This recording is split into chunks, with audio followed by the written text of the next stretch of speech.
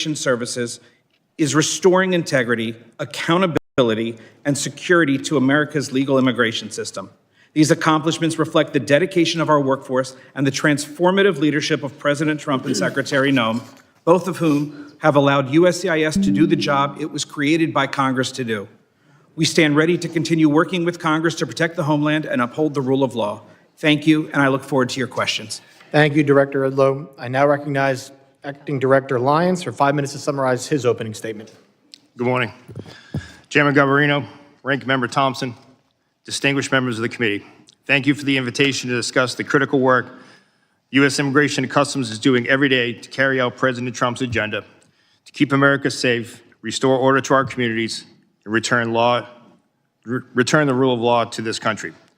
Under the leadership of President Trump and DHS Secretary Kristi Noem, the men and women of ICE have been empowered to do exactly what they're trained to do: arrest and remove illegal aliens and criminals from our communities. We are enhancing public safety, securing our national security, and finally restoring integrity to the immigration system that had been allowed to collapse.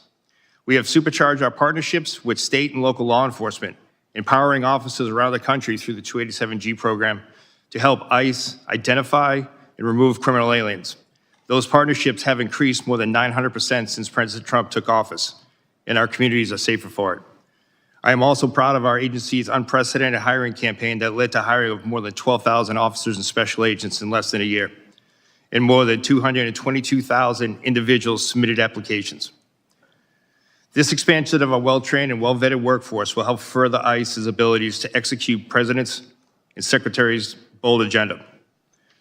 Before discussing our broader operations, I must address the situation in Minnesota and the dangers that ICE agents and officers face nationwide. While the investigations remain ongoing, I'm encouraged that some Minnesota officials are finally signaling the willingness to cooperate with ICE. But let me be clear, promises are not enough. We need action. In the wake of the unprecedented border crisis of the previous administration, ICE has stepped into the breach to enforce the law. This commitment has a cost. We are facing the deadliest operating environment in our agency's history. In fiscal year 2025, death threats against ICE personnel increased more than 8,000%. Assaults on officers have skyrocketed over 1,400%. One officer in Minnesota had his finger bitten off by a protester, egged on by elected officials characterizing our officers as Gestapo or secret police. The families of ICE personnel have been made to feel unsafe in their homes. I know this firsthand because my own family was targeted. But let me send a message to anyone who thinks they can intimidate us. You will fail. Despite these perils, our officers continue to execute their mission with unwavering resolve, and we are only getting started. ICE remains committed to the fundamental principles that those who illegally enter our country must be held accountable. Since the beginning of the second Trump administration, we have achieved historic results. From January 20th, 2025 through January 20th, 2026, ICE has conducted nearly 379,000 arrests. Among those arrests were more than 7,000 suspected gang members and over 1,400 known as suspected terrorists. The President tasked us with mass deportation, and we are fulfilling that mandate. Thanks to the resources provided by this Congress, we are ramping up detention capabilities and removal flights daily. In the last year alone, we conducted over 475,000 removals. It's a brutal reality that criminal immigration today is organized by sophisticated, ruthless, transnational criminal organizations. These include cartels and transnational gangs President Trump has rightly designated as foreign terrorist organizations. The only way to defeat them is to destroy their revenue. Within Homeland Security investigations, our special agents are delivering critical outcomes in the fight against transnational crime. We are seizing fentanyl before it kills our children and dismantling the networks that poison our communities. In FY25 alone, we seized more than 2.5 million pounds of narcotics, a 50% increase from the previous year and a critical blow to transnational organization groups everywhere. HSI criminal arrests are at the highest point in history. However, our approach is just not about enforcement. It is about restoring order and dignity to the human beings sold alive by smugglers and exploited by these TCOs. In August 2024, the DHS Office of Inspector General released a report that concluded that more than 291,000 unaccompanied alien children out of nearly 450,000 transferred from DHS to HHS custody were simply lost by the system. We are talking about children exploited in factories, abused in sexual trades, and living as indentured servants on American soil. HSI is leading the charge to find them. We have conducted more than 71,000 field engagements to locate children, verify sponsor legitimacy, and uncover criminal activity related to exploitation. Since February 2025, ICE has arrested more than 500 criminal sponsors of these offenses, including sexual exploitation and forced labor, dismantled more than 2,400 human smuggling operations, and along with our federal partners, located more than 145,000 children. To further ensure TCOs can never threaten our nation again, President Trump dedicated the establishment of the Homeland Security Task Force. The Homeland Security Task Forces represent the most aggressive and coordinated attack on TCOs in history. Through Cross-Border Financial Crime Center, we have developed and implemented a strategy to combat rampant fraud, including government programs in Minnesota and across the country. Using this strategy, HSI has opened numerous criminal investigations into the complex fraud systems that have resulted in the thefts of billions. Much of the fight ICE faces continue to be fueled by so-called sanctuary cities. These jurisdictions provided a shield for criminal aliens when a local jail refuses to honor ICE detainer and releases that predator back into the community. ICE exists to enforce America's longstanding immigration and custom laws. These laws are grounded in common sense, national sovereignty, and simple morality. Our officers and agents enforce these without hesitation, without apology. I ask that all the members of the committee treat them with profound respect that they have earned. Thank you. Thank you, Acting Director Lyons. Members will be recognized by order of seniority for their 5 minutes of questioning. As we have when Secretary Noem was here, we're going to limit it to the 5-minute rule. I'm going to be strict on that for both sides. So do not be surprised if you go over, I gavel you down. I now recognize myself for 5 minutes of questions. Acting Director Lyons, I understand that you cannot discuss the details of the 2 recent shootings in Minnesota because they are subject of several investigations, including by the FBI, the Department of Homeland Security, and the DOJ Civil Rights Division. Once concluded, will you commit to providing the reports and findings of each investigation to this committee? Yes, Mr. Chairman, we're fully committed to give you the full and unabridged investigation and the outcome. Thank you. Commissioner Scott, can the committee have the same commitment from you? Yes, sir. Thank you both.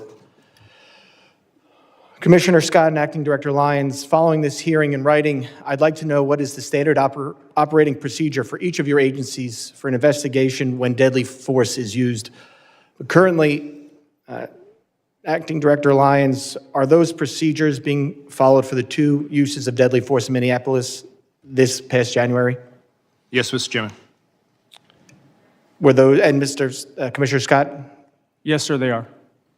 Were the standard procedures followed from the beginning? Mr. Lyons? Yes, sir, they were. Mr. Scott? Yes, for CBP, they were as well. Thank you very much. We're all obviously concerned about officer safety and have seen and heard about increasing threats and assaults against law enforcement. Director Lyons, are your officers trained regarding the difference between a protected protest and what is unlawfully impeding law enforcement? Yes, sir. Deportation officers and special agents are taught at the Federal Law Enforcement Training Center. They are taught in defensive tactics, personal safety, but as well as laws to include First, Second, Fourth, Fifth, 10th, 14th Amendment. The officers are trained before they go out into the field, and then while they're in the field, they are specialized training in disturbance control and other special tactics. Commissioner Scott, are your officers similarly trained? Yes, they are. At FLETC, ongoing training in the field, and then anytime we're deploying them to the interior, they get updated law refresher training to include First Amendment and Fourth Amendment. So I want to focus on the training here because with the historic investment in both ICE and CBP, there was a surge in hiring. I need to know, for these new hires, is the training different than what other agents and officers received before the hiring surge? Mr. Lyons, I'll let you start there. No, sir, it's not. The training was never, the meat of the training was never removed. The timeline was. We took training from 5 days a week, 8 hours a day, to 6 days a week, 12 hours a day. In addition to that, training is different in the fact that before officers even go to the Federal Law Enforcement Training Academy, there's pre-employment training, which we never had before. And on top of that, we've adapted our on-the-job training program, which is much like a city or state field training officer program that once they are removed from the Federal Law Enforcement Training Academy, have graduated, before they return to their field offices, they're assigned a field training officer, and that's continued on after that. So let me get this, let's go for ICE officers. The curriculum has stayed the same, but it's now a quicker training. The timeline has moved up? That's correct, sir. Okay, but the curriculum is the same. Yes, sir. All right. Commissioner Scott, can you talk about if there's been a change in training since the hiring surge? There's been no change in the training within Customs and Border Protection. Border Patrol agents go through a 117-day academy. The CBP officers go through a 103-day academy. That's actually training days. There's been no changes to that. So- the only change that has been made is in our quarterly training. We've added scenarios based on what we most likely think they will encounter in the field. So we've actually added some of the protest type encounters as well. So there's been no change in the timeline either? Simba ICE did that, you did not? No, we did not. Okay. And while, this is nothing, because this is my last question, I'm sure. While understanding they are not suitable for every occasion, there's been a lot of talk about the use of deadly force. Are agents and officers equipped with and trained in the use of tasers or other less lethal alternatives to avoid the use of deadly force? And Mr. Director Lyons, I'll start with you, and then Mr. Scott, you can finish. Yes, sir. Every deportation officer special agent are trained in secondary weapons, which include the taser, OC spray, and baton. They're And trained those are made available. and they're equipped. Yes, sir. Mr. Scott? So a similar answer, that all of our agents have to carry a secondary weapon. They trained at the academy, and then they go through quarterly refresher training every 3 months. Okay, I appreciate it. I will have, I'm sure, for some follow-up questions today, and I will submit those to you in writing. But with that, I yield back, and I now recognize the ranking member for 5 minutes of questions. Thank you very much, Mr. Chairman. Mr. Lyons, how many ICE agents have cameras as of today? Sir, as of today, more than 3,000 ICE officers have cameras that are active in the field, with another 6,000 being deployed, sir. So how many in the field? How many ICE agents are in the field as of today? Oh, I'm sorry, sir. Agents in the field today? You said agents in the field. I'm just trying to get the number of ICE agents who have cameras on their body as of today. Approximately 3,000, sir. 3,000 out of how many? Out of approximately 13,000, sir, that are in the field. So you have 3,000 out of 13,000 who have cameras. Yes, sir. Mr. Scott? I don't have the actual number in front of me right now. It's about 10,000. We're building that program out as we speak. 10,000 out of how many? Out of about 67,000. But the catch there is the ports of entry, we have significant video. Nope, I don't want to go to ports of entry. I just want to know how many cameras right now do you have on your agents? When you say agents, Border Patrol agents, there's about 10,000.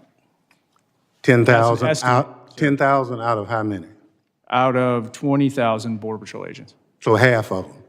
Approximately, yes. So I'll give you a chance to look at that, since you said approximately, and get back to the committee on what's the accurate number. Not how many you're purchasing, how many as of this day. Understood, and I will get you that number. Thank you. Mr. Lyons, what's the regular timetable of training an ICE agent? Sorry about that, sir. Right now, the training is approximately 47 days at the Federal Law Enforcement Academy. Overall training is about 3 months, sir. So you went from 3 months to 47 days. No, sir, the whole total training to include the pre-employment training and then the OJT program is 3 months. And 47 days in the Federal Law Enforcement Training Academy. So they go to Flexi for 47 days or for 3 months? No, sir, you asked for the total training time. The total training time now is a combined 3 months, sir, with 47 days at the Federal Law Enforcement Training Academy. So you didn't reduce the timeline for any of the ICE agents to come on board? We reduced the timeline for the previous certified federal law enforcement officers or special agents, where we went to the ones who are already trained in firearms and defensive tactics and criminal procedure. We adapted to a shorter program so they would just have the extensive Immigration Nationality Act training, immigration law, and ICE-specific training. So if you hired somebody for ICE today, how much training would they receive before they become a full-time agent? So for a person off the street who has never been a law enforcement officer, they're looking at approximately 3 months of training, sir. And the 47 days is for who? That is for everyone that hasn't, who's never worked for ICE, sir. So you could have someone that's a Capitol Police officer. They would not have to go through extended training for when it comes to defensive tactics, firearms, et cetera. They would have to go through the rigorous immigration training, which unfortunately immigration law is just as confusing and long as tax code, which we have to ensure that we devote that extensive time to. Thank you so much. But Yes, sir. would you provide the committee with the timeline? Yes, sir.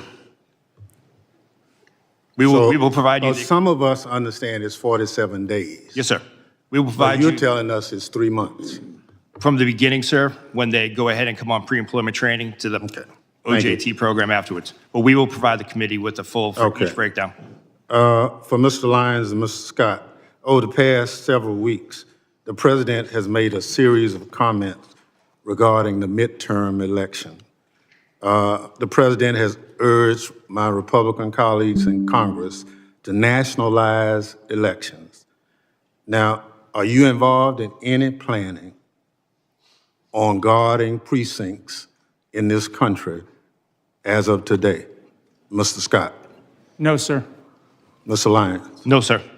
So there's no information, you've not been asked to start deploying people for areas anywhere? No, sir. Well, thank you very much. Mr. Lyons, I'll get it in writing, Mr. Chairman. I'm going to follow your directions on this. Gentleman yields back. Thank you, Ranking Member. I now recognize the gentleman from Texas, Mr. McCall, for 5 minutes of questions.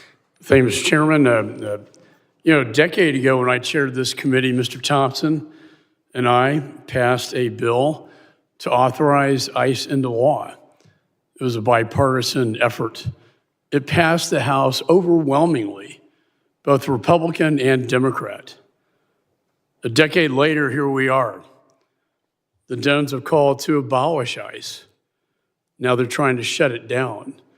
So what has happened in that 10 years? Let's go back to the last 4 to 5 years. What happened in this country and at the border?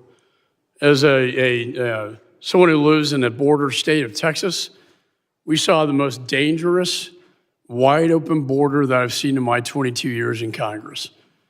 10 to 12 million people, and that's what we know about. I think it's far greater, came into this country.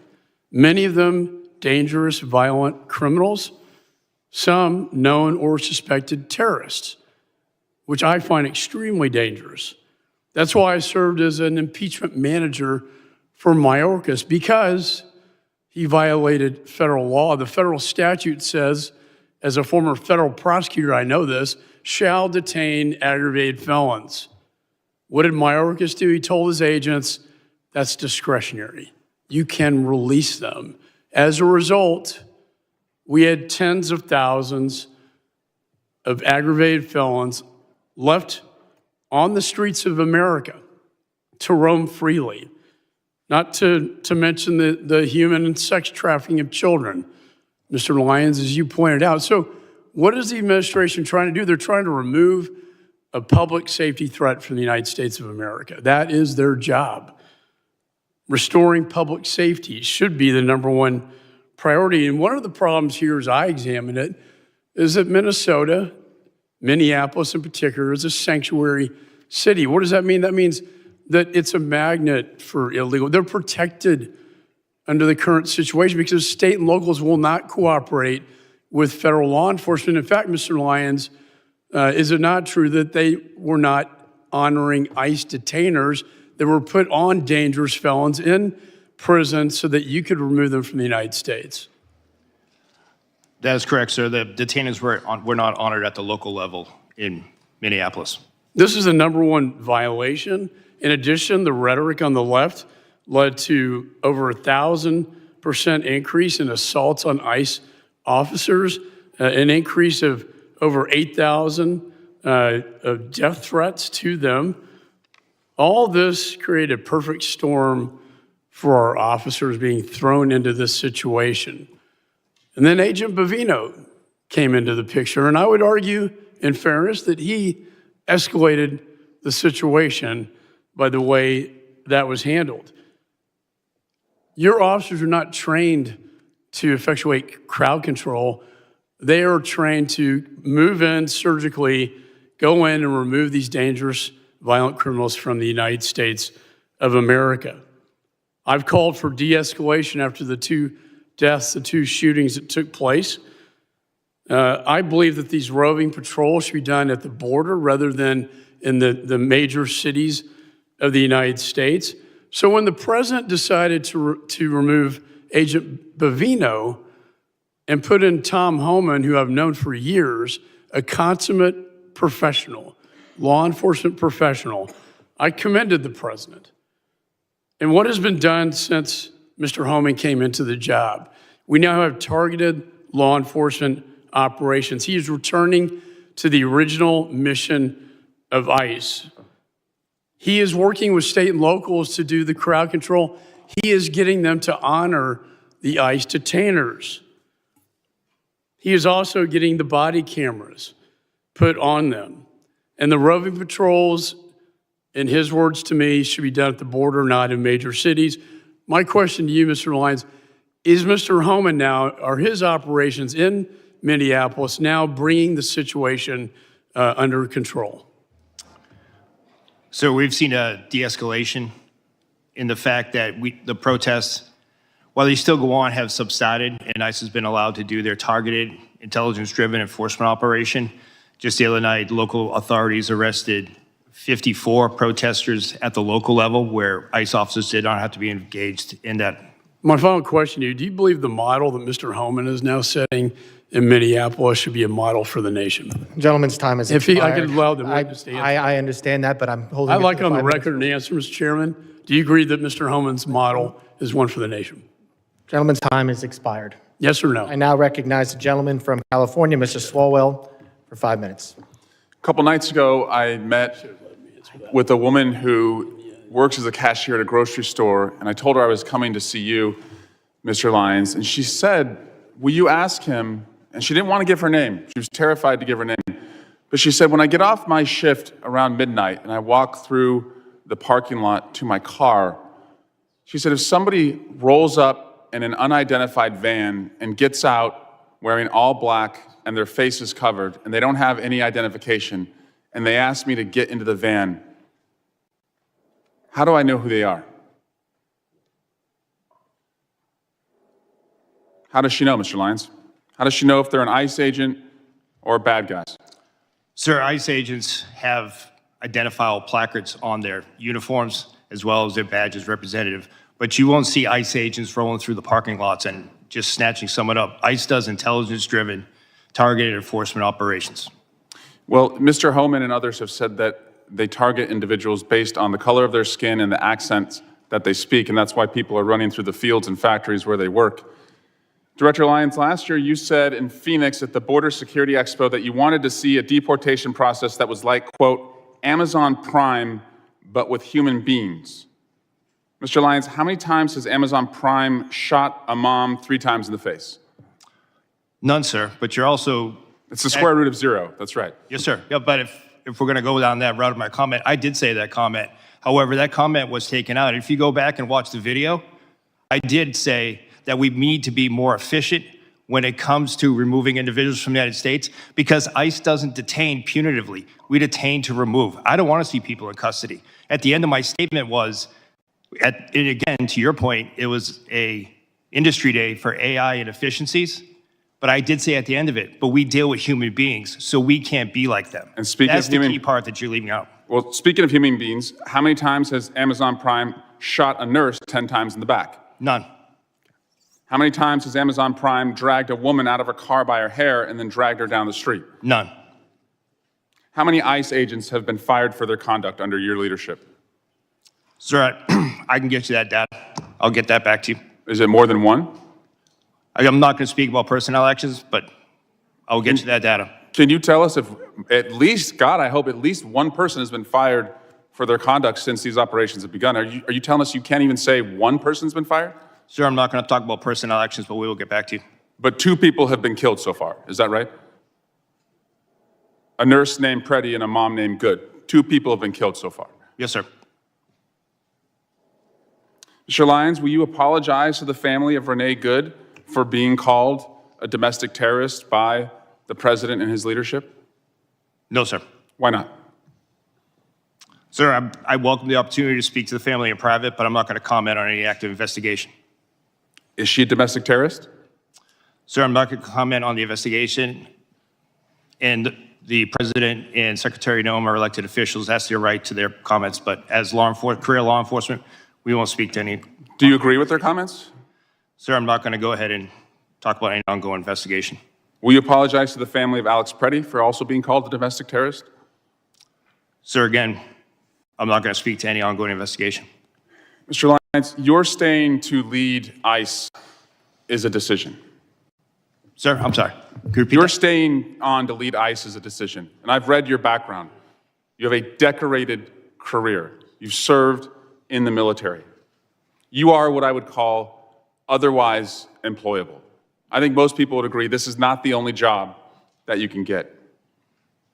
But since you've been on this job, women have been dragged by their hair through our streets. A 6-year-old child battling stage 4 cancer has been deported, and it turns out he was a U.S. citizen. People are running through the fields where they work. People who've gone to the streets as allies have been shot and publicly executed. It's a decision to stay on at this point. And considering your honorable service in the past and the dishonorable acts that those who have worked for you have conducted, and the disgraceful statements that the leadership above you have said, you now have a decision. Will you stand with the kids who you're supposed to protect, or will you side with the killers bringing terror to our streets?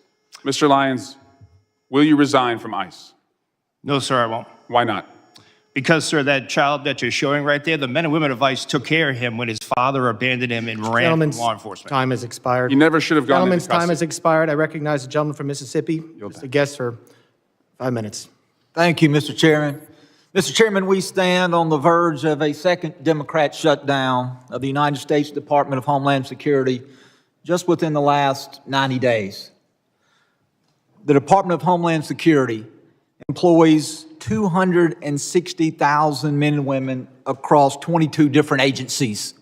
Those agencies include 63,000 men and women who work for CBP, 60,000 who work for TSA, 22,000 for FEMA, 18,000 who works for USCIS, almost 50,000 civilian and military employees with the United States Coast Guard, 7,800 Secret Service employees, 2,500 CISA employees, and over 8,000 agents and analysts with the Department of Homeland Security investigation who perform a crucial function to protect and serve this country.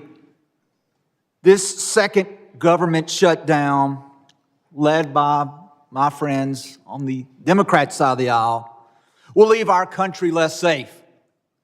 Don't just take my word for it. Let's look at the words of the Biden administration. President Biden and Kamala Harris, Department of Homeland Security, in September of 2023, as the nation faced a potential government shutdown, they issued a fact sheet. That fact sheet is entitled "The Impact of Government Shutdown on the DHS Workforce." This fact sheet says this. It says DHS workforce is comprised of extraordinary public servants who safeguard this nation. It goes on to say any lapse in federal funding would disrupt this vital work, leaving Americans less safe as a result. Those working without pay include law enforcement, conducting such acts as seizing illegal narcotics like fentanyl, combating child exploitation and child predators, identifying and arresting human trafficking, responding to natural disasters, preventing cyber attacks, and protecting U.S. government leaders. And so I ask you, gentlemen, as we are once again on the verge of a shutdown of the Department of Homeland Security, if the Democrats take us to the edge, if they refuse to sign a CR, if once again the men and women who serve under your leadership, if they are once again not paid, I ask you, how will that impact our nation? Will America be more safe, or will America be less safe if we are once again led into a government shutdown by the Democrat Party? Mr. Scott. I believe consistency and seeing support from the leadership of, on both sides of this building and the president is very important to border security. I think the rhetoric and the back and forth, the politicizing of law enforcement in general detracts from the general morale of our personnel. Is it not important that we pay the men and women who serve under your command? It's critically important. And in a government shutdown, the bills don't stop, do they not? The bills continue to accrue. Correct. And the deployment of technology ceases in many cases, and America becomes less safe. Would you agree with that statement? I would agree America becomes less safe. Mr. Edlow, what about you? Well, Congressman, as I'm sure you're aware, USCIS is a little different in that we are fee-funded. So during a shutdown, the men and women working for USCIS will continue to be paid.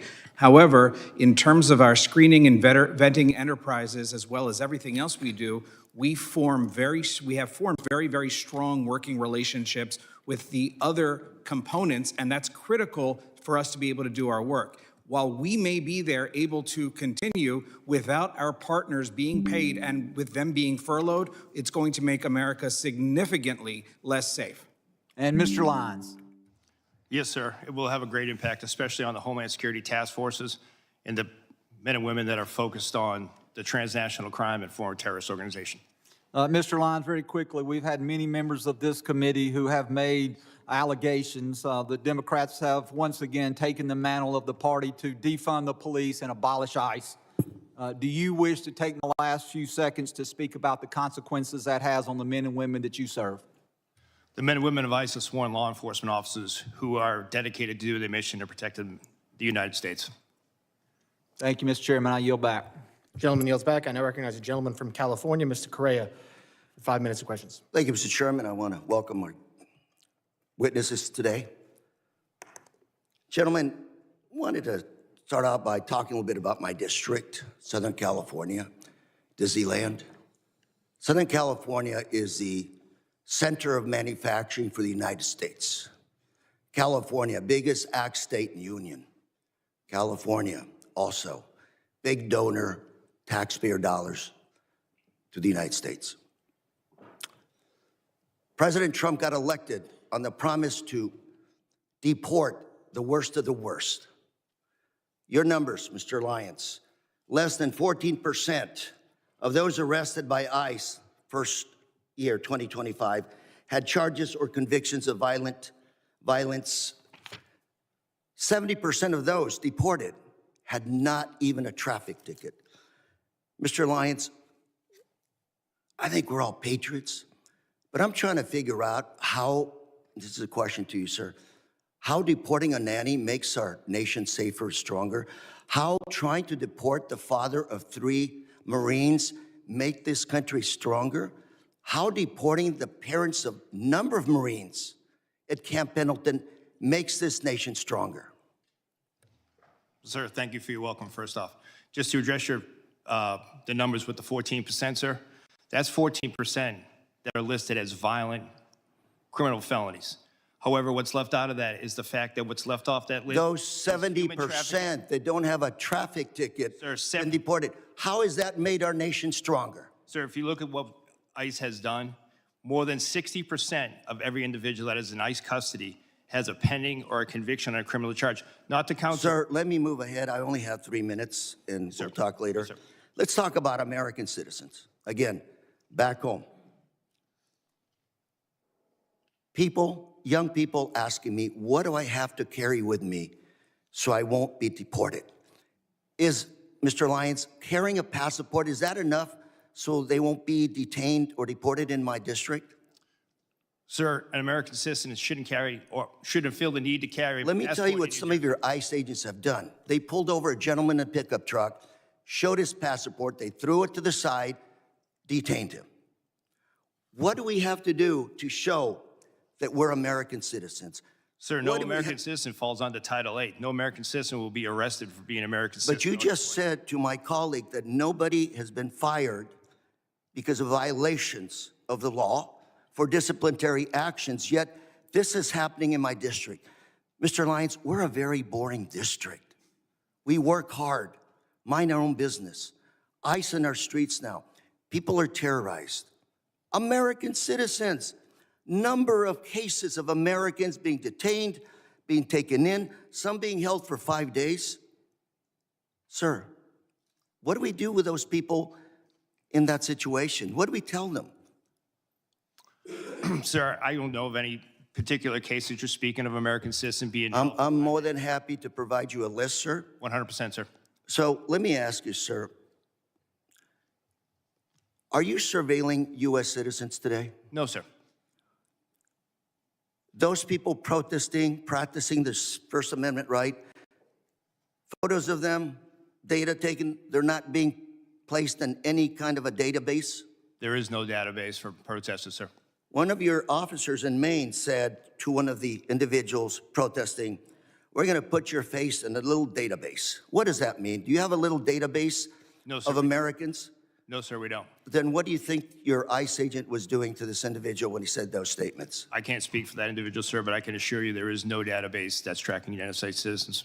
Sir, California, we're a sanctuary state. Does that cause you a problem picking up individuals? Yes, sir. I have with me today some data from Sheriff Barnes, Orange County Sheriff, very good friend. He's been here to testify numerous times. For 2025, he referred about 300 individuals for your office to pick up. 250 were picked up, 50 were never picked up. We had a long conversation saying, what is going on? If these are the worst of the worst, you've called ICE to pick them up and you didn't pick them up. Can you explain to us why you didn't pick up all these individuals that were referred to your office to pick up? Yes, sir. That's the key part of that is the referral. We make sure that those individuals are eligible to be placed in detention and for movability.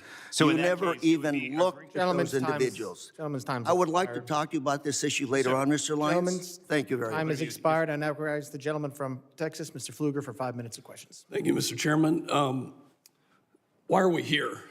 And I think it's pretty clear that until proven otherwise, at 5 years of experience, that it seems like one side of the aisle is in favor of open borders and wants to abolish ICE. And I hope that that can be proven wrong. And the other side of the aisle wants to enforce the laws that are on the books. Commissioner Scott, how many administrations have you worked for in your career? Since the Clinton administration? So multiple Republicans and multiple Democrats. Correct. Is it a crime to enter this country illegally and to skip a notice to appear, to skip a court-ordered appearance, and to not comply with the laws that are on the books? Yes, sir. Has that changed since you started working for President Clinton? No. So I can't imagine establishing the fact that it is a crime to skip a notice to appear. We had 10 to 12 million people who entered this country illegally in the Biden administration. As a conservative estimate, there are sanctuary cities all throughout the United States who have said, we will not comply with federal laws. That's why we're here today. I can't imagine being a DHS officer, an ICE officer, and being threatened with violence, having death threats, being doxxed, having your family identified, putting that on the internet, and violently telling you that they are going to kill you because you are enforcing the laws that are on this book that were passed by both sides of the aisle in this body. Director Lyons, how many of your agents are being doxxed, threatened, or harassed? We've had over 8,000% increase on death threats. You know, I'm in the middle of working a bipartisan domestic terrorism working group with another member on this committee. There is a group called Defend 612 that has come out with tactics, techniques, and procedures in Minneapolis to do things like encourage protesters to impede law enforcement, to push civilians towards legally and physically risky confrontations, to help mobilize a counter-protest, to coordinate strategies and trainings to aid illegal immigrants to avoid detention. Are you familiar with groups like this, Defend 612? Yes, sir. We have multiple groups around that in all 50 states. There's an article written by Christina Buttons, and I'd like unanimous consent to enter this into the record called Inside Minneapolis's ICE Watch Network. Chairman, I seek unanimous consent to enter. Without objection. This article talks about these tactics, techniques, and procedures that put your law enforcement agents and your agents at risk. What is different about Minneapolis? What kind of coordination have you received from the local police department that we don't see any of this in Texas? We've not seen, and there have been many ICE operations that have happened in Texas, but what's different from what you've seen in Minneapolis? Unfortunately, sir, in the beginning of the Minneapolis operation, we didn't see any cooperation at the state or the local level, whether it be from the Minneapolis Police Department or the Minnesota State Police, which led to ICE officers and agents, as well as our other federal partners, pretty much having to defend themselves from whatever impediment, riots, or protests. Were they told by local elected officials not to cooperate? Yes, sir. Is that because they're a sanctuary city? I'm assuming that's in what it is, part- sir, but I can't speak to the mind of those elected officials, but they were ordered not to stand down. How did it make you feel as somebody who carries out the laws that this body has passed when you hear the mayor of Minneapolis say F ICE? Oh, sir, I mean, from a morale standpoint, it hurts us to the fact that for decades, and I've worked since President Bush, ICE has always been in Minneapolis. We've always been in every major city and state. So it wasn't like it was a brand new thing. We've always been doing immigration enforcement. So that's demoralizing. Commissioner Scott, are you separating families? No. Tell me about when you served President Obama. Has anything changed in the policy of deportation? And how many people did President Obama deport? I don't have that number in front of me. Policies and how things are enforced do change. The laws have not changed. I believe what you're referring to is literally when someone is arrested, whether it's on immigration or whether it's a normal criminal offense, and they have children, we don't necessarily prosecute the children. But when someone's deported, if they want to take their children with them, they have that right. We do not separate them. I hope that the other side of the aisle will read this article on Defend 612 and look at the tactics, techniques, and procedures.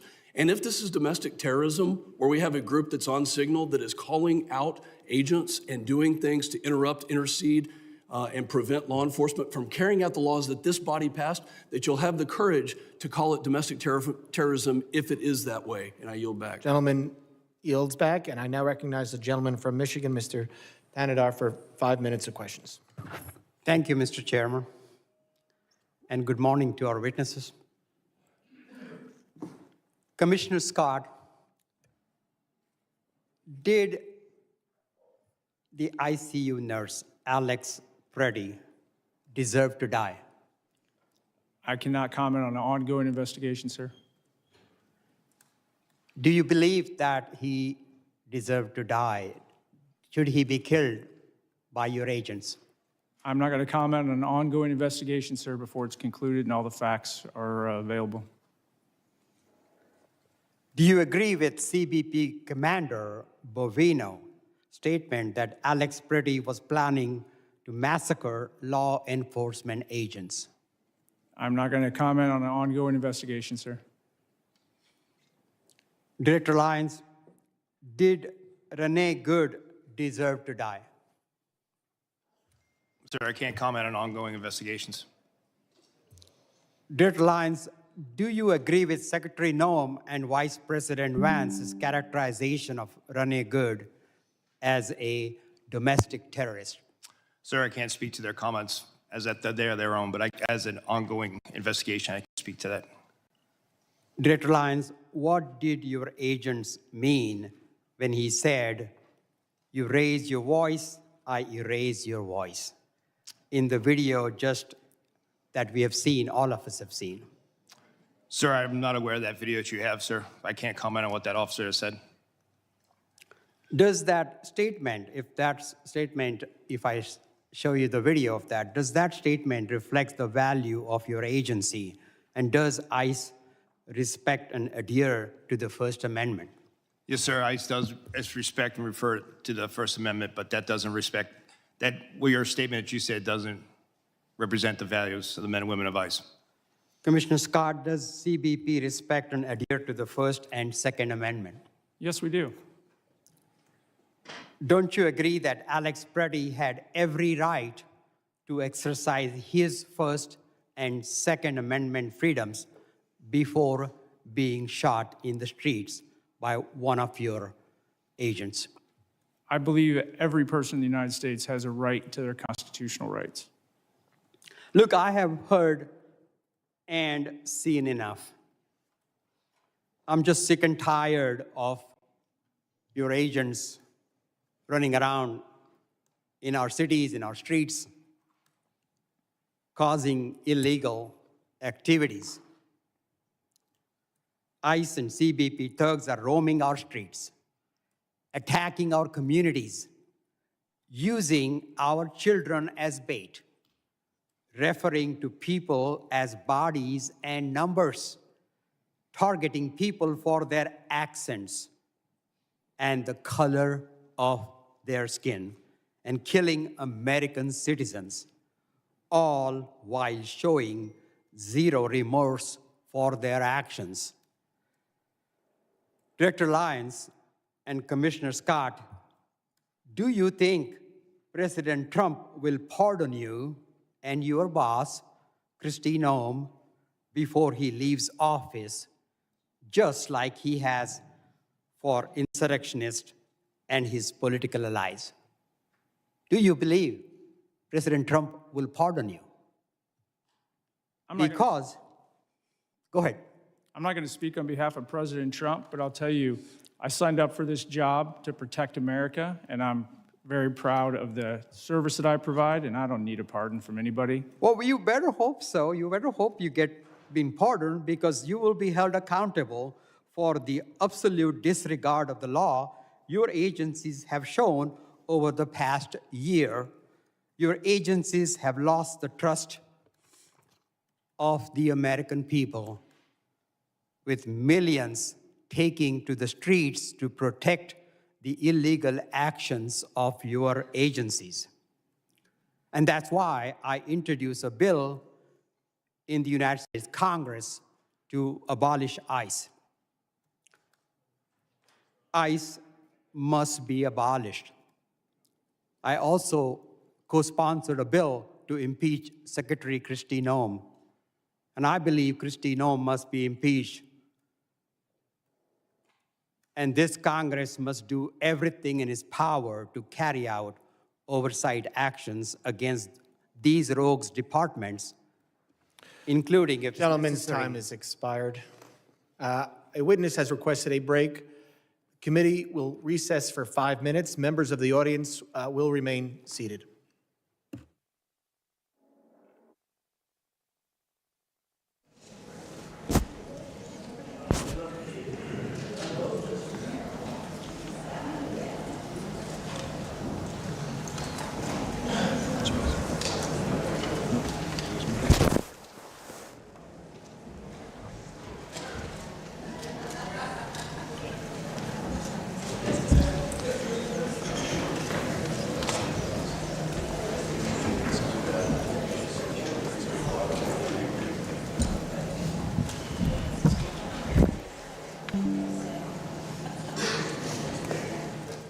Committee on Homeland Security will come to order.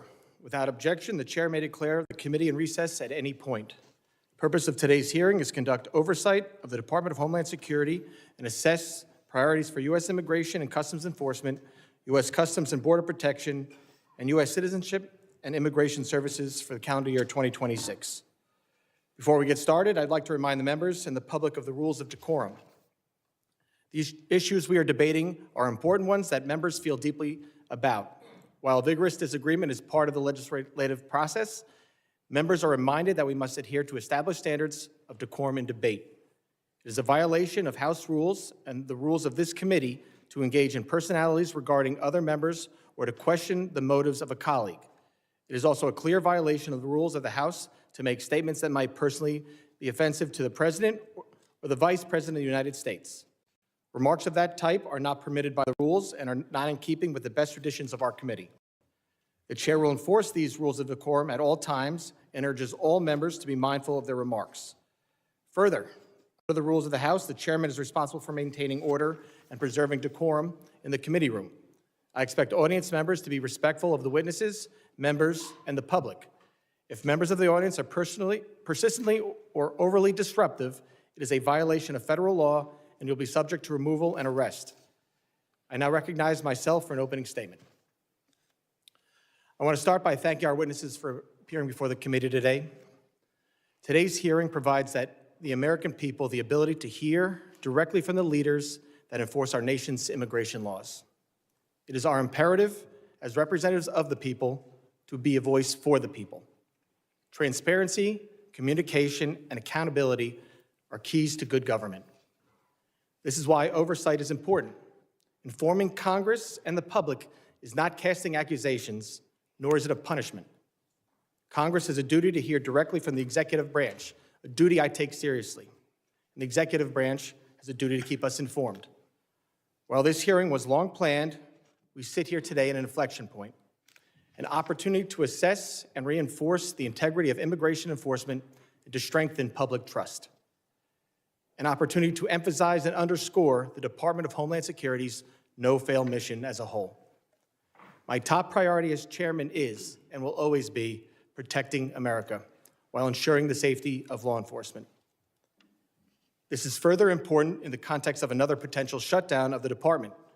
Let me be clear, shutting down DHS makes America less safe and negatively impacts thousands of federal employees like those at TSA and CISA. The Department of Homeland Security is the nation's largest federal law enforcement agency. It is this committee's duty, regardless of administration, to conduct oversight. We need to examine how DHS components are enforcing the law and ensure they have the resources in place to do work safely, effectively, and properly. Last year, we provided historic resources through reconciliation to strengthen public safety and support for the Trump administration's unprecedented efforts to secure the border. This was the single largest investment in the domestic Homeland Security mission. To succeed, we all need to work together seamlessly, and this committee is a partner in that effort. It is important to remember how we got here. For years, we witnessed a blanket refusal to enforce the law, wide open borders, catch and release policies, and uncontrolled mass migration. These policies undermined the rule of law and endangered all Americans. Enforcing immigration law is not optional. The Trump administration's record on border security is irrefutable. Nationwide border encounters last December decreased 91% compared to 2023. Apprehensions between ports of entry last December decreased 86% compared to 2024. And we ended last year with 8 consecutive months of 0 parole releases by Border Patrol. Further, thousands of criminal illegal aliens have been detained and deported. These actions make America safer and more secure. But the credibility of these successes is on the line. We must take the temperature down and look at the record of enforcement actions through rational eyes. We've seen a significant increase in violent rhetoric and agitation. We've seen a significant increase in attacks on federal law enforcement and in the number of threats facing them and their families. This committee highlighted the threat increases to law enforcement at an earlier hearing. We have seen state and local jurisdictions refuse to protect federal law enforcement officers. And obviously, we have now seen the deaths of 2 American citizens in Minnesota. This is all unacceptable and preventable. The safety of law enforcement and the communities they serve and protect must always come first. When officials or elected leaders rush to conclusions about law enforcement or their fellow Americans, public trust suffers. There must be complete and impartial investigation. I expect each of our witnesses to keep this committee fully informed as the investigations run their course, and I will ensure this happens. While these investigations are ongoing, officials and elected leaders cannot rush to judgment. I cannot put myself in the shoes of law enforcement, nor can I imagine what the families of Ms. Good and Mr. Preddy are enduring today. Public trust and public safety go hand in hand. We cannot have one without the other. I am encouraged to see that President Trump sent Border Czar Tom Homan and Commissioner Scott to Minnesota to work with Governor Walz, Mayor Frey, and other local leaders. I sincerely hope this dialogue continues. This should stand as an example of cooperation to anyone who continues to incentivize reckless behavior in our streets, unlawfully impede law enforcement operations, or disparage their fellow citizens. State and local officials should be partners, not obstacles when it comes to public safety. And federal officials should keep in mind that this kind of partnership is a two-way street. Everyone should have the same goal of keeping America safe. Transparency and communication are needed now more than ever. The department's no-fail mission hangs in the balance. A rule-based order is not one-sided. Enforcing immigration law and defending all Americans' constitutional rights, including the rights to peacefully protest, bear arms, and privacy, are not mutually exclusive. I want to thank Secretary Noem for making these witnesses rapidly available, and again, thank the three of you for being here today. As Border Czar Homan recently said, you can't fix problems if you don't have discussions. I hope we can have a positive, civil, and productive discussion today. Only together can we make our community stronger and the homeland safer for the future of all Americans. I now recognize the ranking member, the gentleman from Mississippi, Mr. Thompson, for his opening statement. Thank you very much, Mr. Chairman. Good morning to all of you who are here. Thank you for calling this hearing today. This important hearing has drawn a great deal of interest and attention, and many of my colleagues who represent the border city of El Paso and who have been leader on border security, Veronica Escobar, has joined us today and would like to ask questions of our witnesses. So, Mr. Chairman, I ask unanimous consent that the gentlewoman from Texas, Ms. Escobar, be permitted to sit. I now recognize the gentleman from Texas, Mr. Gonzalez, for 5 minutes of questions. Thank you, Chairman, and thank you, gentlemen, for your service to our great country. I was speaking to some agents that were deployed from Texas to Minnesota, just asking for the ground truth of what was happening. And one of the things that stood out to me is one of the agents said, Tony, it reminds me a lot of Fallujah. Having someone that served in Fallujah, that caught my attention. And so my question first is to you, Commissioner Scott, is on the safety of our agents. In particular, I see that these task forces work, these anti-gang, these anti-terrorism task forces. But thinking of Fallujah reminds me of we were fighting a war that was the Persian Gulf when the world had changed.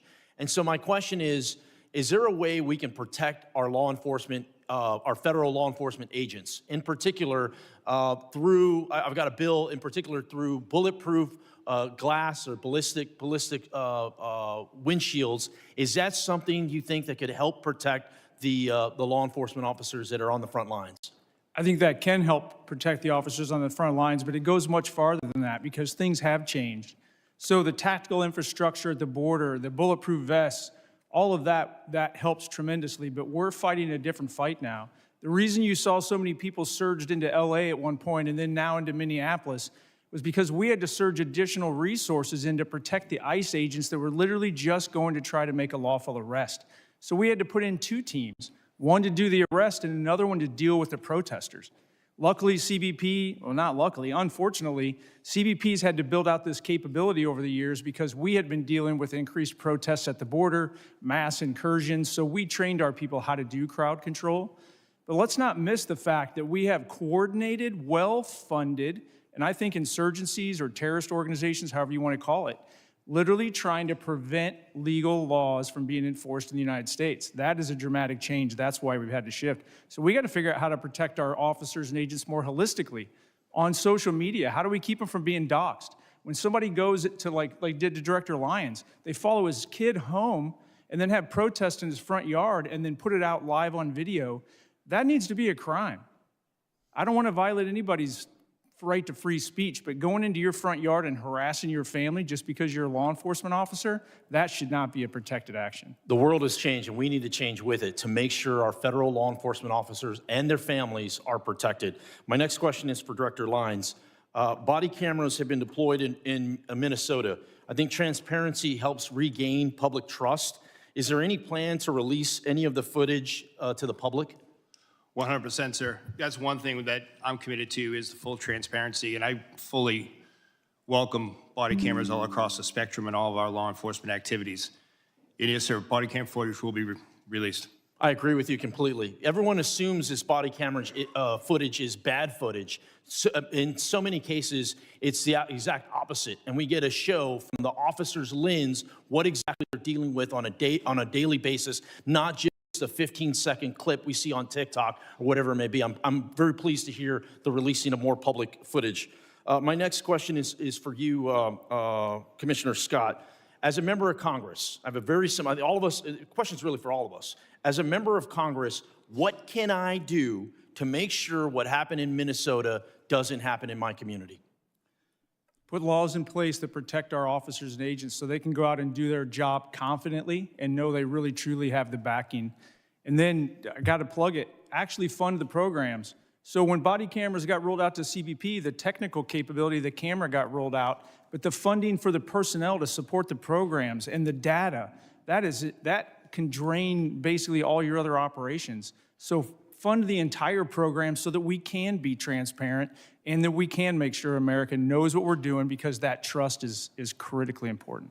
Thank you for that. My next question is Director Edlow. Too many times we talk about the enforcement side, which I think is very important. We see the millions of criminal aliens that are loose in our country. We got to go out there and keep our community safe. But we need to be talking more about the legal aspect of it, the people that are doing it the right way. I was very encouraged to see 65,000 visas get released not too long ago. The question I have is, what are the details? What is the timeline behind that? What is the purpose of those? Can you specifically speak to the legal visa process? Well, if you're referring to the 65,000 that were the supplemental Yes. H-2Bs. Exactly right. So that's there's 60,000 or 65,000, 66,000, excuse me, that go out every year at 2 times in the year. And then Congress has, for many, many years, given the department the authority through the secretary to increase that based on the needs of the country. So those visas were released. I don't remember exactly when the time has expired. I apologize. And again, any questions? I know I'm being tight on the rules. We have to be. There's a lot of questions. We want to get through everything today. Any members will be able to submit questions in writing, and you can detail these.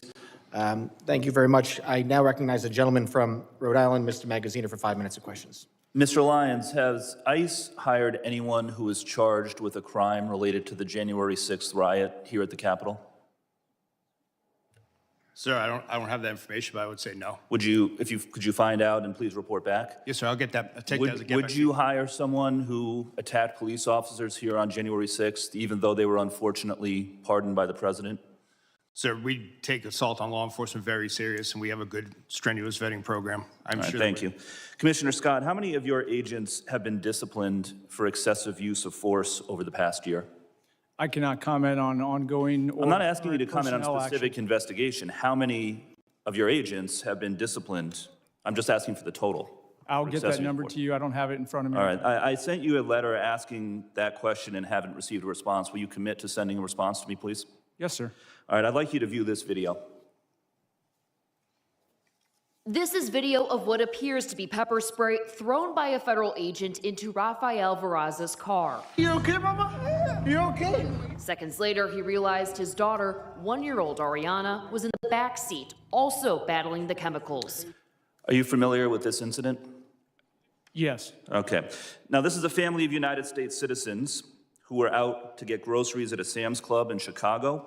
When they arrived, they could see that there was a chaotic operation in the parking lot. They turned their vehicle to leave, at which point your agents sprayed pepper spray out of their vehicle and into the driver's side window of the Veraza's family vehicle.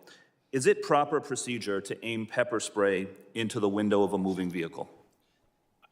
I'm not familiar, I don't have all the details on this. It's an ongoing I'm not asking about investigation, but to I'm just- answer your specific question. Is it proper We try to procedure? avoid that, no, it's not. Try to avoid it. Because you understand it's dangerous, right? Not just for the driver, but for pedestrians, for other people who could be hit by a car if a driver is blinded, right? I 100% understand that, but you're talking about intentional versus not intentional. Well, now listen. I've been in a I mean, vehicle from the in one of video- these situations. Scott, that reclaiming my got time. From the in my own video, this case. was clearly intentional, and you know as well as I do that in any other law enforcement agency, if an officer did this, they would be put on leave, investigated, and likely disciplined. Were any of your agents ever investigated or disciplined for this incident? I'll have to get back to you on this incident. I believe it's still an So you don't ongoing know. investigation, but we have at least 10 I'd like to show open you cases. another video. This one is from Minneapolis.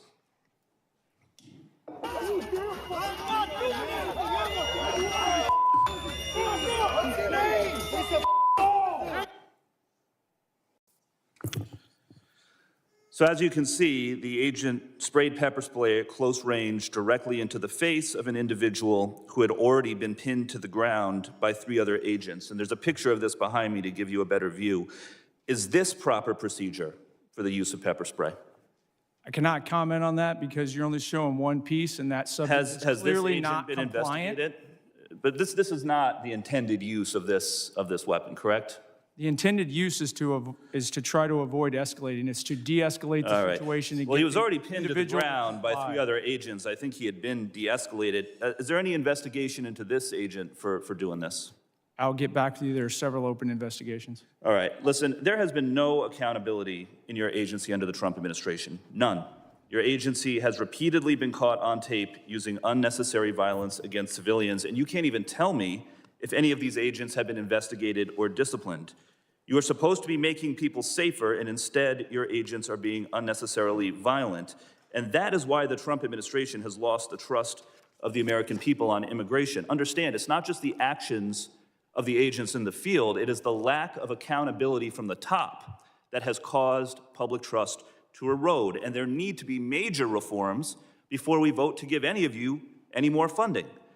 Your agencies need to act like other law enforcement agencies. Take off the masks, wear badge numbers, enforce discipline with real standards of conduct. But accountability starts at the top.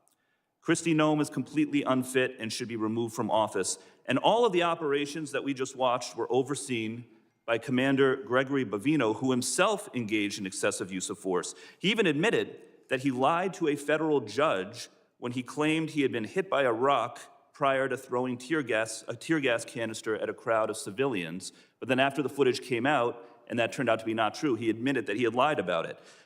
Mr. Scott, what disciplinary action do you plan to take against Mr. Bavino? I cannot comment on personnel actions on any. Is there an investigation underway or being considered into Mr. Bavino? Every allegation and every use of force is fully investigated. Well, within please DHS. investigate him. Goes through a review You need board. to and then- start enforcing discipline. in Gentleman's your time agency. has expired. I now recognize the gentleman from Alabama, Mr. Strong, for 5 minutes of questions. Thank you, Chairman Garbarino, Ranking Member Thompson, and thank you to all our witnesses for being here today. Let me start with the simple facts. The border is now closed. Fentanyl poisonings are down by more than 35%. I thank each of you for your service to our country. I remember in April of 23 when then Secretary Mayorkas testified before this very committee that the U.S. border was, and I quote, secure, close quote, and not open. At the same time, under his leadership, illegal alien population surged to over 11 million. They were coming from more than 160 different countries as migrants were released into our country by the millions. That's what the Biden administration, in concert with Secretary Alejandro Mayorkas, did to America. They sold America out. The consequences of their failures were predictable. When the United States failed to enforce its border, the winners are not legal immigrants or American communities. It's the cartels, drug smugglers, human traffickers, and violent criminals. We didn't need new laws to stop this crisis. We needed a president willing to enforce the laws already on the books. President Trump did exactly that. Another promise made, another promise kept. And today, the number of illegal aliens being released into our country is zero. Zero. That's what it took a president to make the hard decisions. And America is better because of it. So my question is straightforward. Commissioner Scott, was Secretary Mayorkas telling the truth when he testified before this committee that the border was secure? Consistent with my prior testimony, no, he was not.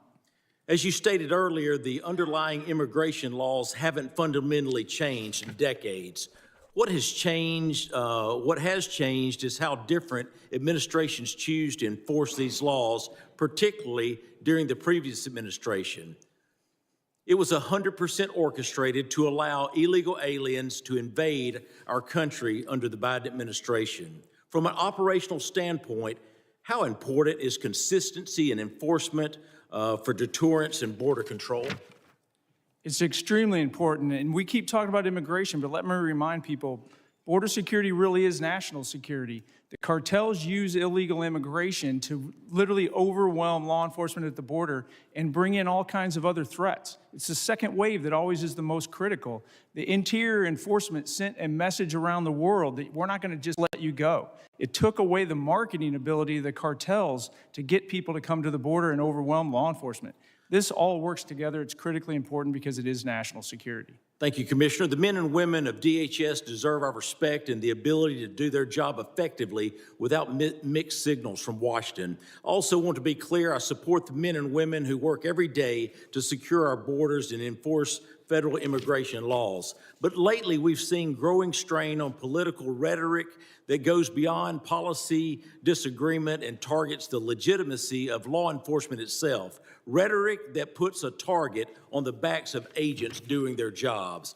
Acting Director Lyons, we keep hearing calls from left-wing politicians to abolish ICE, some including many who should know better, have denounced federal law enforcement as secret police. How would you respond to these reckless attacks?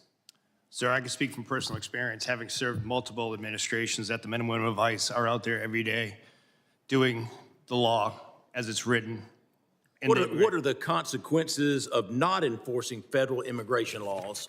Sir, if you look at what ICE has done, if you look at the amount of, as I said earlier, the amount of known and suspected terrorists that we removed from the country, we arrested 1,477 this year and removed 1,480. Just that impact alone, along with the 7,800 gang members, makes a significant impact on public safety and national security. Thank you. Turning to you, Director Edlow, the U.S. Citizenship and Immigration Service plays a role in administering legal immigration and protecting the integrity of the system. When immigration enforcement is undermined or treated as illegitimate, how does that affect USCIS's ability to manage lawful pathways, prevent fraud, and maintain public confidence in the legal immigration process? It makes it absolutely impossible, Congressman, and that's why we've done everything we can to administer that system now and to not cut corners that were previously cut during the last administration. Thank you. Mr. Chairman, I yield back. The gentleman yields back. I now recognize the gentleman from New York, Mr. Goldman. 5 minutes of questions. Thank you, Mr. Chairman. Mr. Lyons, what guidance have you given to your agents about asking people walking on the streets of America to show proof of citizenship? Sir, as I stated earlier, the men and women of ICE, deportation officers, special agents, we conduct targeted intelligence-driven operation. We don't walk around on the streets asking people about their American citizenship. Really? So all of those individual American citizens who have been randomly asked are lying. Is that what you're saying? Sir, if the men and women of ICE are conducting an investigation, whether it be for Title VIII immigration enforcement or Title 18 criminal enforcement, they'll ask someone their nationality. Right, but that's not targeted because they're asking all sorts of American citizens, including off-duty law enforcement. Now, have you directed at any point your agents under the Supreme Court's racial profiling ruling to only stop non-white people and those who look like immigrants to ask for their citizenship papers? No, sir, I haven't. Now, you are aware, of course, and there's well-documented, numerous well-documented instances of people, American citizens, being asked to show and prove their citizenship. Do you know what other regimes in the 20th century required similar proof of citizenship? Yes, sir. What? Sir, there was various nefarious regimes that did that. Is Nazi Germany one? Yes, but Is the Soviet Union So one? I honestly Sir, have to I'm stop asking you the right there, questions. sir. Is the Soviet Union one? Yes, sir, but I totally, this is the wrong type of questioning you No, should be asking me. I'll tell you what the wrong type But of actually, thing sir, is. Sir, is it's the my Holocaust time. Museum is down at Reclaiming my 14th time, and sir. Independence. If you want to go see Reclaiming my Nazism, time, that's what Mr. it is. Chairman. It's not the men and women of ICE that are out there doing it every day. So to say that the men and women of ICE that Mr. Chairman, I'm reclaiming my time. I would like my wrong. time back, please. Please give me another 15 seconds because he was unnecessarily speaking. You said in your opening statement that references to ICE as the Gestapo or the secret police encourages threats against ICE agents. 100%. The problem is you have it backwards, sir. People are simply making valid observations about your tactics, which are un-American and outright fascist. So I have a simple suggestion. If you don't want to be called a fascist regime or secret police, then stop acting like one. But people are simply just observing what they are seeing. And that's why people are making those comments. Now, I was a prosecutor for 10 years, prosecuted mob bosses, organized crime, violent criminals, the actual worst of the worst. Not a single criminal law enforcement agent that I worked with wore a mask to conceal their identity. But your department, which is a civil law enforcement agency, is defending the use of masks by your agents because of a so-called rise in threats and assaults against your officer. Now, you said in your opening testimony that assaults against ICE officers are up by more than 1,400%, which is now even more than the 1,300% that your gaslighting spokesperson, Tricia from Ohio, has recently been citing. But here's the problem.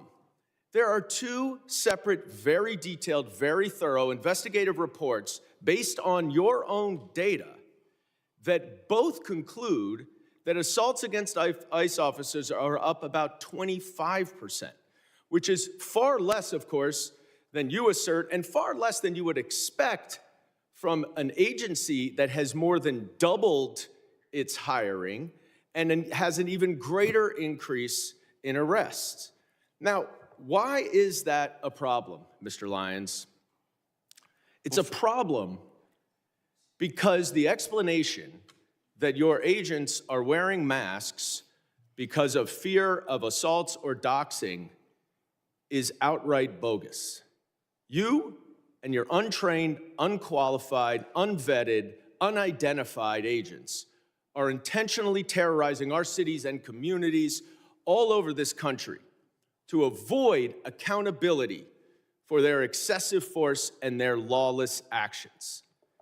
That is why you're wearing masks, so no one can hold you accountable, and you know that the FBI is not going to, because notwithstanding all of the investigations all of you say are going on, the Department of Justice and the FBI has stated they are not investigating those two murders. This is not the America that I know and love. This is not the America my immigrants came to. And it's long past time that you rein in your out-of-control agency and start following the law and the Constitution, and I yield back. Gentleman's time has expired. I now recognize the gentleman from Arizona, Mr. Crane, for 5 minutes of questions. Thank you, Mr. Chairman. It's interesting being in this hearing today, where my Democrat colleagues continue to demonize ICE and Homeland Security. I think history and context are very important here. It's not lost on most of the American public that my Democrat colleagues actually caused this entire crisis with their open border policies that they all voted for, letting in close to 15 million illegal aliens.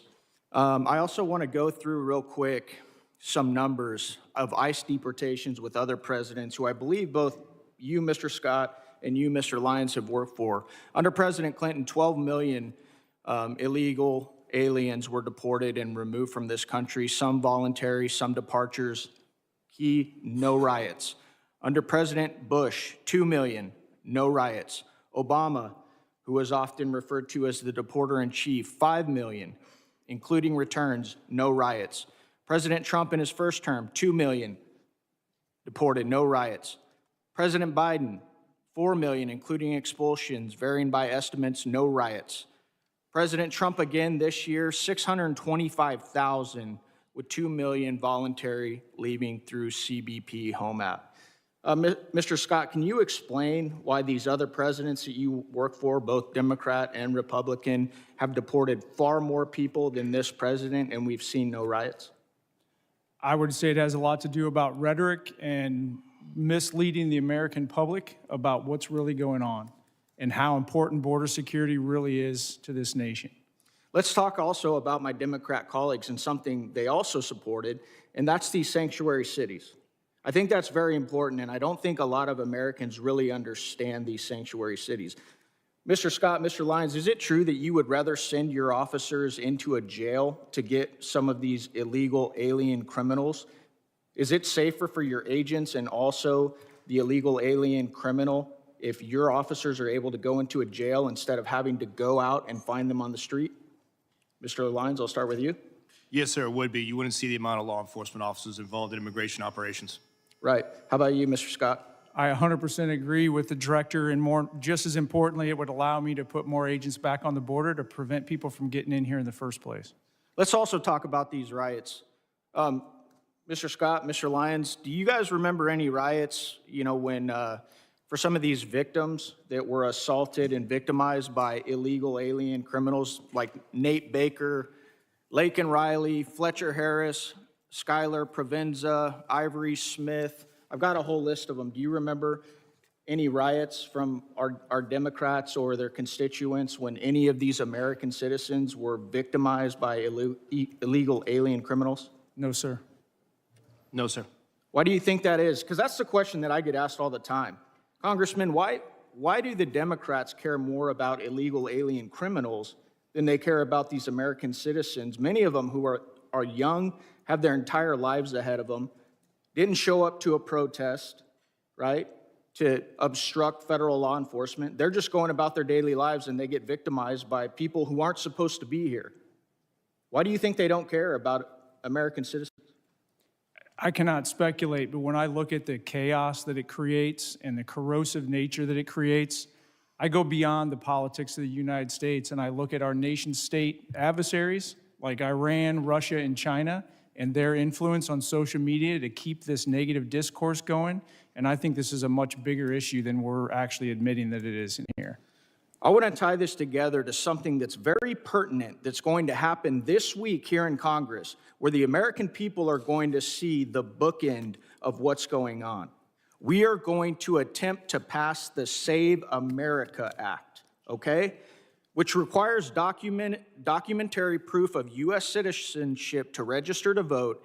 It imposes photo ID requirements to vote, and it penalizes officials who do not enforce these requirements. And you won't see most of these folks over here on the other side that are demonizing you guys right now. You will not see them support it. So they let millions and millions of illegal aliens into the country. They set up these sanctuary cities so you can't go enforce these federal laws that are on the books that Congress has passed. And now they won't vote to stop these illegals from voting in our elections.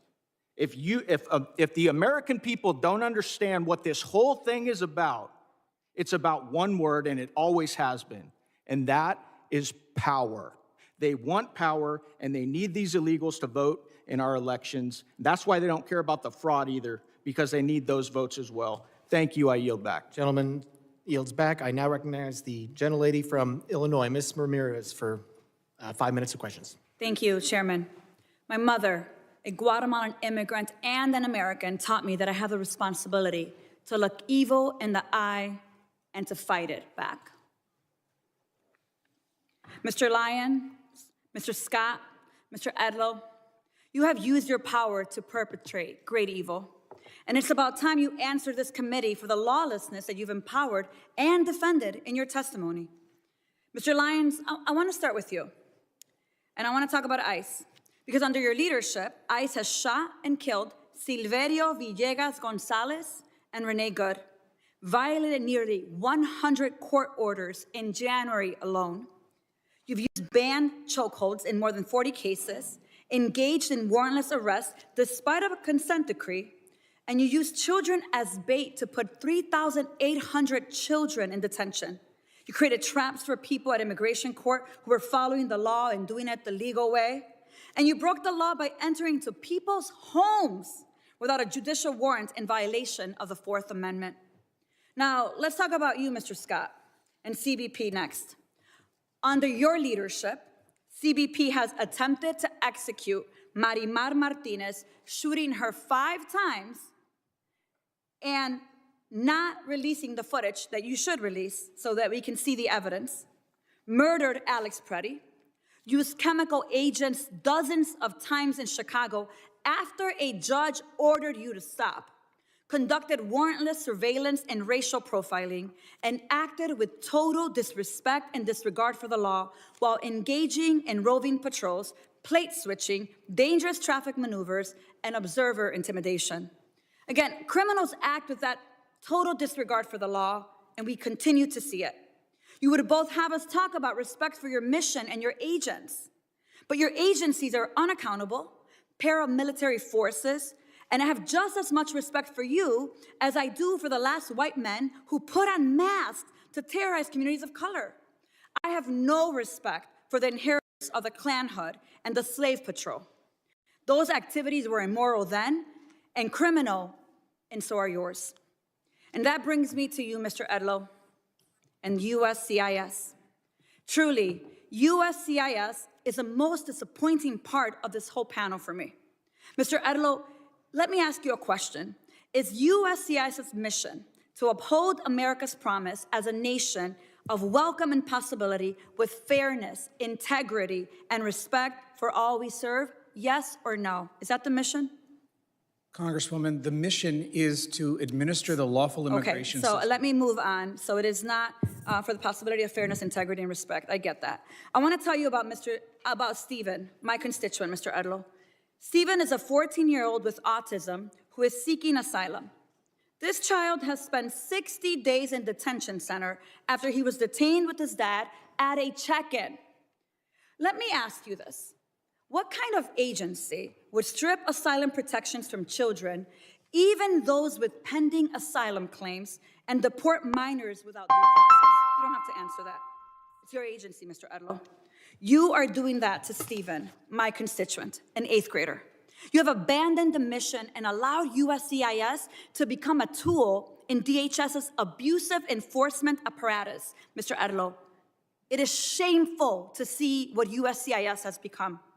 As I've said before, DHS, ICE, and CBP, they're not really rogue.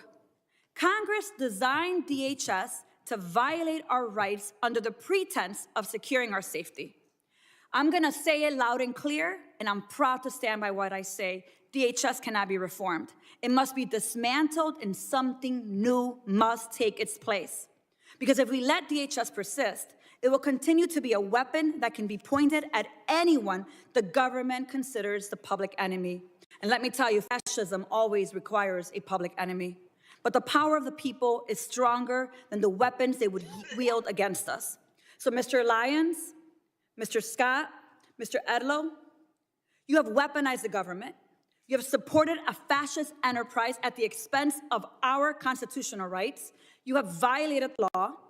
But let me remind you, you will not always be in power. One day, you will be held accountable for your role in this dark moment in America and our nation's history. I guarantee it. And with that, Mr. Chairman, I yield back. Gentlelady yields back. As I said, the issues we're debating here are important, ones that members feel deeply about. While vigorous disagreement is part of the legislative process, members are reminded that we must adhere to established standards of decorum and debate. Witnesses are here today voluntarily, and I will continue to remind members that while oversight is important, aggressively attacking witnesses personally is inappropriate and not in keeping with the best traditions of our committee. And I now recognize the gentleman from Oklahoma, Mr. Burkeen, for 5 minutes of questions. Thank you, Mr. Chairman. Thank you to the witnesses. I want to start with a display over my shoulders. And this is something that is not specific only to Oklahoma. This is something that every member of this committee, if you will go to the DHS website, every constituent of every member of Congress, if you're curious of really the dark days I want you to go to the DHS website, and I want you to look at those not far from where you live, moms and dads, the arrest of illegal aliens who were preying on minors. Just because of a really intentional act by Kate Bryan on my staff to go a couple of weeks ago and look just in eastern Oklahoma, on the right side of me here, just in eastern Oklahoma, I represent almost all the entirety of eastern Oklahoma. These are just the individuals, heinous acts, to include those with children. And yet I want to read you in a wider, to my left over here, what is happening in the state of Oklahoma.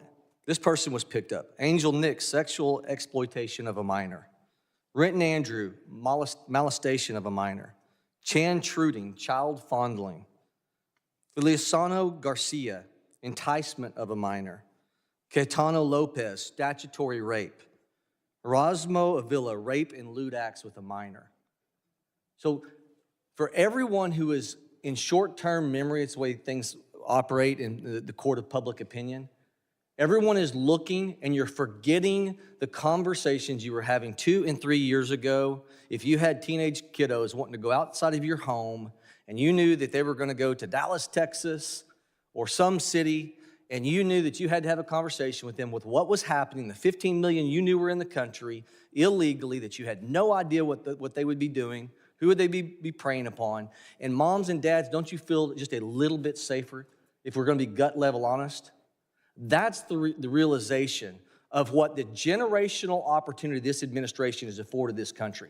It's the ability to feel safe over the madness of opening the border for that 4-year period that allowed 15 million people. You don't know where they came from. You don't know their background. You don't know their history. And this that is occurring right now is designed to make sure we have law and order in this country. If you do not have law and order, you don't have prosperity. So to all those who are second-guessing the reactionary moments, to the law enforcement who have to respond in real time, the quarterback who's questioned Monday morning because he's facing the 300-pound defensive lineman, it's easy to do that. But law enforcement walks out of their home every day and is faced with life or death questions. And we have to understand they are the ones who are affording us the opportunity for our children to feel safe against these that are in your backyard. It's not just in the north. It's not just in Minneapolis. It's not just in Minnesota. They're in every state in the country. Go to the Department of Homeland Security website and Google your area and look at who's being picked up in your backyard. That's how we recenter this conversation to truth. I want your children protected. I am grateful for this president who wants your children protected and an administration. The same playbook is happening now to create chaos and take your eye off the real goal, which is to secure our communities, to get back to a place of safety. Mr. Lyons, can you describe, because of not allowing these people to stay in jails, these sanctuary cities are letting them go, thousands released from jail because they will not cooperate with ICE. And when ICE tries to execute a detainer, ask them to hold a criminal illegal alien for potential deportation, how is this compared with other non-sanctuary city regions in the country? Sir, it's night and day. With the jurisdictions that we do have cooperation, we're able to take that individual in a safe, secure environment. Not only is it a safe, secure environment for the officers and agents, but it's also for the individual and the community, because we only need 1 to 2 officers to make that arrest, where now we're historically 5 or 6, we need up to 15. From what you've seen in terms of protests in Minnesota and elsewhere, do you get the sense these agitators are trying to provoke your agents into reactions? Yes, sir. Can you expound upon that? We've seen multiple times, and unfortunately, we saw like the shooting in Dallas, where agitated groups use apps to identify the location of ICE officers, sometimes prior to even the law enforcement action begins, and sometimes using those apps put the officers and as well as other federal agencies and local agencies with them in danger because it exposes the fact of where a law enforcement operation is happening. Mr. Scott, can you describe how the 300,000 children, the UACs, unaccompanied minors, that we're trying to find them, how these protests are stopping us from being able to recover those? Gentleman will respond in writing to that question. I now recognize the gentleman from New York, Mr. Kennedy, for 5 minutes. Thank you. Mr. Lyons, your written testimony today does not make one single mention of Renee Nicole Good or Alex Preddy. Not one. 2 American citizens have been murdered at the hands of your agency, and you have deliberately chosen under oath before Congress to ignore these tragedies. And so today, in my 5 minutes, I look forward to getting the American people some answers and some accountability that I believe they deserve. Mr. Lyons, I have some simple yes or no questions. Do you believe the U.S. Constitution provides due process for everyone in this country? Yes. Do you believe American citizens have the right to protest freely without being assaulted or killed by our government? Yes. Do you believe there should be an independent investigation when an innocent person is killed by a law enforcement agency in this country? Yes. Do you believe your agency has a legal obligation to follow court orders? Yes. Well, Mr. Lyons, you have a very strange way of showing it with a federal judge finding that your agency is in violation of 96 orders in 1 month alone. And that's just Minneapolis, Minnesota. This administration and the agencies represented before us have shown a complete and utter disregard for the law and the Constitution. Renee Nicole Good and Alex Preddy, both American citizens, both dead at the hands of federal agents. Alex Preddy was a VA ICU nurse who dedicated his life to healing people, healing veterans. I worked as an occupational therapist for over a decade. In that video that we've all seen, it was Alex Preddy who was doing what healthcare workers do, what nurses do. They help people who are hurting, help people who are in trouble. In this case, helping a fellow peaceful protester who was shoved to the ground right before your agents shot him 10 times. And we're now learning that FBI Director Kash Patel stopped the U.S. Attorney's Office in Minnesota from investigating the death of Ms. Good because of fear that an investigation would contradict President Trump's falsehoods that she violently, willfully, and viciously ran down an agent. 6 federal prosecutors resigned rather than participate in a cover-up. Kristi Noem, Stephen Miller, and you, Mr. Lyons, have appointed yourselves judge, jury, and executioner, allowing American citizens to be gunned down in our streets with impunity. We all know the president is a liar. He's sold snake oil his entire life, but he can't tell us and the American people that we did not see with our own eyes what we saw in that video. 2 Americans shot dead in cold blood. The American people aren't stupid like he thinks we are. The fact that our government murders American citizens, lies about it, and then refuses to investigate or seek justice is beyond abhorrent. It's un-American. Mr. Lyons, in America, we shouldn't have secret police. We shouldn't have masked government agents executing citizens in the streets. The Constitution does not give your agency the right to hide their faces while they kill Americans. Will you commit, yes or no, to immediately unmasking every agent conducting immigration enforcement and requiring them to wear standard uniforms with identifiable badges? No. Well, that's a sad response. Your answer is completely unacceptable. People who are proud of what they do aren't hiding their identity. We're a nation of laws, and you, your boss, Secretary Noem, and Donald Trump are not above the law. The American people are angry, and they're demanding accountability and justice from those giving the orders. Mr. Lyons, yes or no, do you believe that Secretary Noem should resign?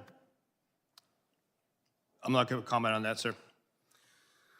So you're going to look the families of Renee Nicole Good and Alex Preddy in the eye and tell them Secretary Noem should keep her job after their loved ones were killed? Sir, the loss of any life is unacceptable. In my heart, prayers and thoughts go out to anyone who's tragically losing his life, especially a child, since I've suffered personal loss in my life. But I'm not going to comment on an ongoing investigation. Well, Mr. Lyons, the American people are watching. Your unwillingness to demand accountability from your own leadership speaks volumes. 2 American citizens Gentleman's are dead. time is expired. The American people deserve Gentleman's accountability. time is expired. Members are reminded that we must adhere to established standards of decorum. In debate, it is a clear violation of the rules of the House to make statements that might be personally offensive to the President or the Vice President of the United States. I now recognize the gentlelady from South Carolina, Ms. Biggs, for 5 minutes of questions. Thank you, Chairman Garbarino, and thank you to our witnesses. A big thank you for what you do each and every day to secure our border and to carry out the will of the American people. You know, this Trump administration and the CBP and ICE, they've done a stellar job of securing our border. And we can just look at the numbers. They tell the facts. Crossings are down from a high of over 300,000 a month under President Biden to around 10,000 a month under President Trump. However, the lax border policies of the Democrats have flooded our country with tens of millions of illegal immigrants. This invasion was facilitated by sanctuary cities. Most cities will hand over criminal aliens with a deportation order to ICE, but sanctuary cities refuse to do so, often releasing them back into the public around our communities, our children, and making it unsafe. Cities like Minneapolis pick and choose which laws they want to enforce, and by doing that, they place our federal law enforcement in danger, forcing ICE agents to make arrests out in public, something that could be avoided if sanctuary cities simply cooperated with the federal law. At the same time, radical leftists have stirred hysteria over routine immigration enforcement, calling immigration officers the secret police and even the Gestapo. Let me be very clear. This rhetoric has consequences. Between 2024 and 2025, we saw a more than 16,000% increase in threats of assault against immigration officers, and over 8,000% spike in death threats targeting those who enforce our laws. In Minnesota alone, there have been over 60 threats and 20 assaults to ICE officers. Just think about that if you were going to work every day and had to deal with that.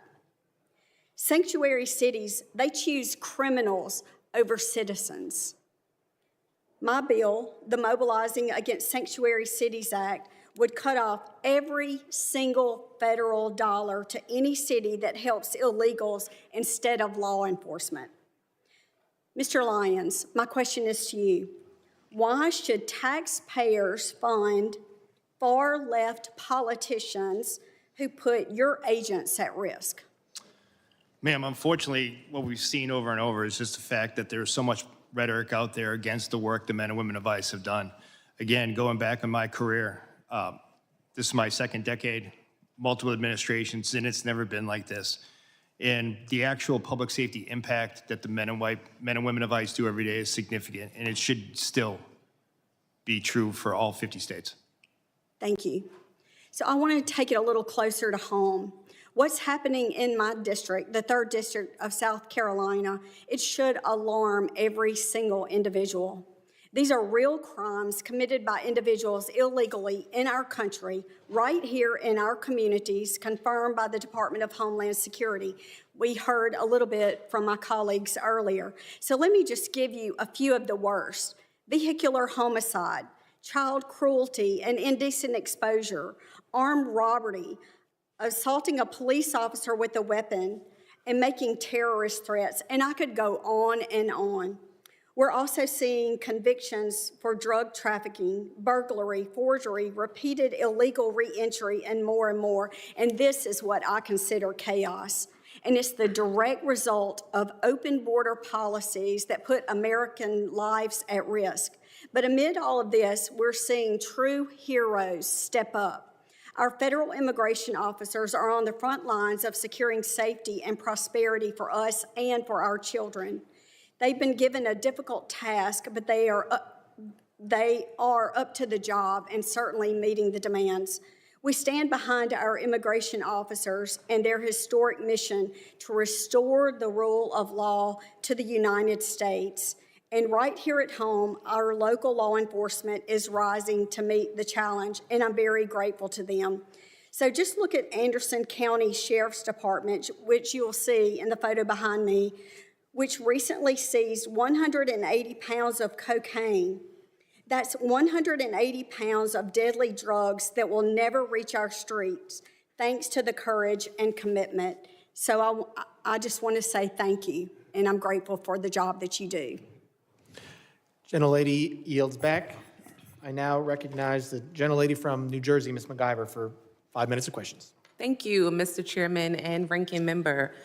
Mr. Lyons, as the senior official lead in ICE enforcement, much of today's scrutiny falls on you, and it should. We have seen repeatedly that Republicans, Trump administration, its DHS, and your agency will do absolutely anything to avoid answering for your actions. When I showed up to inspect Delaney Hall, a private prison that you contract with, ICE tried not to give us an oversight tour. Then, instead of taking accountability for ICE's attempts to keep us from seeing this facility's conditions to know if people's basic rights were being upheld, this administration is doing all they can to try to put me in prison for 17 years. When ICE shot and killed Renee Good, Kristi Noem called her a domestic terrorist. When Alex Preddy, you all tried to tell us he was threatening officers with a gun, but all we saw was a phone. This administration's clear lies fell apart, not because someone had a come to Jesus moment, but because we saw these murders from every angle. You are only here because public outrage has become so unavoidable. You are here, Mr. Lyons, because white people are getting shot in the face and chest when the cameras are rolling. Because now my Republican colleagues care about optics. But when Keith Porter Jr., a Black American citizen, a son, a father, and a man loved by many was killed by an off-duty ICE agent on New Year's Eve, there were no hearings. So this is for him today. In my district, Jean Wilson Brutus, a Haitian immigrant, a beloved family man, died within 24 hours of being in ICE custody. He is just one of more than 30 people who have died in ICE custody last year.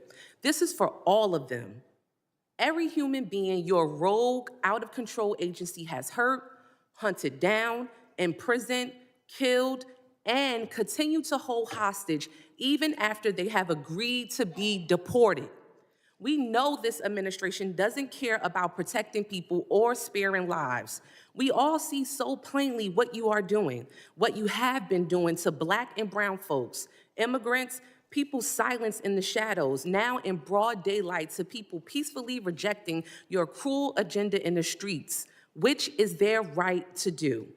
This is the despicable but predictable result of an agency that laughs at oversight, receives billions,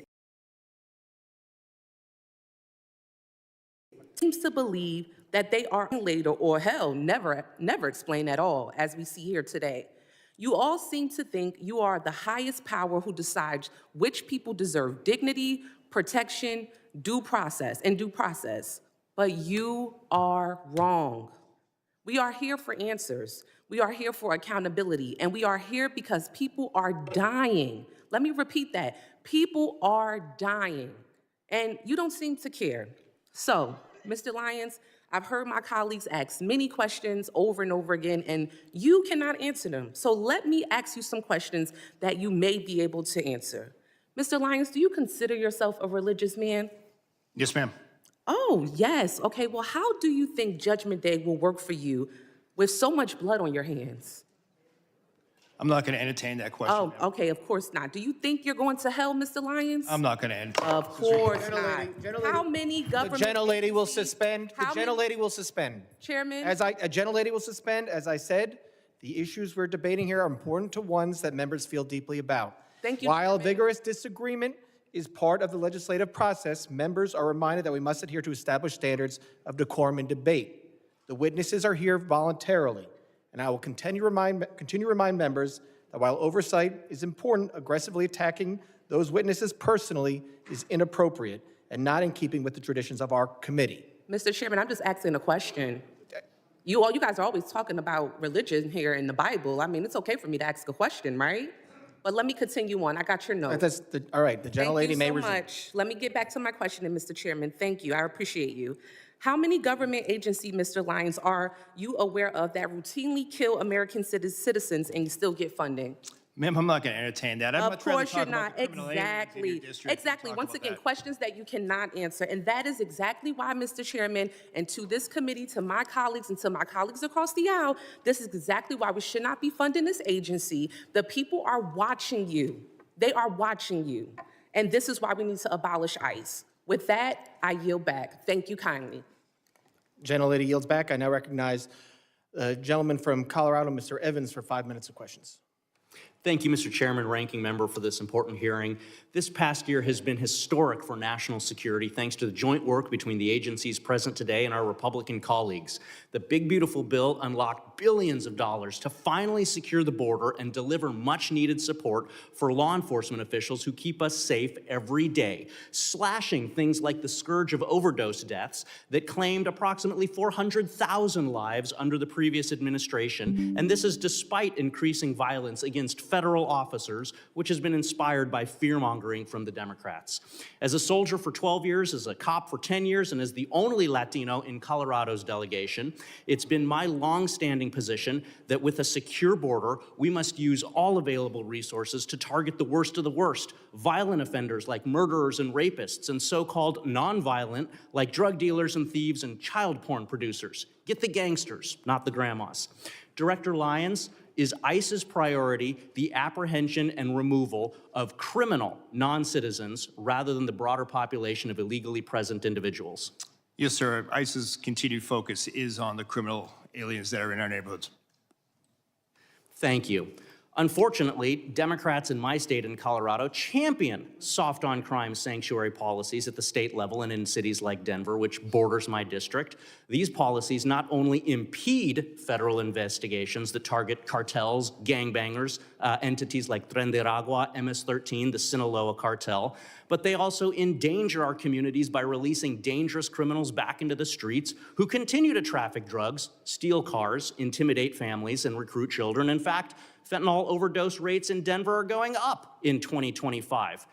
It's common sense that when local or state police arrest an individual for a crime, those officers should be able to obtain basic information about the arrestee, and those state and local officers should then be allowed to share information with federal law enforcement to communicate threats, honor detainer requests, and work together to ensure national security and public safety. So, Director Lyons, can you please explain how ICE works around sanctuary policies to go after the worst of the worst? And do these sanctuary policies that release criminals back into the community increase or decrease ICE's presence in the community and the temperature of the interactions that ICE has with the community? Sir, when we deal with sanctuary jurisdictions, we do have to have more law enforcement officers in the street. Like I said earlier in my testimony, we'd much rather have the chance to take a aggravated felon, repeat DUI offender into custody at a prison, local jail, or some type of lockup environment where it's safer for my officers and for not only the individual, but that community as well. And then given the opportunity to take that person into custody before that person can reoffend. Unfortunately, as a field office director, when I ran the Boston field office, we saw too many times that we placed a detainer on a sexual assault individual who just went out later after the detainer was dropped to rape again. And that is why we need cooperation at all levels, especially the local and state. Thank you. Director Lyons, my district, 40% Hispanic. It's full of successful business owners and strong immigrant families. Unfortunately, my colleagues across the aisle are fanning the flames of fear for their own political gain in my Hispanic communities, scaring people over events that haven't happened in my district. So I'd like for you for just a brief moment to speak directly to my constituents who are legally present in the U.S., not criminals, but who are fearful of being searched or detained via immigration efforts. Should they fear ICE? And what policies does ICE have to prevent the seizure of people with legal status? Sir, ICE officers and special agents are trained in the Immigration and Nationality Act. So anyone that is here legally or lawfully or a U.S. citizen should not be concerned about being deported or detained. Unfortunately, many times there are individuals that are with criminal illegal aliens. And sir, as you being a former law enforcement officer, you know, you arrive on a scene, you ID everyone in that case. if we're looking for an individual and someone is here present in the country legally, then we're going to take action. We're not going to turn a blind eye no more. But someone that's in the country lawfully should not feel scared to walk down the street, drive. Thank you. Sorry, I got 23 seconds left. Have one thing that I want to ask. As a cop, if I had an arrest warrant, and there's a difference between arrest warrants and search warrants. If I had an arrest warrant for an individual and I thought they were in the house, or if I was assisting social services with a child removal, I still had to have an arrest warrant to go in the house. So I have many questions about the memo saying that you don't need a warrant to go into the house. Will you commit with me at a later date to discuss this? 100%, sir. I would look forward to sitting down and discussing that. Yield back. Gentleman yields back. I now recognize the gentlelady from Texas, Ms. Johnson, for 5 minutes of questions. Thank you, Mr. Chairman. I would like to, Mr. Lyons, I wanted to just follow up on a statement that you just made, which is that if you're here legally and lawfully, you should not worry. I think the problem is there are many, many immigrants that are here legally and lawfully that are very worried because they have been snatched off the streets. They have had their face beat in by ICE agents. They've been yanked out of their car. They've been driven around and harassed. And so that is, I think, at the end of the day, the key nut of the crux here, which is that, unfortunately, there is not just this focus on criminals and that people who are here in legal status. And for example, I have an example of this that I'd like to highlight for you. Back in October, Maher Tarabishi, a North Texas resident who was allowed to be in this country legally and was under a supervision order to check in on an annual basis since 2008, and did that because he had an adult disabled son. And so he was here working as an IT consultant and was here in legal process to take care of his adult legal son. He went to check into his appointment. It so happened to be at the time that the Dallas ICE office was closed due to the shooting. And so he was not able to check in. When he went back to check in, he was immediately snatched up and detained because he missed his appointment. That was unavoidable because the office was closed. He told everyone he was in legal status. He had been here since 2008, and he had an adult disabled son that would likely pass away if he was not released. He was not released. His son died. And then to complicate it, he was not allowed to go and attend the funeral. And he's still in detention in the Bluebonnet facility in Texas. He is not a criminal. He has no criminal history. He was here legally. That is an unacceptable outcome. And I would like to know if you are willing to review his case and help us get his release, because he should not be in the Bluebonnet detention facility under these facts. Yes, ma'am. I'm committed to reviewing that case for you. I appreciate that. The other issue that I am really very concerned about is these warrantless entries into people's homes. It is a problem that is of epic proportion.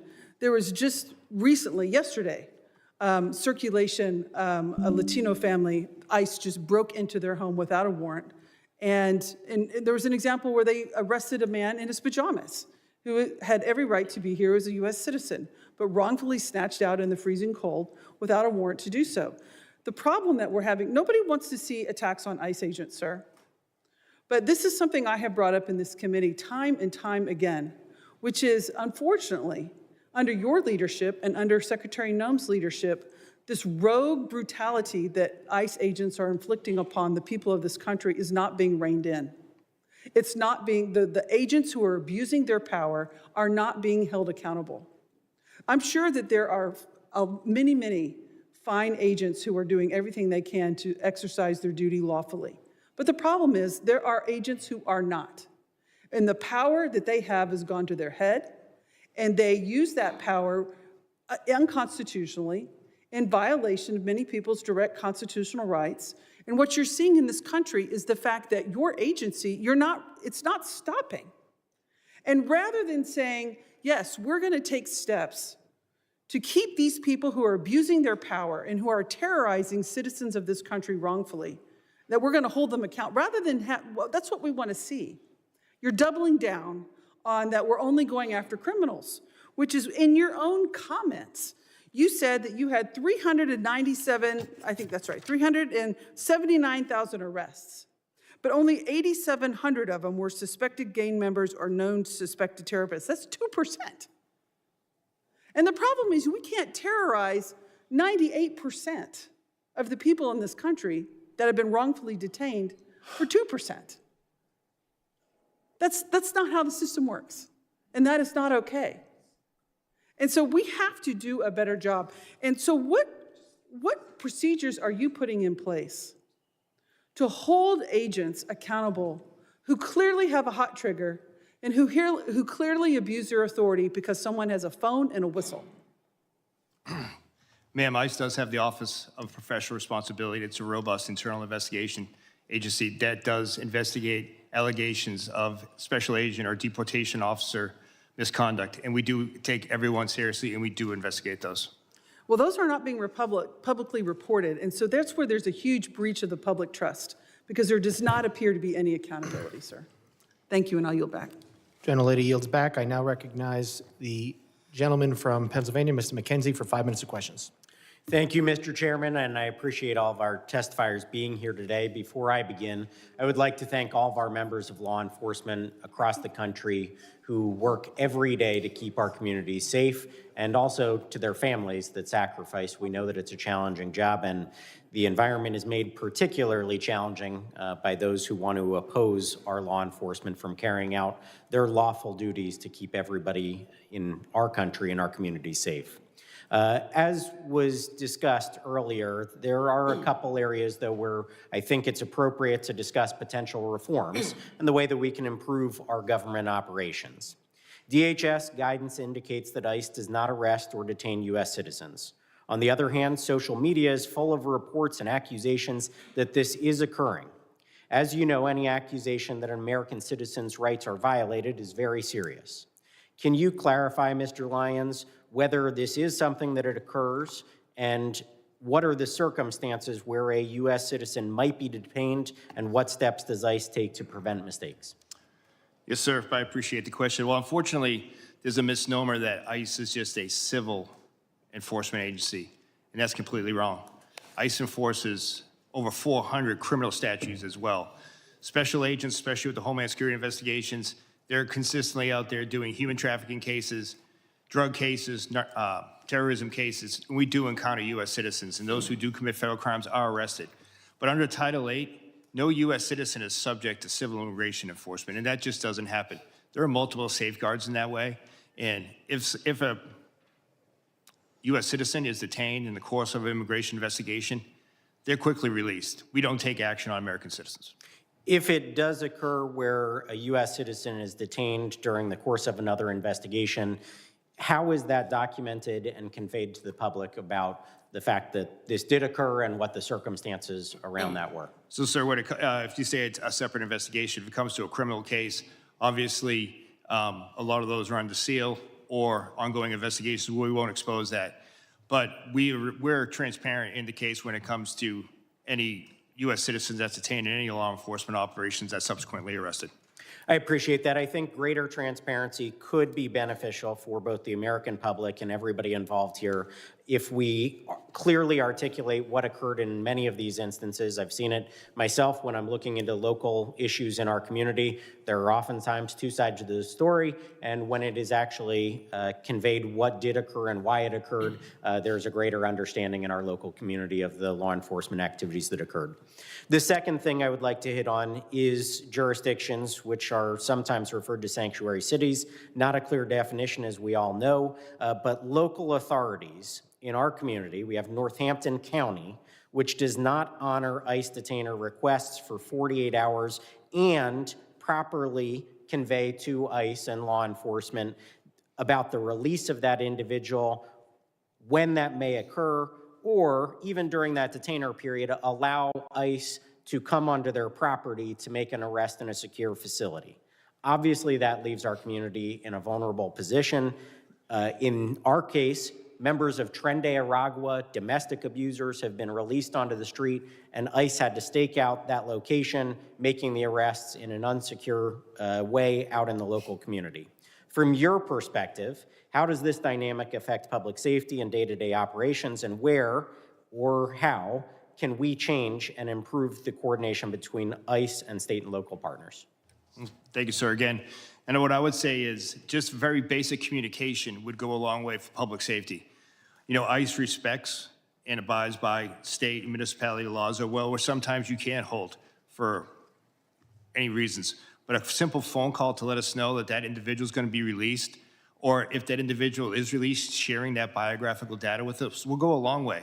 Because the last thing we want is a criminal illegal alien to go back into the community, and more often than not, they prey upon other migrants who are coming here for a better life, yet that they can hide in plain sight because these sanctuary jurisdictions won't just pick up a phone, notify ICE that they're being re-released.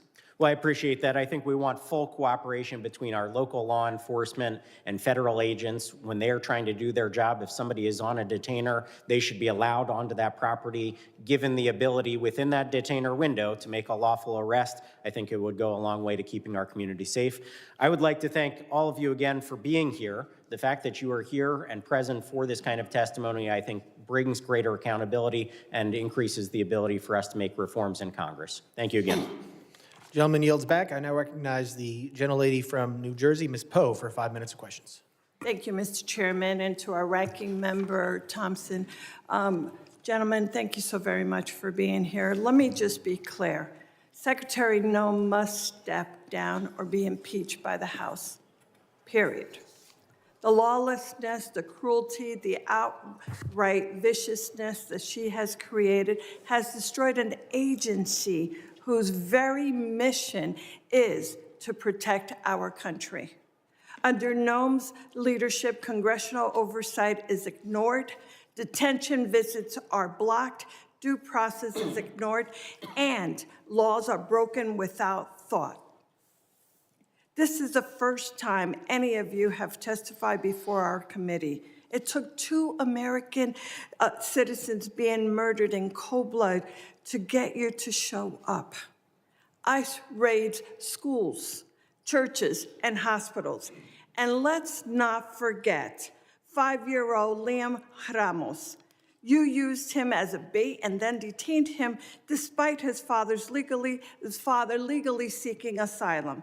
Liam is the face of your cruelty. My district is one of the most ethnically diverse in America. Our diversity is our strength, but somehow you all seem to believe it's a weakness. Last fall, the Supreme Court greenlit ICE's ability to yank people off the street based on one thing, such as, quote, the type of work one does, speaking Spanish or speaking with an accent, and their apparent race or ethnicity. Mr. Lyons, I speak Spanish. If I wasn't wearing my member pin, would me being a Latina or speaking Spanish be enough for ICE agents to harass me or shove me into one of your unmarked cars? No, ma'am. I speak for all of us when I say that I think we know the real answer to this. These are the realities traumatizing my constituents. We know that ICE is transferring New Jersey detainees to other states like Texas, ripping them from their families and leaving them unable to challenge their detention. Mr. ICE, yes or no? I'm sorry, Mr. Lyons, yes or no? Will you provide us with a list of people ICE has transferred from New Jersey to other states so that I can inform their families where they are? Yes, ma'am. These are people like my constituent, Lee Cordilla, whose ICE shipped to Texas and continues to detain despite 2 judicial orders compelling her release. Over the weekend, Lee Cow was hospitalized for 72 hours while her family had no idea where she was at, nor the status of her condition. Mr. Lyons, would you be willing to look into this to make sure to release my constituent? Why have we failed? Why have you failed to inform her family where she was sent and the status of her condition? When will she be freed? Yes, ma'am, you have my commitment that I'll look into that. Thank you. Now soon, Mr. Lyons and all of you, my district will host the World Cup matches and hundreds of thousands of visitors will come. Visitors' confidence is plummeting and jeopardizing the World Cup. Mr. Lyon, will you commit to ensure that pausing its operations and raise at FIFA matches and other FIFA-sanctioned public events? Ma'am, ICE, specifically Homeland Security Investigations, is a key part of the overall security apparatus for the World Cup. We're dedicated to securing that operation, and we're dedicated to the security of all our participants as well as visitors. You realize that if they feel that they're going to be wrongfully incarcerated or wrongfully pulled out, that's going to hurt this entire process. I hope you realize that. Yes, ma'am, and ICE is dedicated to ensuring that everyone that visits their facilities will have a safe and secure event. Without these assurances, our local communities and national reputations will indeed be suffered.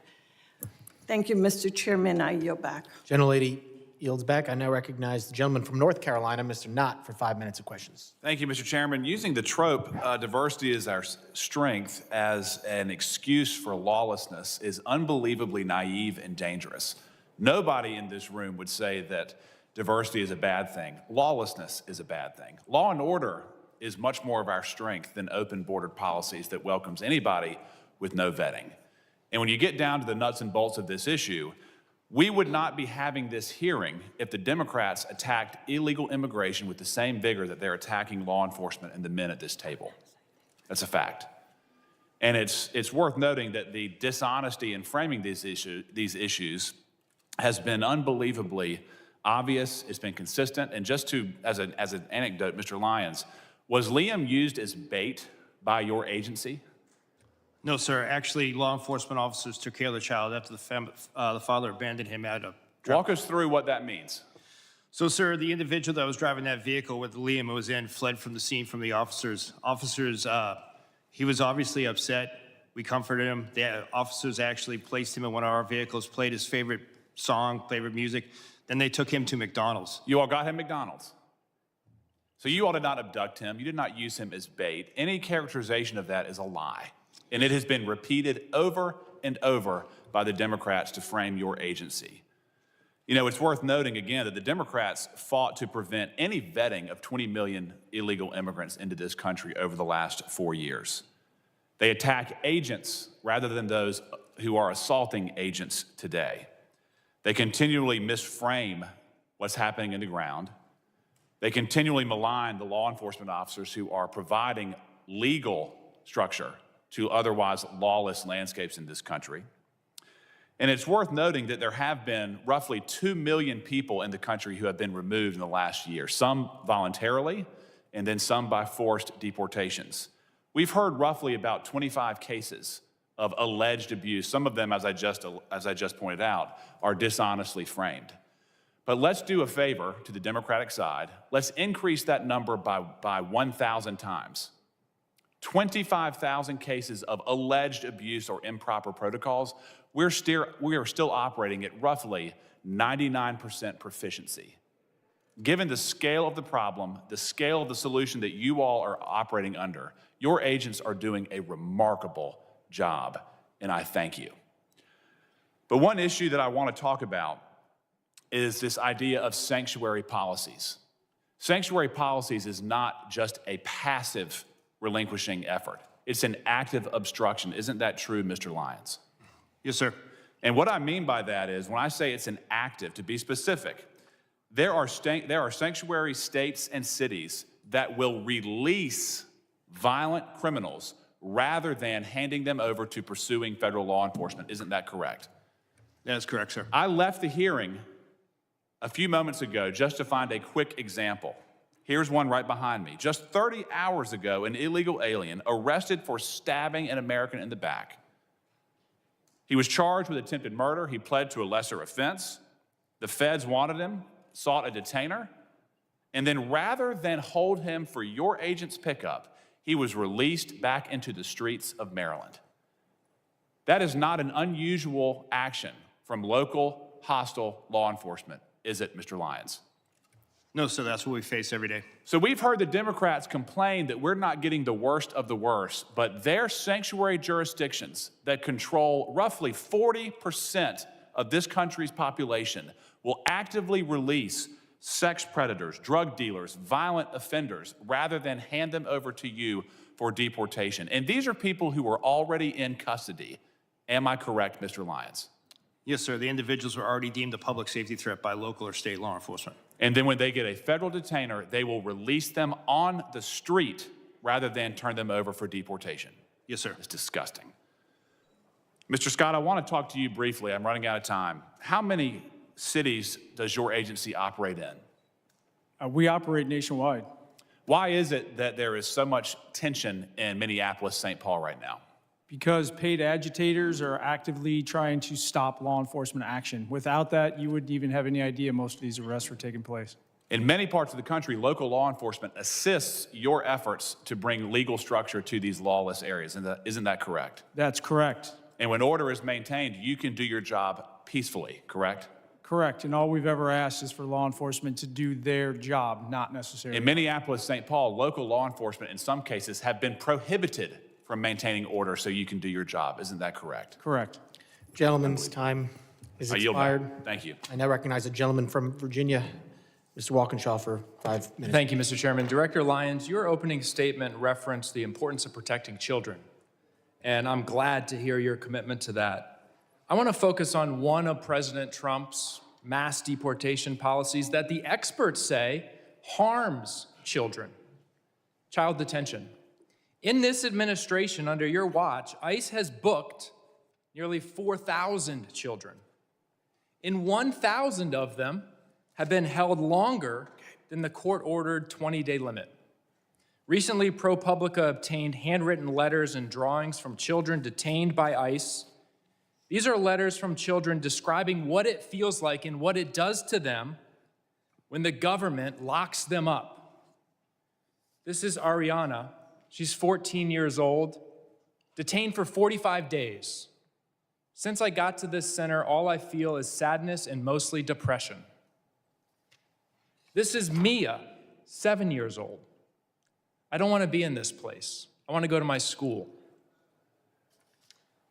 This is Scarlett, 17 years old.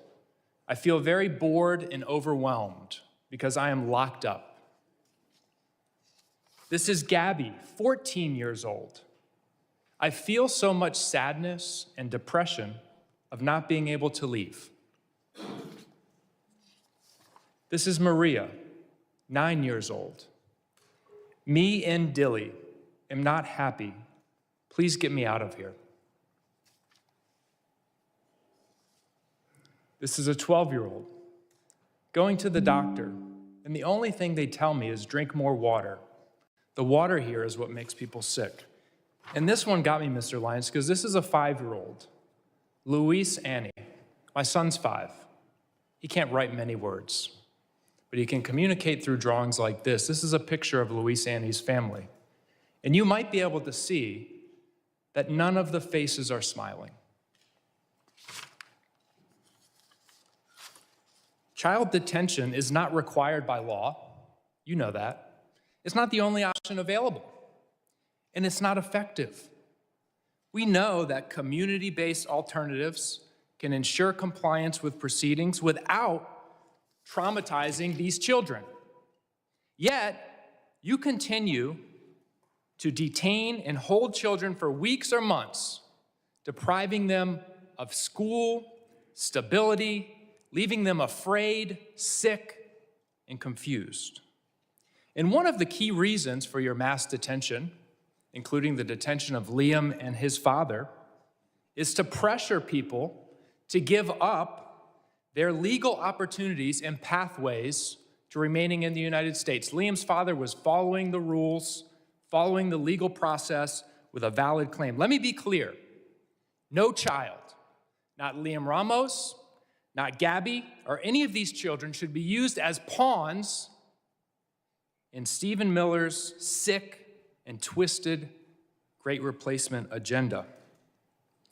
Mr. Lyons, in 2025, the British Journal of Psychiatry analyzed all of the data on the impact of immigration detention on children's health.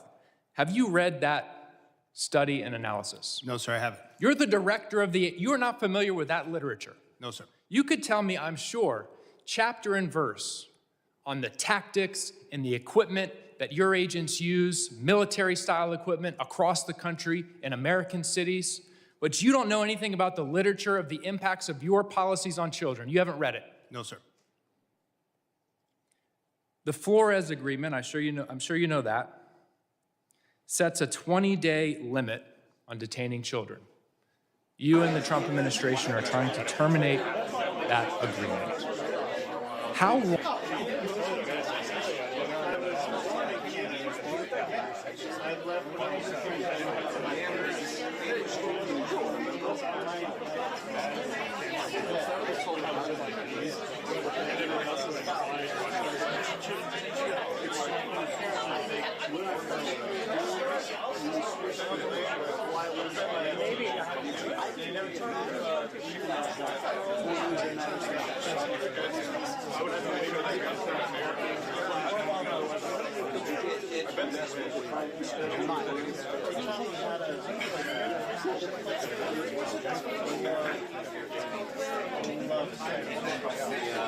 That's what I was saying. He's going to get drunk. The best job right now. Real camera, walking down the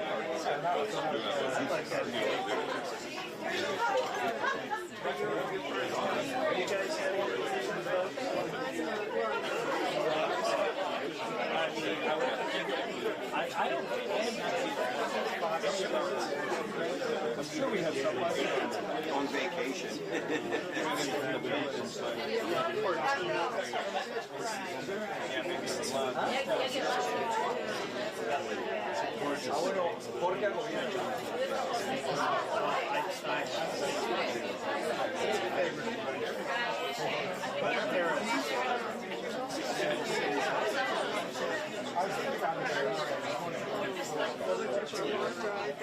Of what? Your favorite city in the world. Your favorite city in the world. I like Mr. GP. No, I mean, Waiting on Caroline Levitt.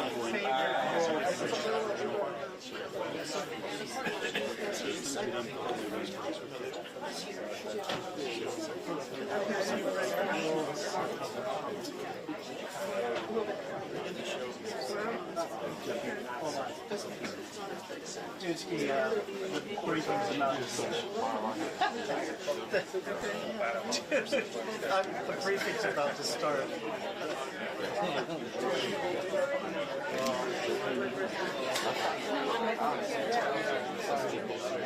No, but they.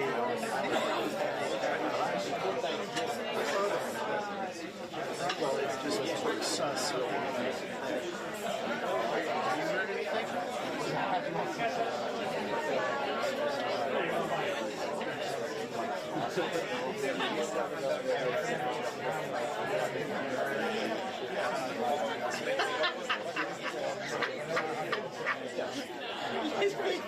The bank of crazies are going to be hunting down.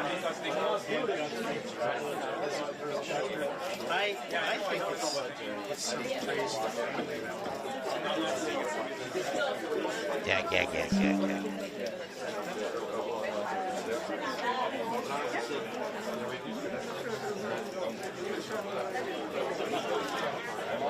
Well, now, that's news from Turning Point.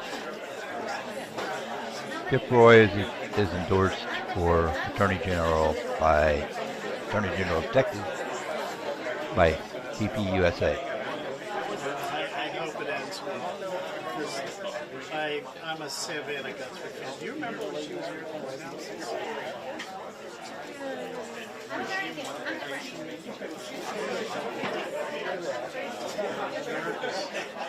Hometown girl. Only damn thing's supposed to start at 1. But for you,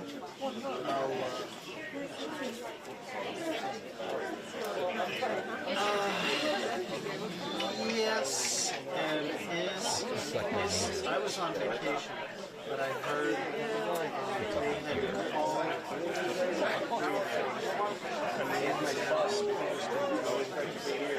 doing the briefing.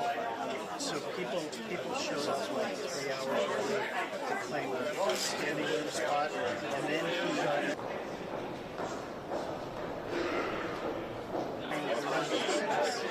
The hell was that?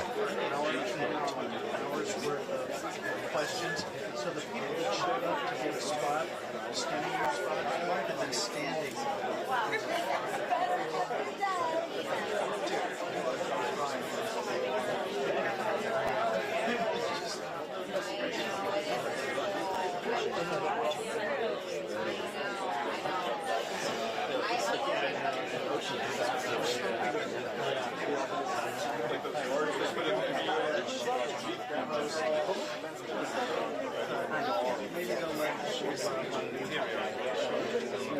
I'm still waiting in life of quiet desperation. It's good to hear from you, though. Maybe I'll call you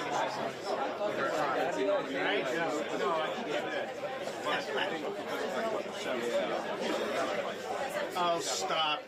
Lotion's lotion, dude. Gotta keep it. 7-ish. Let's make it 7. Alright? Alright. Love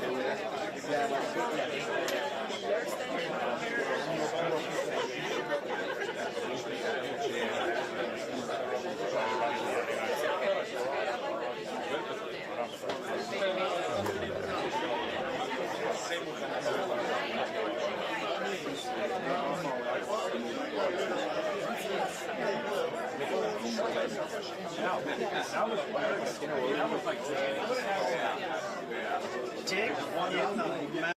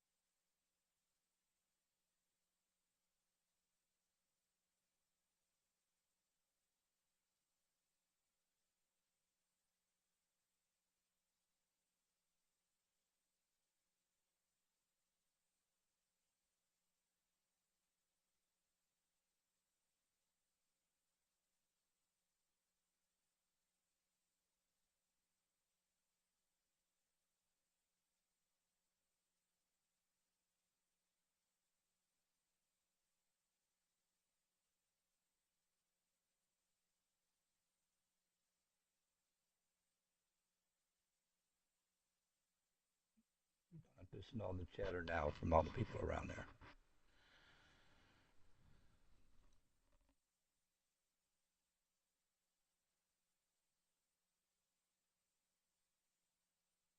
know if she's got anything good to say today, but we'll see.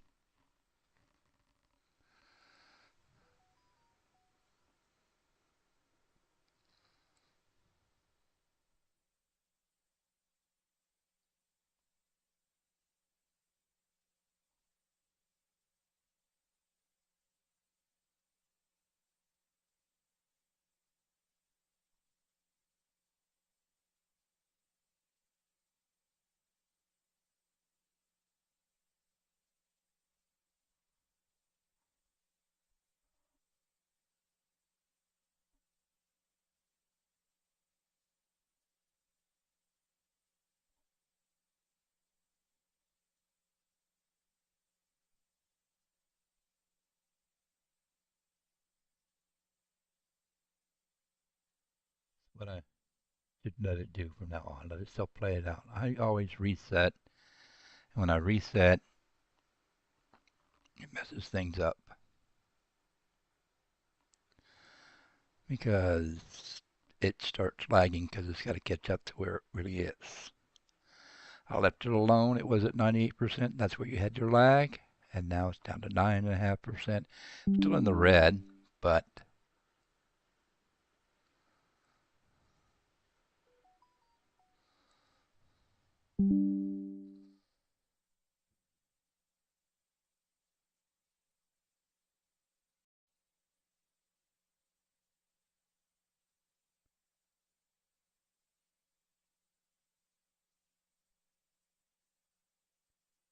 here I went straight to the White House. Now it gets rid of everything else. See if I can fix this here. Kuchel's picture isn't right.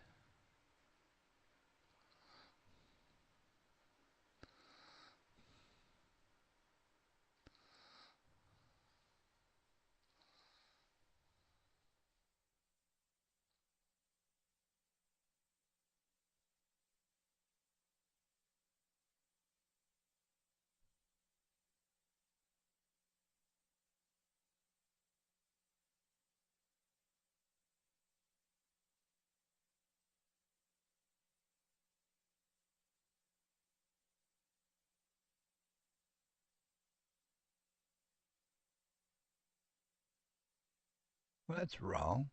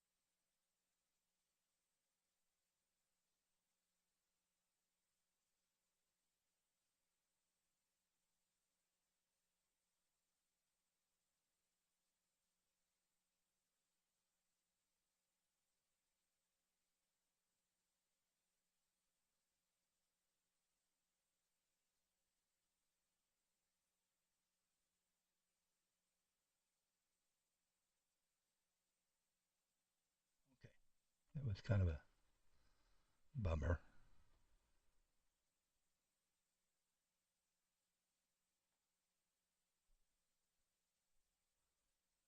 Still in the red. Every time I do something like that, it messes it up. But nonetheless, we're in the good.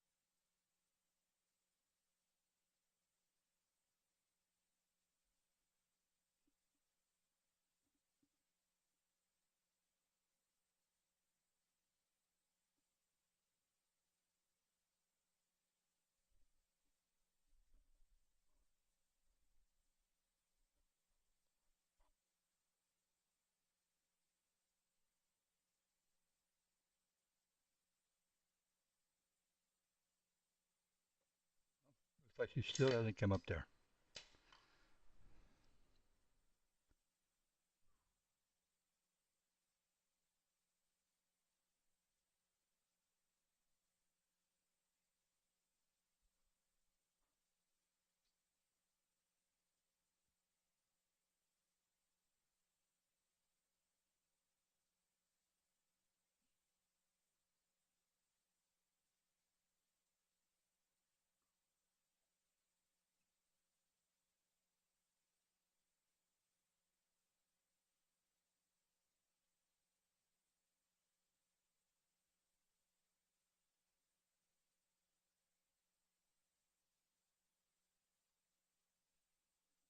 Nothing going on there still.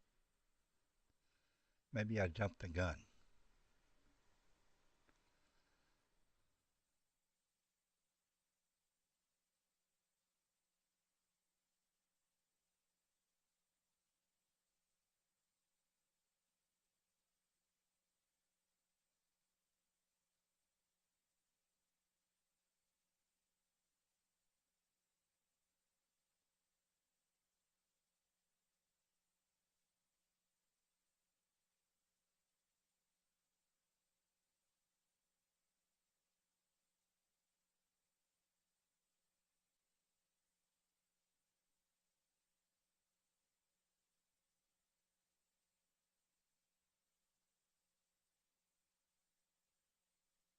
Try something. See how it works.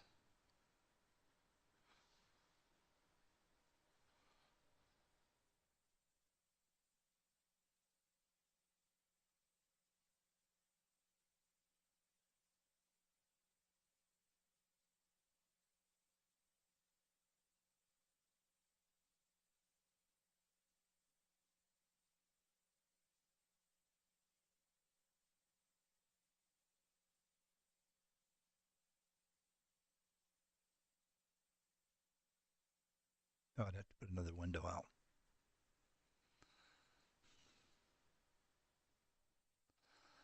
I probably can do it. We'll see how it does.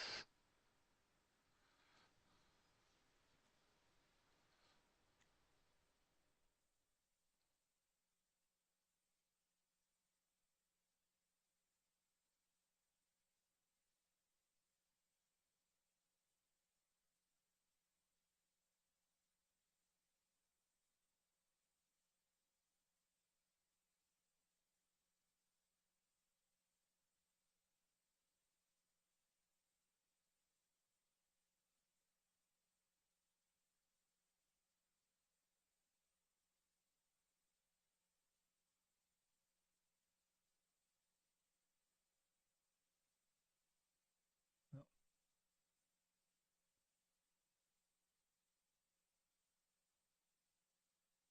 never mind.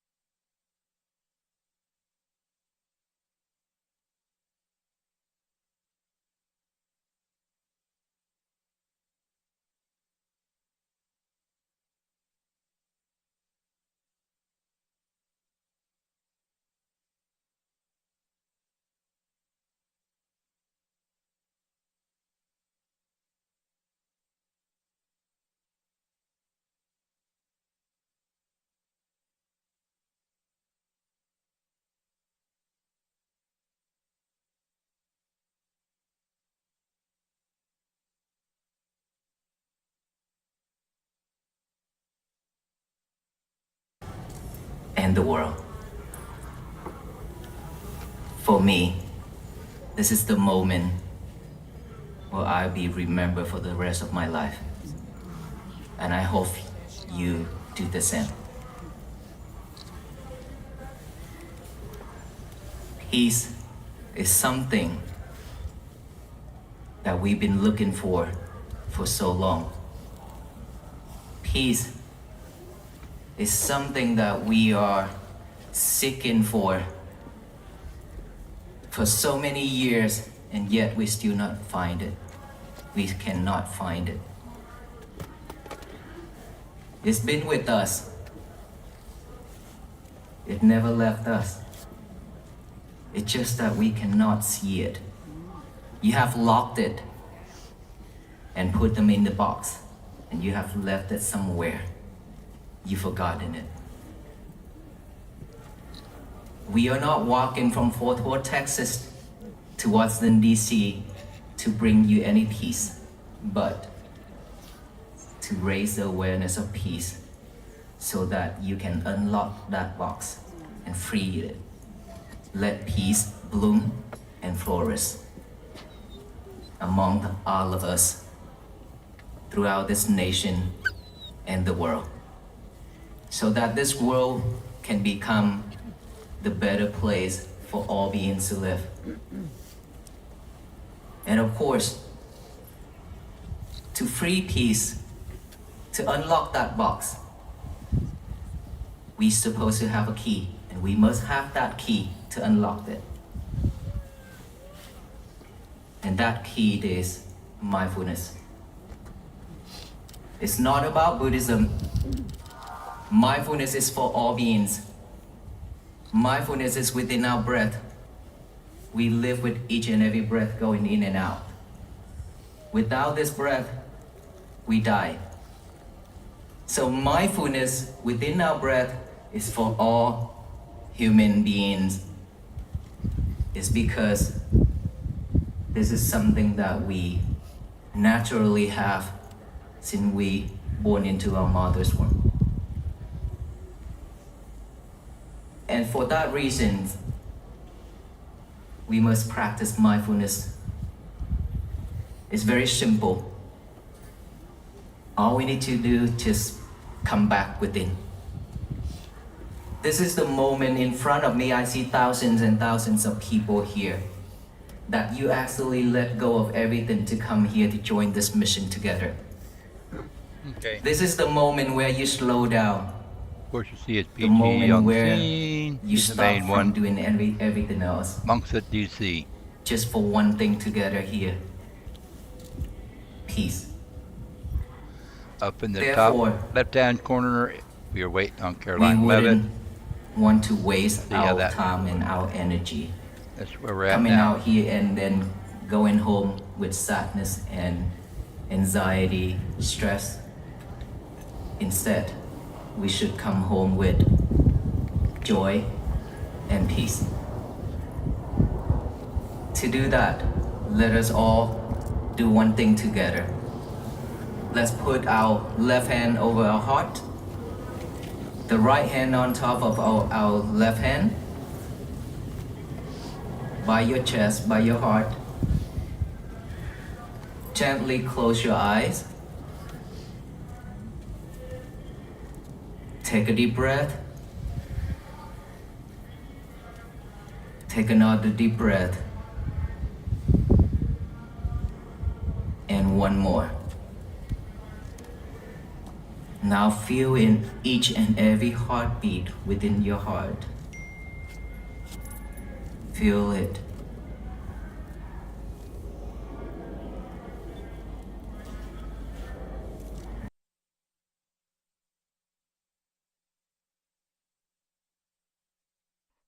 For the BG speed.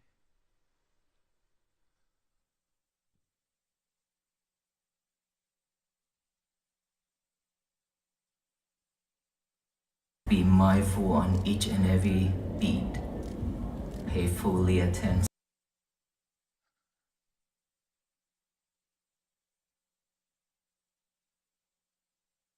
to it.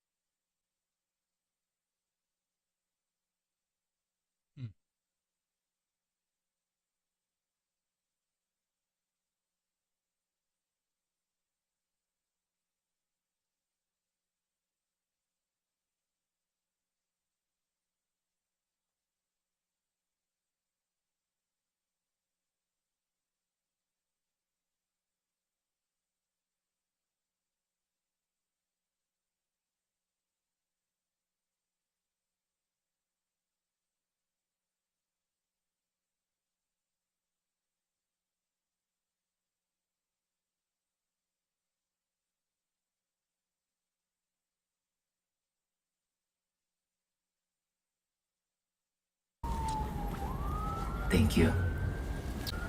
This is a time.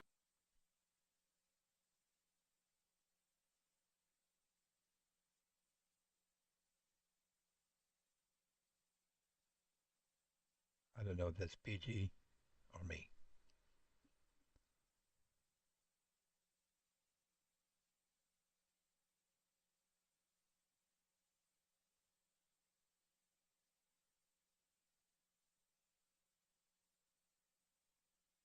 It's me.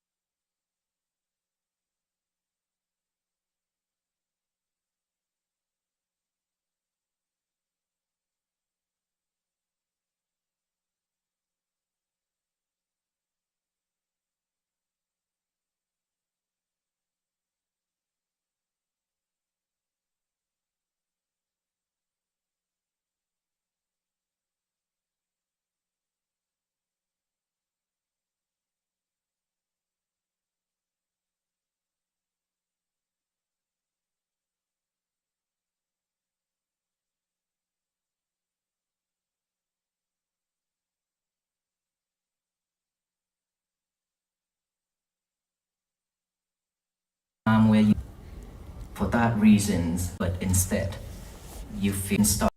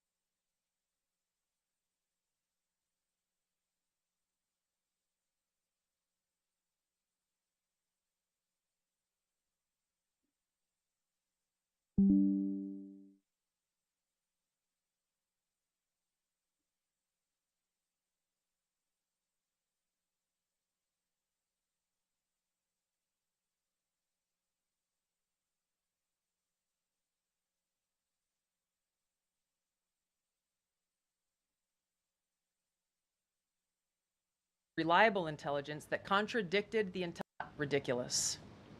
The intelligence community assessment omitted reliably sourced information, such as how some Russian intelligence officials were quote unquote planning for candidate Hillary Clinton's victory, while others assessed neither Trump nor Clinton would respect Russia's interests. As was reflected in the ODNI documents that we released on Friday, multiple intelligence community assessments released in the months leading up to the November 2016 election concluded that Russia had neither the intent nor capability to impact the outcome of the US election. On December 5th of 2016, the FBI and ODNI gave the House Intelligence Committee its first post-election classified briefing, in which there was no mention of Putin aspiring to elect Trump by either agency.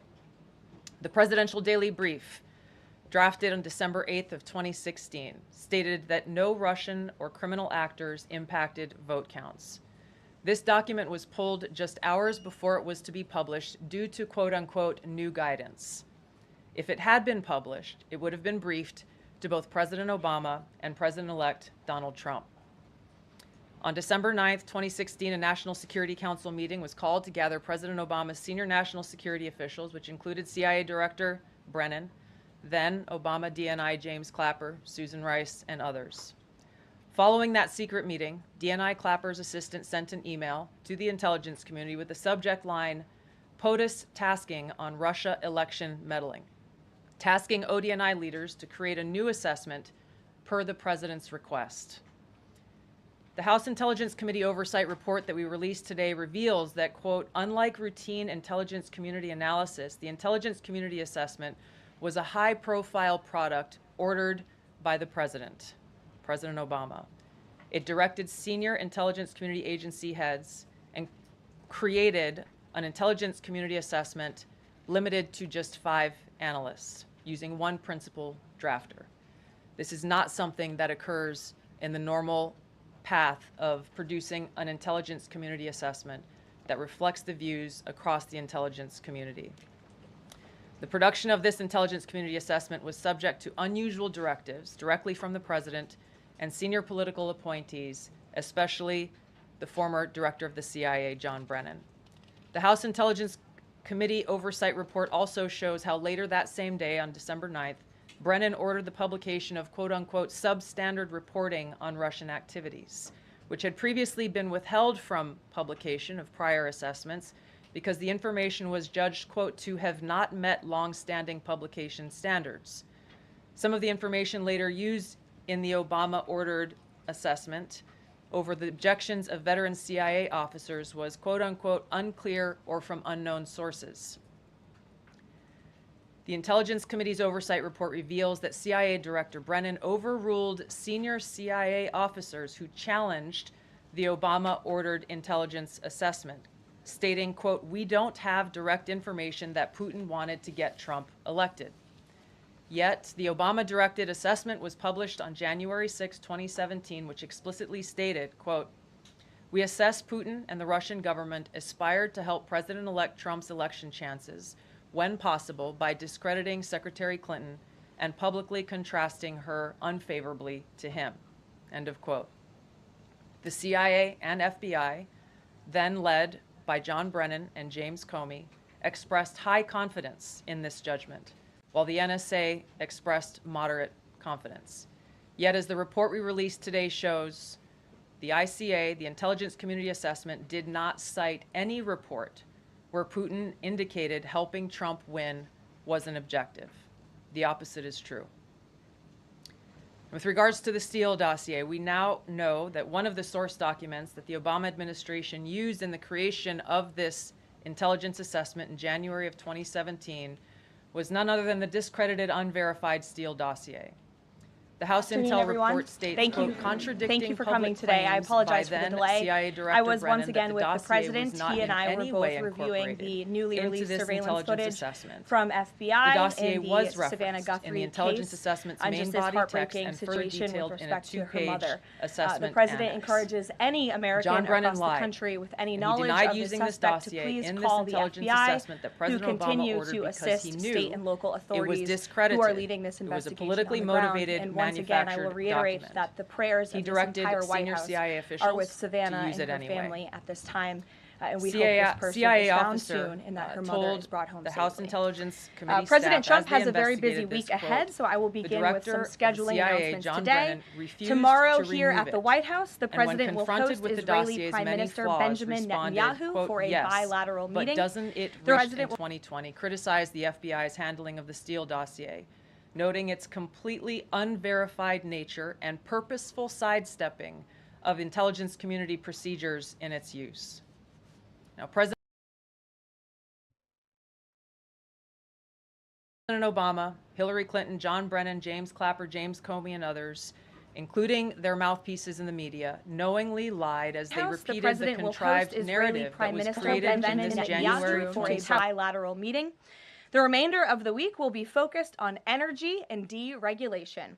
Tomorrow afternoon, the president will hold an event in the East Room to tout clean, beautiful coal as America's most reliable and affordable energy source, especially during periods of peak demand, just as we saw during this most recent winter storm, which impacted hundreds of millions of Americans. The president will discuss how clean, beautiful coal is not only keeping the lights on in our country, but also driving down the cost of electricity across the country as well. Additionally, on Thursday, President Trump will be joined by Administrator Lee Zeldin to formalize the rescission of the 2009 Obama-era endangerment finding. This will be the largest deregulatory action in American history, and it will save the American people $1.3 trillion in crushing regulations. The bulk of the savings will stem from reduced costs for new vehicles, with the EPA projecting average per vehicle savings of more than $2,400 for popular light-duty cars, SUVs, and trucks. This is just one more way this administration is working to make life more affordable for everyday Americans. Overall, these groundbreaking actions from President Trump will drive larger economic growth, create thousands of good-paying jobs, expand manufacturing, increase consumer choice, and improve affordability for millions of families and businesses. Finally, on Friday, President Trump and First Lady Melania Trump will travel to Fort Bragg in the great state of North Carolina to meet with military families and the heroic members of our special forces who carried out the successful Operation Absolute Resolve in Venezuela and helped bring narco-terrorist Nicolas Maduro to justice. I know the President and First Lady are both greatly looking forward to this visit. Also, the First Lady will celebrate Valentine's Day at the Children's Inn at the National Institute of Health tomorrow, with children, families, and NIH staff involved in clinical trials. In other news this week, thanks to President Trump signing the largest middle-class tax cut in history, this is shaping up to be the biggest tax refund season ever, and we are in it now. President Trump and Republicans fundamentally believe that Americans deserve to keep more of their hard-earned money, not less, which is why he fought so hard to deliver this long overdue relief. From no tax on tips, overtime, or Social Security, to auto loan interest deductions on new American-made vehicles, plus increases to the standard deduction in child tax credit, more money is flowing back into the pockets of hardworking Americans. We're already hearing from everyday Americans across the country who are reporting substantial tax savings thanks to the Working Families Tax Cut, which every single Democrat in Congress voted against. AMAC, which represents millions of Americans, has heard directly from more than their 1,000 members already about how the Trump tax cuts are easing cost of living concerns. I wanted to share a few of those powerful responses with you today. This one comes from Dean and Wendy in Wisconsin, who says, quote, instead of paying out $3,700 last year, we got back $2,500 in refunds this year. This is huge for our family. Steve from California said, quote, the new senior citizen deduction is a tremendous relief and has given us peace of mind and the freedom to truly enjoy the retirement years we worked so hard for. Eric from Nevada said, as a senior, no tax on Social Security helps me tremendously. The no tax on tips helps my daughter-in-law as a waitress. The no tax on overtime helps my son, who works constantly. Our family savings from the One Big Beautiful Bill could total even more than $5,000. We love the Trump tax cuts. These are just a few positive examples of the everyday Americans that President Trump's tax cuts are uplifting. We'd love to hear more from the American people across the country who are benefiting from the Working Families tax cuts.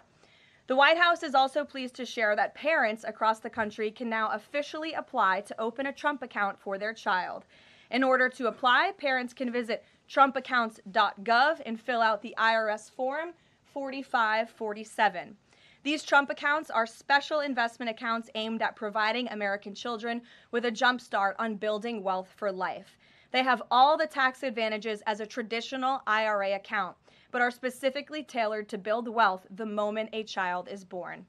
Thanks to President Trump, every child born between January 1st, 2025 and December 31st, 2028 is eligible to receive $1,000 from the U.S. Treasury to fund their account.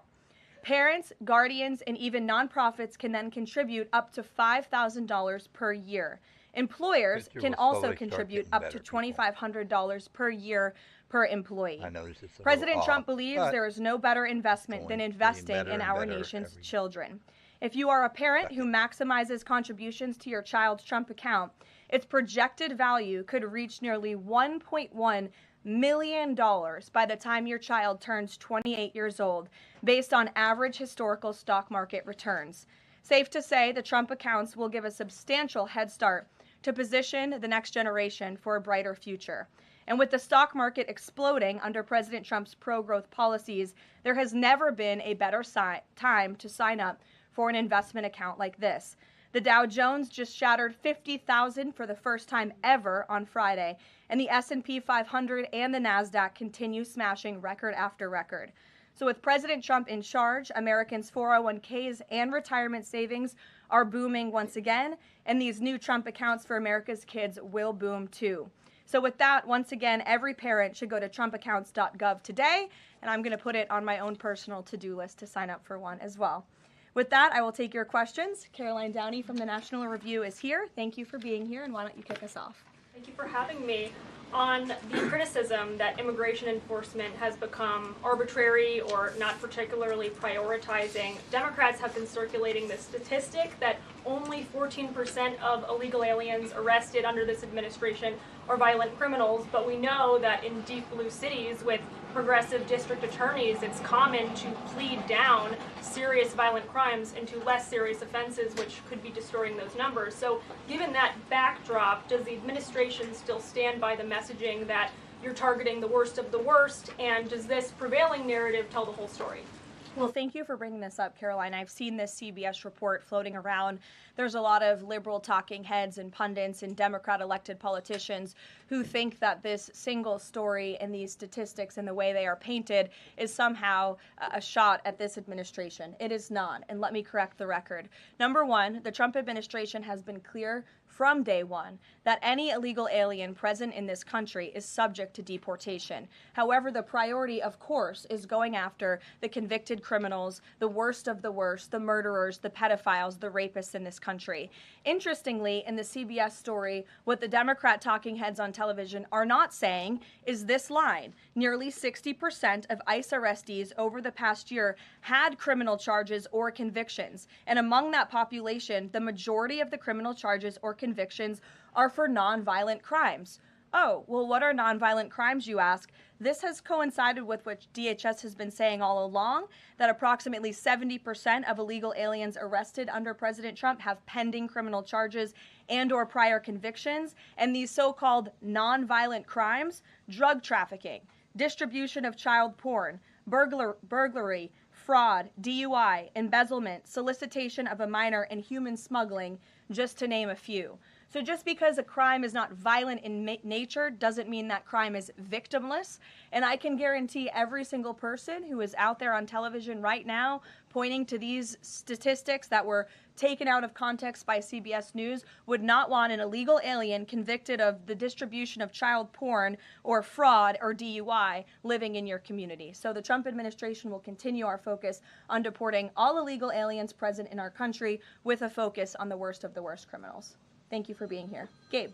Caroline, thank you. And thank you for the update on our colleague Savannah Guthrie's mother. Is there anything more you can share? You said the president was reviewing that surveillance footage. What was his initial reaction when seeing those disturbing images? And does he believe that that suspect acted alone? I haven't talked to him specifically about the second point on whether the suspect acted alone or not, so I don't want to weigh in on the president's thinking on that. His initial reaction, of course, as all Americans, is just pure disgust. And again, it's heartbreaking to see now this footage really bring to life a story we've all been reading about. And again, we're just praying for the safety of Nancy Guthrie and that she will return home soon. And the president directed me to please encourage all Americans with any information to call the FBI. And we hope that this case will come to a positive resolution as soon as possible. We, of course, have a lot to talk about in a completely separate topic. I was hoping you can clarify something that's come up over the last several days, again, regarding a separate topic, in the Epstein files. According to newly released files, the president had a conversation with the Palm Beach police chief in the early 2000s, according to the police chief in 2019. The president has gone on record before, and he's told reporters that he said that that he had no idea about Jeffrey Epstein's crimes. During this conversation with the police chief, however, he did say, according to this recounting of it, that thank goodness you're stopping him. He also called Ghislaine Maxwell evil. So my two questions are, did that conversation with the Palm Beach police chief happen? And can you explain the discrepancy? What I will say is that the president has always remained consistent and that he kicked Jeffrey Epstein out of his club at Mar-a-Lago because, frankly, Jeffrey Epstein was a creep. And unlike many other people who are named in these files, President Trump cut off his relationship with Jeffrey Epstein and was honest and transparent about that for years and years. And so I think what the president has said all along has always remained true. And the release of more than 3 million documents related to Jeffrey Epstein and his heinous, disgusting crimes just shows the level of transparency that this president and administration has committed to in bringing these files to light. But did he call the chief in Reagan. 2006? Caroline, did he call the chief? Look, it was a phone call that may or may not have happened in 2006. I don't know the answer to that question. What I'm telling you is that what President Trump has always said is that he kicked Jeffrey Epstein out of his Mar-a-Lago club because Jeffrey Epstein was a creep, and that remains true. And this call, if it did happen, corroborates exactly what President Trump has said from the beginning. And I'm sure many of you, when you read that alleged FBI report, probably thought to yourself, wow, this really cracks our narrative that we've been trying to push about this president for many years. So we're moving on from that. Reagan. Thanks, Caroline. I want to ask you about the SAVE Act. NBC reported that there's some hesitation among House Republicans on adding absentee ballot restrictions into the SAVE Act. Can you explain what the hesitation is among House Republicans and also just provide a status of negotiations with Congress on the legislation? Sure. I can't speak for House Republicans, Reagan. I can obviously speak for the president, who is quite possibly the strongest supporter of the Save America Act, which, as you know, would require proof of citizenship to register to vote. It would require proof of identification, a photo identification before casting a ballot. And it would also ensure that there are exceptions made. I think that's what you're alluding to with these conversations with House Republicans for reasonable requests, of course, for our military, for individuals who are disabled and cannot make it to the polls. Those are reasonable, common sense things that I believe House Republicans are discussing amongst themselves. But as for the president, he's been very clear. He wants House Republicans and Democrats, too, if they were politically wise, to pass this legislation, for the Senate to pass it, to send it to the president's desk so it can be signed into law. Follow-up. I'm wondering when the last time the president spoke to Leader Thune was and if he discussed using the standing filibuster to pass legislation. The president has given his position on the standing filibuster. As for his most recent conversation with Leader Thune, frankly, I'm not sure. I do know they speak very frequently. The president's in constant communication with both Leader Thune and the House Speaker, Mike Johnson. Stephen, I see we switched up our seating chart. Your direct line of sight now. Congratulations. Thank you to the Correspondents Association for recognizing the New York Post's reach. I've got two questions for you, one about the Guthrie case and then another about infrastructure. On the Guthrie case, does President Trump have a warning to the culprits here about what would happen to them, what federal consequences they would face if they do not release Nancy Guthrie unharmed? I think anyone who was involved in this depraved crime, this abduction, of course, we want to be seen held to the fullest extent of the law possible. And on infrastructure, can you explain why President Trump asked Chuck Schumer to help him rename Penn Station and Dulles Airport after himself? Why is he interested in having his name on those two buildings? And why are the Gateway Tunnel funds the proper point of pressure to get that to happen? To your first question about the renaming, why not? It was something the president floated in his conversation with Chuck Schumer. As for the funding, the president has addressed that separately himself. Danny. Thanks. Today, the vice president's account posted and then deleted a tweet about the Armenian genocide. And then last week, President Trump's Truth Social account posted and then deleted a racist video about the Obamas. And the White House again blamed that on a staffer. I wanted to ask you, does the White House have a social media problem at the moment? Do you have an auto-posting problem that's leading to these mistakes? No. As for the Armenian tweet that you're referring to, I would just refer you back to the White House's message that was issued on Armenian Remembrance Day, and there's been no change of policy at this time. Mary? Thanks, Caroline. When the president goes to Beijing in the spring, does he have plans to try and advocate on behalf of Jimmy Lai, who was just sentenced to 20 years yesterday? This is something I've heard the president advocate for both publicly and privately. I had the honor of being in that meeting with President Trump and President Xi in South Korea that took place, and this was brought up by the president himself. It is important to him, and he looks forward to visiting China in April. Go ahead. Thanks, Caroline. So some Republican lawmakers from Nebraska have said they're worried that the Argentinian beef executive order will sideline some American ranchers. How will the Trump administration make sure prices go down for consumers without harming those ranchers? Of course. Well, both things can happen at the same time. That's the president's belief. He wants to see prices come down. In fact, I just overheard him on the phone with Secretary Rollins. They were talking about something different, but he's always saying we got to make sure that prices continue to come down. As you know, Secretary Rollins successfully did that with respect to egg prices. Beef prices are coming down slightly, and the president wants to see that continue. He believes that a minor import to the country with cattle might be a short-term solution with respect to bringing down prices, but of course protecting our American cattle and rancher industry is a priority for the president, and he's in touch with those stakeholders. We've had them here at the White House a few times in recent months to discuss this issue directly. John. Thanks a lot, Caroline. Yesterday, the president on social media threatened to block the new Gordie Howe Bridge, which would connect Detroit to Canada. This is a bridge that was fully paid for by Canada. It used American labor to construct it. It used American steel to construct that bridge. The president in 2017 was actually in favor of this bridge, part of a joint statement that he put out when he met with the Canadian Prime Minister. Why has the president changed his mind as it relates to this bridge? I think the president was very clear and direct in his truth, John, but just to reiterate, the fact that Canada will control what crosses the Gordie Howe Bridge and owns the land on both sides is unacceptable to the president. It's also unacceptable that more of this bridge isn't being built with more American-made materials, even more so than what President Barack Obama committed to with the Canadians at the time, at the start of the project. He also believes that the U.S. should own at least half of the bridge, have shared authority over what passes across it, and participate in the economic benefits generated by its use. This is just another example of President Trump putting America's interests first, and so he made that very clear in his call with Prime Minister Carney earlier today. Phil. Thank you, Caroline. Sure. DHS Secretary Kristi Noem just posted a photo of herself signing the last contract to build the border wall between Laredo, Del Rio, and Big Bend, Texas, among reports that construction had stalled. Is the president satisfied with the pace of construction?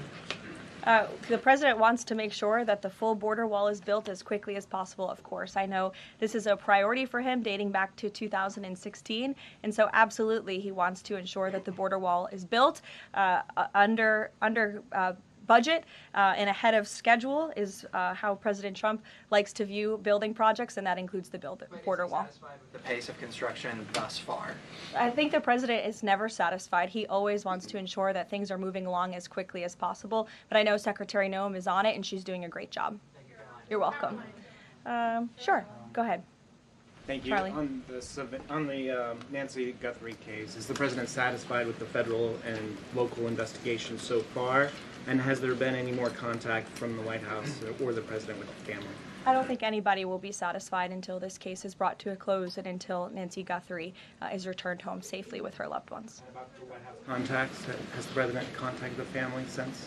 Not since that initial phone call. Sure, Tamara. Thank you. The National Governors Association is removing a meeting with President Trump from his agenda because only Republicans were invited.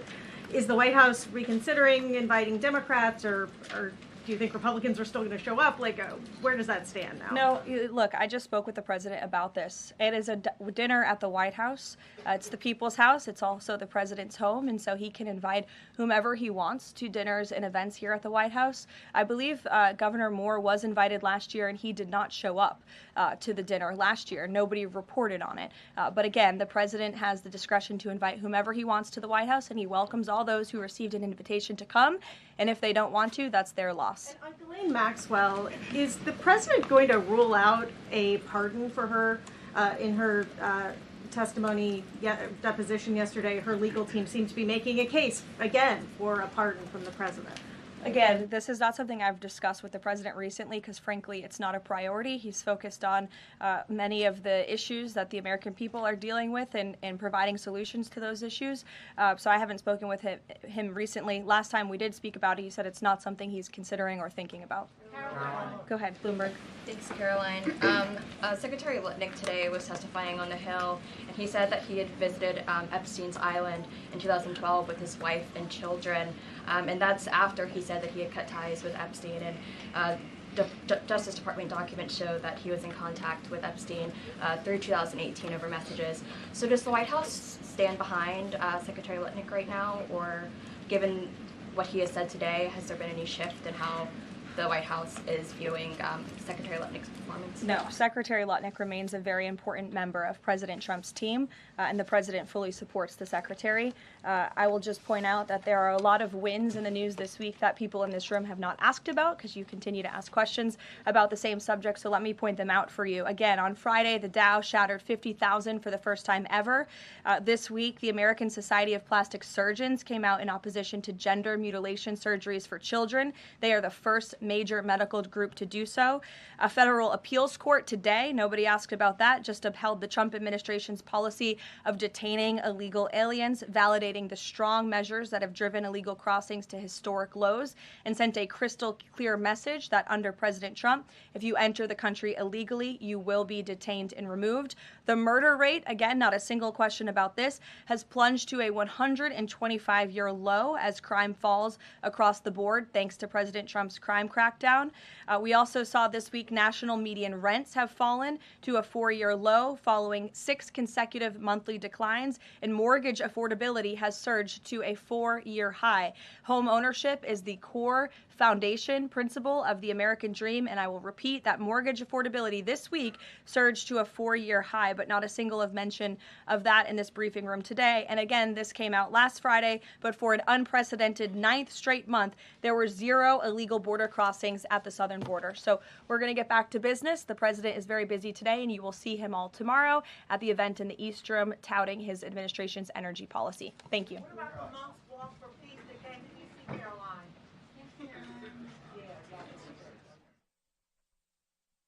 that was Caroline Levitt during the briefing, White House briefing.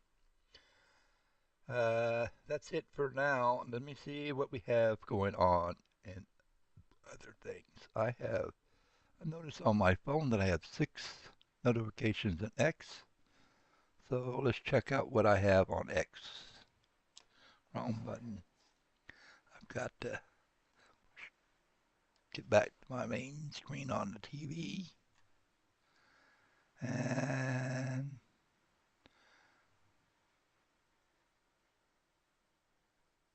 pop it out. There we go. It's over here. And Dodge. And let's see what X is showing me here.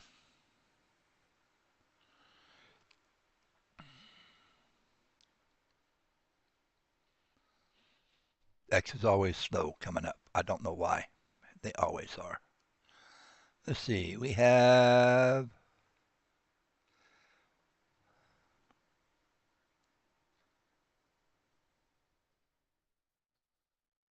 I don't know who that is.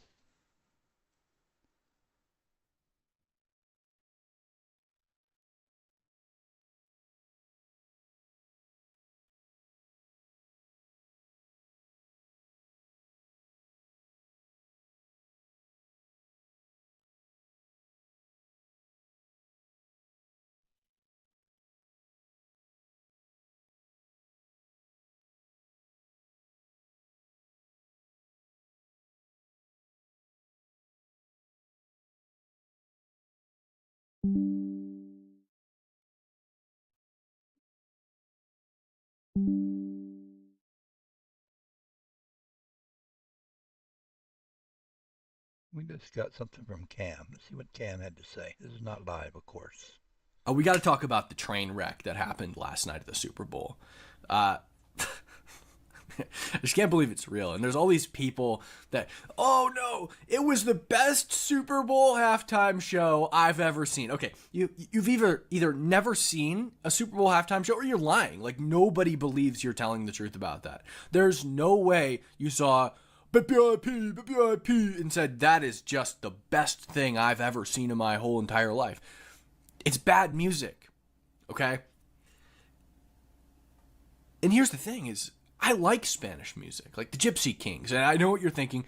Somebody called me on this already. They're French. Okay, they're the descendants of, or the children of people who fled during the Spanish Civil War. Their music is in Spanish. I love the Gypsy Kings. They're great. They shouldn't play the Super Bowl. It's America. We speak English here. Okay, there's a place and a time for it. The place for the Gypsy Kings is when I'm in the back deck smoking a cigar. Maybe having a sip of scotch. That's when I might like to listen to the Gypsy Kings. Not at the biggest and most viewed American sports game, first of all, ever this year. And each year. Okay, here's the other thing. The music isn't good. Okay. The Gypsy Kings are good. They're Spanish singers, and the music is good. It's pleasant to the ears. Bad Bunny is not pleasant to the ears. It sucks. It's bad music. And I was talking to my mother about this because she texted me, and she's like, I've seen your tweets about the Bad Bunny performance. I don't know if she watched the Super Bowl, if she saw the halftime show, or if she watched the Turning Point one. I'm not sure. She's like, you're part Spanish. Your dad comes from Spain. You shouldn't, I shouldn't say this, but kind of like, it's also part of you. You're Spanish. And I'm like, yeah, that's cool. That's great. I like Spanish music. Okay, I can't speak Spanish, but I don't like it at the American Super Bowl. And again, the music was just bad. And we talked a little bit more about this, and the performance was just grotesque. Like, it was disgusting. You had, and we're going to get into all this. You had, like, guys grabbing each other and grinding on each other, half-naked women everywhere. And I get it, like, sports fans like half-naked women. It's just not family-friendly. It wasn't by any stretch of the imagination a family-friendly performance, nor is Bad Bunny a family-friendly artist. And also, nobody knew who this guy was 2 weeks ago until he was named as the headliner for the Super Bowl. Who the hell knew who Bad Bunny was? 2 weeks ago, I thought Bad Bunny was a woman. He has a woman's name. NC Kelly, thank you for the $20 super chat. So excited to see you. Deserved the downtime. Rockstars need some rock and roll too. TPUSA was fire. Always praying for your safety. Thank you so much, NC Kelly. And yeah, it was grotesque. It was disgusting. So that's the other part of it. And this song that he sang is grotesque and disgusting too. And we're gonna get into it. So now here's the other thing is, and this is gonna be a theme while we talk about this. Is this just me as a conservative who doesn't like grotesque, disgusting things, go figure, upset about this? Or is this a bad artist? I think the answer is this is a bad artist. Let's see how the crowd reacted at the Super Bowl. Oh! Wow. You've got one woman who seems to be excited. Look, check this out. These guys are saying, look at this guy right here. He's saying, fuck this, I'm going to get a beer. Wow. Look at it. There's another one. He's saying, fuck this, I'm going to get a beer. Like, nobody cares. You've got one person who's excited about this. And her friend's not even excited about it. Okay? It's bad. It's bad music. And I'm not the only person who thinks so. Okay? And furthermore, I just talked about how nobody knew who this guy was. Here's NFL players talking about if they know who Bad Bunny is, or naming Bad Bunny songs. Favorite Bad Bunny song? I already got one. Sorry about that. I don't know who that is. I never heard of Bad Bunny. I don't know who that is. I heard performing at halftime. Yeah, I don't know who it is. I don't know no Bad Bunny song. Do you think they made a mistake? I believe so. I ain't never heard. Oh shit!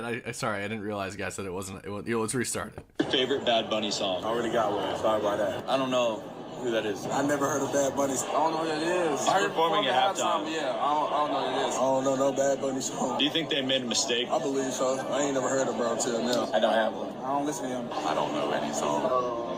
Oh, what the heck's it called? I blacked out the name. I'm gonna guess it's called Bip. I don't think I have one. I don't know about Bunny song. That's a tough one. I don't have one. I don't really listen to that, but I can't lie. I really do not know any. I haven't listened to any songs. I don't know any to keep it G. I just tuned into Bad Bunny this morning because is it DTMF? DTMT. Like your second favorite? I don't think I can name it. I like Titini Pregunto, Seda, and Moscow Mule. What is it, Monaco? The one with Cardi B. I can't remember the name. I don't really listen to Bad Bunny. It's the one that goes, boy. That's all I know though. That's because Juicy be singing it. I know the words or like the name of it. Yeah, just say this, La Camiseta. Okay, so you get the point. Nobody knows who Bad Bunny is. The NFL players themselves don't know who Bad Bunny is, and he's headlining their performance at the Super Bowl. Okay? Nobody knows the guy. Look at the who sang the Super Bowl in the past. Let me just ask ChatGPT for the past 10 Super Bowl headliners.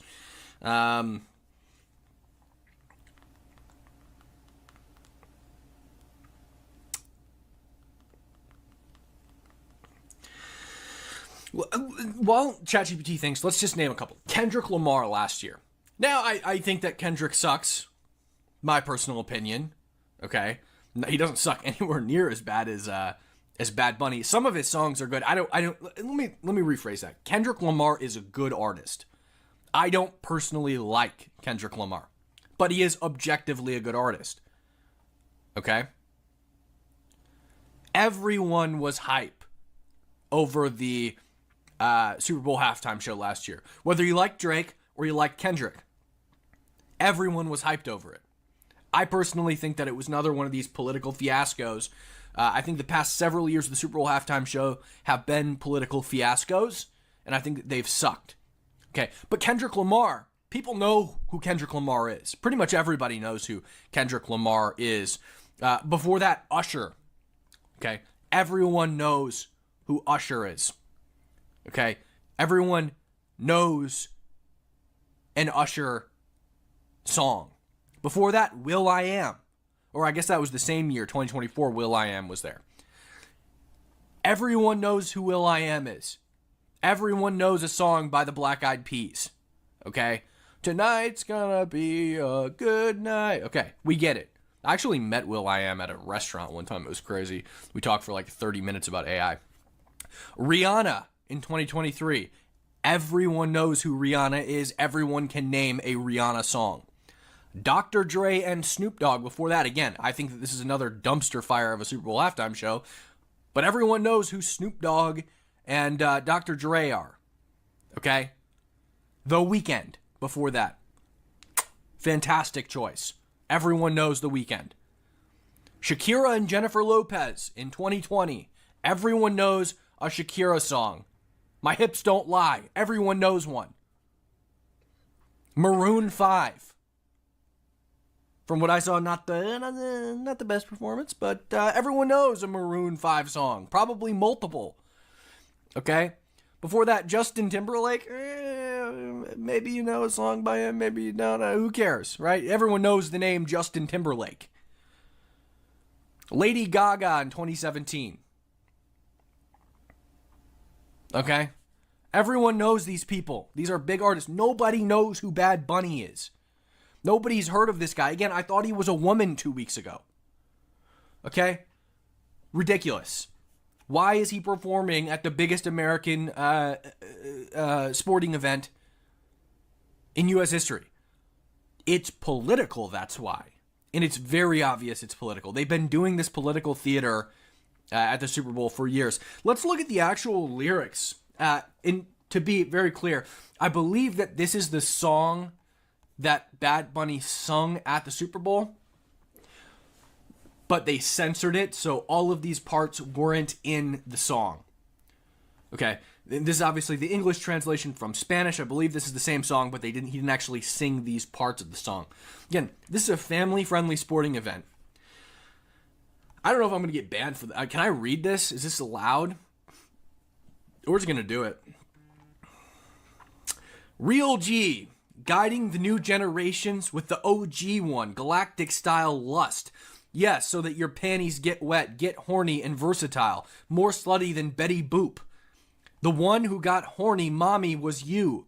I stay killing with the you. Pussy with the dick, pussy with ass. Push it in. Pussy with dick. Dick with ass. Yes, push it in. Pussy with dick. Dick with ass. Push it in. Your tits rubbing on my nipples. Push it in. This year I don't want sluts. Push it in. They see you with a lot of jewels. They want to stay. Push it in. They see you really active and they want to stay. Push it in. Because you look hot. Because you look hot. Push it in. Me completely.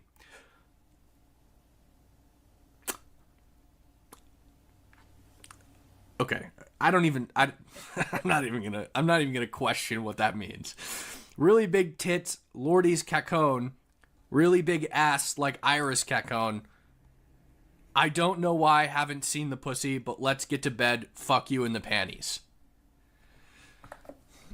Real family friendly here, but it's okay because he's not speaking English, which is the problem.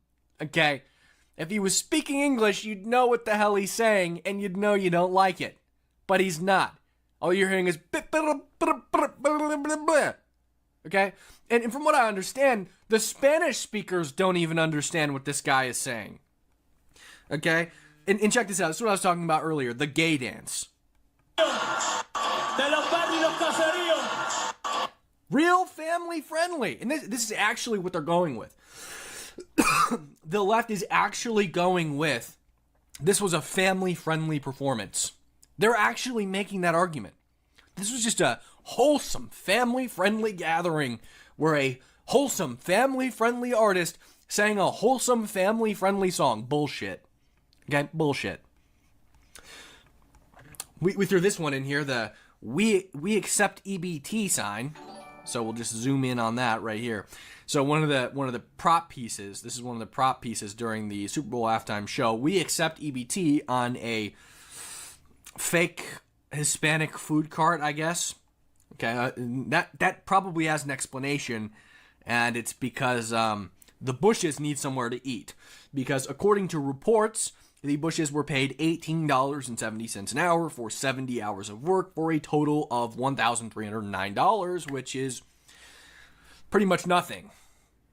Especially for a gig like this. Generally, when you have a short-term gig, especially one with so much pressure, that's so organized, that's on national television, you're going to want it to be a lot of money so that you can make it to your next gig. That's the goal, right? If somebody comes and redoes your roof, they don't get paid minimum wage. It's going to take them a couple of days till they move on to their next job. They're going to get paid quite a bit per hour. If somebody films your wedding, right? They don't film your wedding for minimum wage. They film your wedding for probably something like $10,000. It's only a couple hours of work, but it's a very short-term gig. They need the money to get to their next gig, and so that's what they charge. Okay, so but they're paying these plants basically nothing, and keep in mind this is in California, so imagine how much of this got swiped right from their wallets and went to Mr. Newsom. So that's probably why they had to have the Mexican food cart with the "We accept EBT" sign, because the plants had to have somewhere to eat. Back to this idea that I'm not the only person who thinks this was a trash halftime performance. TMZ ran a poll on which was the better halftime show, Kid Rock or Bad Bunny. Absolutely blown out of the water. Bad Bunny got 35.6% and Kid Rock got 64.4%. Out of 384,667 votes. Kid Rock absolutely blew it out of the water. Now, I thought the music, if I'm being totally honest, I thought that the music overall at the Turning Point halftime show could have been better. It's okay to say. I didn't know a lot of the artists, and I'm not a huge Kid Rock fan. Not that I think he's bad, just that I just didn't grow up listening to Kid Rock. I did think that his last song was amazing. I thought that it was emotional. I thought it was touching. I thought it was great. And I loved the memorial to Charlie at the end. With that being said, the artists that played at the Turning Point halftime show were undeniably talented. The young woman, I don't know her name, who won American Idol and came out barefoot and sang her song. She's great. I didn't know her song. It didn't hype me up because I didn't know her song. You know, you tend to get hyped up over songs when you know them. I didn't know her song, but I thought it was amazing. I thought she was very talented.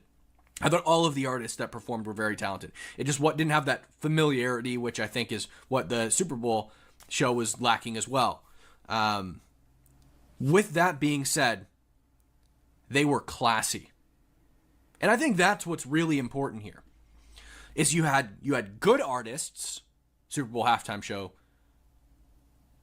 didn't have that for their headliner at least. And we'll get into my mixed opinion on this.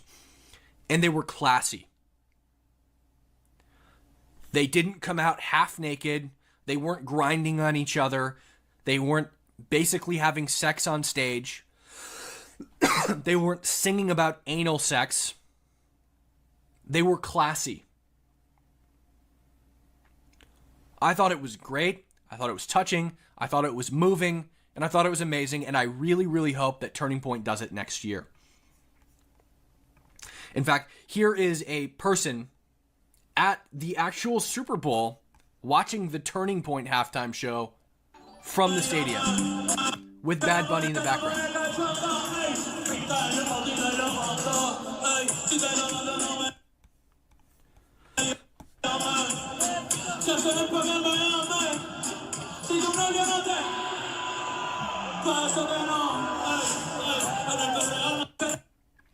And this is trash. Like, there's not even a stage.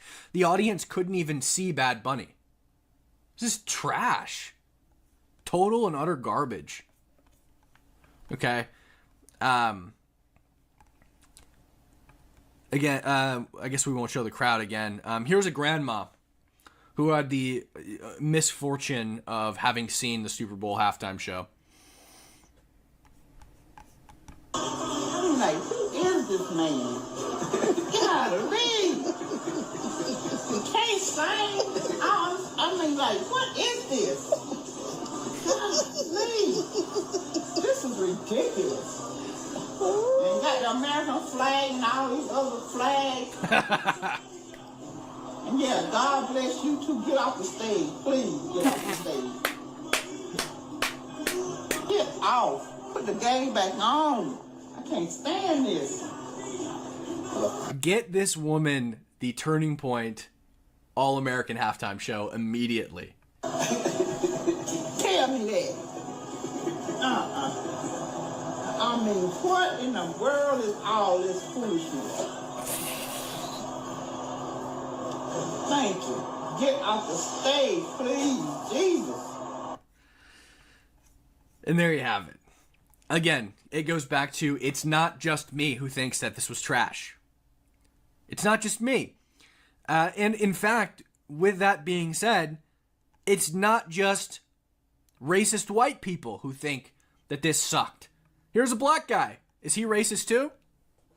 I can agree that Bad Bunny, I think we all can agree that Bad Bunny wasn't really. Next year's Super Bowl must be in English, damn it. We just watched the entire Super Bowl halftime show in Spanish. In cornfield. And on an American sports game. On the light bulb. Makes no sense. And you know, I like reggaeton as much as the next person do, but not in Spanish. Like again, we speak English in this country. People, when you sing a song, okay, so this is just basic, right? And this is not to say, actually, you know what this is to say, even for Spanish music, that's good, right? But aside from the fact that Bad Bunny is trash, when a person is listening to a song, they like to be able to sing along to that song. It's nature. You like to hear patterns that you recognize. And you can recognize those patterns better if you understand them. If you don't speak the language, you're not going to understand the pattern. When I listen to, like the Gypsy Kings, right? Caminando por la calle, right? I learn the words to the song in Spanish, even though I don't speak Spanish, because when I hear the song, I want to be able to sing along to it. This is mumbo jumbo that Bad Bunny is singing. Even the Spanish speakers don't understand it, first of all. And second of all, nobody's heard it before because nobody knows who Bad Bunny is. Let's see what the Spanish speaker. Actually, I don't know if I saved any of these where the Spanish speakers are like saying they don't understand it. But regardless, I've seen so many videos of Spanish speakers saying, "Dude, we don't know what he's saying." I'm sure you guys have seen it too. They're like, "We don't know what he's talking about. Like it's not clocking. We can't get it. He's speaking nonsense, mumbo jumbo." Okay. Here's a dorm party with tons of enthusiasm. Wow, they're so excited. Here's the thing. If you can't get the young people on your side, if you can't get the college-age students who will slam a Four Loko and sing along to anything, you've got a major problem. If you cannot get the college students on your side, you've got a problem on your hands. Because when I was in college and I was getting drunk watching the Super Bowl, I would have sang along to anything. Okay? Any trash artist I would have sang along to. And these guys just don't give a shit about Bad Bunny. Just like the rest of us that don't care about Bad Bunny because he's garbage.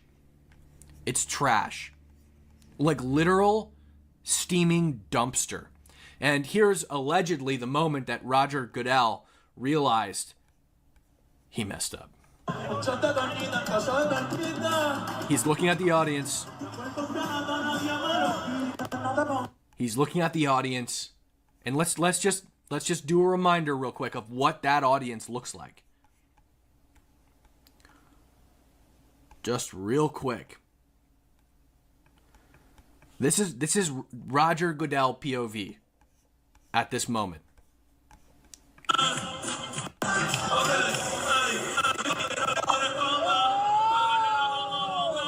That is the Roger Goodell POV. He is looking at this, doing this. Oh, shit. Oh, shit. I messed up. I hired a random brown activist to headline the Super Bowl, thinking that everyone would go nuts because they hate Trump, and turns out all my fans are rednecks. What the heck? You're telling me the liberals don't like football? You're telling me the liberals can't afford to go to the Super Bowl because they don't have jobs? Why did nobody tell me this? That's what's going through Roger Goodell's head. He's an idiot.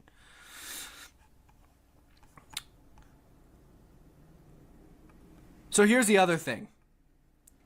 Actually, let's go to this real quick. So this is a man who crashes out over the Super Bowl, the Turning Point Super Bowl halftime show. Here's Nick Sorter's report. Pathetic. A man walked up to a bar owner and called him a racist for playing TPUSA's halftime show. The bar owner responded by kicking him out and banning him from the premises. That's a proper response. Don't give in to these fools. Let's watch. I came here for the halftime show. The whole experience. Why aren't you playing Bad Bunny at the halftime show? Because I put this halftime show on. Why? Because this is what the majority. If you filming me, get the hell out of my face. I'm filming you. Why are you doing that? Why didn't you play Bad Bunny? Because the majority I'm of gonna my pay. Get out. I'm gonna pay first. Luke, this is why. I gotta pay This is first. why I said no. I gotta pay first. But I'm asking a question. Go pay. I'm not being violent. I'll pass you Yeah, I out. gotta pay first. Yeah, I well, shouldn't pay. what's your because I tab came here under? for the full experience. What's your tab under? The full Super Bowl experience. Okay, what's your tab under? All right? I came here for the full Super Bowl experience. Are you the bouncer? Are you the manager? Are you the bouncer, the manager? Came here for the full Super Bowl experience. Bro wanted to be tortured. Bro wanted to be tortured. He said, all right, just hook me up to the car battery. I'm willing to take it. Hook me up to the car battery and play Bad Bunny. I want to be tortured.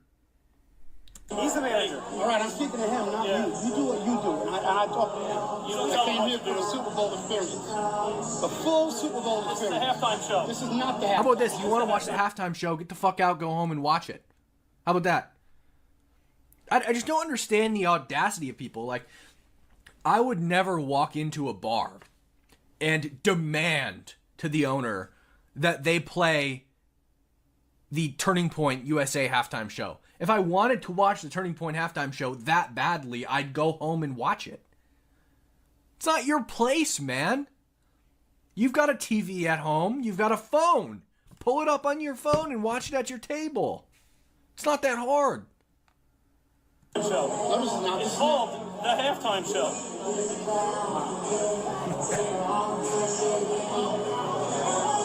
We're at the zoo, and the zoo refuses to play Bad Bunny for some reason during the halftime show. They want to play somebody else. Yeah, they're playing the real halftime show. All right? And also, at this time, Bad Bunny wasn't even on yet. I'm going to put this on my social media. There you go, baby. Good. All right? There you go. I don't think it went the way he wanted it to when he put it on his social media. There's your check. You have a good night. Thank you. You might get customers, you might lose a lot of customers. Because you might look like a racist. All right? You might look like a racist. So do you. Why? You're a racist. Why? You're complaining about the show. This show right here is not All right, the show. can we do me a favor? I have a bunch of other things that we have. Who the hell cares? It's not your bar, bro. Came here for the Super Bowl experience. This is not part of the Super Bowl. So don't come back. This was not promoted. So don't come back. So don't come back. And that's how you handle them, guys. That's how you do it. So the whole idea of this Super Bowl halftime show was diversity. Look what we're doing. We're doing diversity, guys. We're showing that you can do real diversity here, and you can have lots of different people, except white people. Except white people. We don't want white people. I think there's is this guy white? I don't think. Is that guy white? Yeah, I think he might be white. It's hard to tell. Actually, I don't know. What do we think, guys? Is he white? This guy might. I don't think so. I don't think that guy's white. Except white people. Now, this right here is undoubtedly a true match. A true match of the demographic breakdown of the United States. Okay, so I think the verdict is out. This guy's not white. I'm pretty sure it's got to just be the way the light's hitting him. Chat says he's not white. Chat says he's clearly a black guy. No, I'm just kidding. But this is obviously a demographic breakdown of what the United States truly and actually looks like. Just like this. No white people in sight. It's not diversity. It's like fixing racism with more racism. Not that there was racism to begin with. But it's like saying, like, you're just going to cause the cycle to go in the other direction. They're so stupid. Here's Ed Krasenstein, speaking of racism, who says, "Many of you might have missed this, but the little boy who Bad Bunny handed his Grammy to at the Super Bowl was Liam Ramos." Amazing. For those of you who don't know, Liam Ramos is the little 5-year-old kid who I believe was abandoned by his parents when they were detained by ICE. So there's little Liam Ramos, and there's apparently Liam Ramos again. Only it turns out that's not Liam Ramos. It's actually Lincoln Fox, a child actor. It turns out Ed Krasenstein just sees brown kid and says, "Yep, must be the same person. Must be the same kid. I mean, look at him. Look. Brown kid, brown kid, brown kid, brown kid, brown kid, brown kid. Same kid. Gotta be. It's gotta be. Right? The worst part might be these kids don't even look the same. Like, as far as brown kids looking alike, they don't appear to be the same skin tone. They have clearly different mouths and different noses. Like, it's not... He literally just said brown kid, same kid. What an idiot. What an idiot. He did correct himself, so I guess there's that. Zach Bryan is going on another tear, apparently. Bad Bunny, by the way, deleted his social media, apparently, after the halftime show. I'm not sure if this is relevant to this. Okay. Zach Bryan put on his Instagram story, I don't care what side of the aisle you're on. A bunch of adults throwing temper tantrums and their own halftime show is embarrassing as hell and the most cringe shit on the planet. Okay. That's fine, Zach Bryan. Who are you again? Like, nobody listens to your music, first of all. Like, you are lower than Bad Bunny, my friend. Nobody's listening to your trash. I'm sorry, I like country music. I love country music. I like good country music, and Zach Bryan is not good country music. Sorry to all the people who might like Zach Bryan, but he's trash. Okay? Total garbage. It's not just because I don't like his political opinions. It's hot dog shit. Sorry. Okay? It just is. It's true. Okay? And here's the thing. Zach Bryan is like a moderately well-known country artist, and most country fans are conservatives. So he's like moderately famous amongst conservatives. He's never going to play the Super Bowl. Any opportunity he had to play the Super Bowl was at the Turning Point halftime show, and it's never going to happen because he's a shit lib and he's stupid. This halftime show was not about throwing a temper tantrum. The left has always been about the alternative. The right has always been about the alternative. If our institutions have been taken over and we don't like what's happening with them, instead of sitting around and griping about it, we build our own thing and we do our own thing. It's not throwing a temper tantrum. Zach is also exactly the type of person who would say, well, if you don't like it, just don't watch it. Okay, we didn't. I mean, I unfortunately, I had to watch it so I could complain about it to you guys. But he's exactly the kind of person who would do this. And so we didn't watch it. We made our own Super Bowl halftime show. And also, a big part of this was not about the Super Bowl at all. It was about remembering Charlie. It was about memorializing Charlie Kirk after he was murdered in the most publicly watched execution in world history.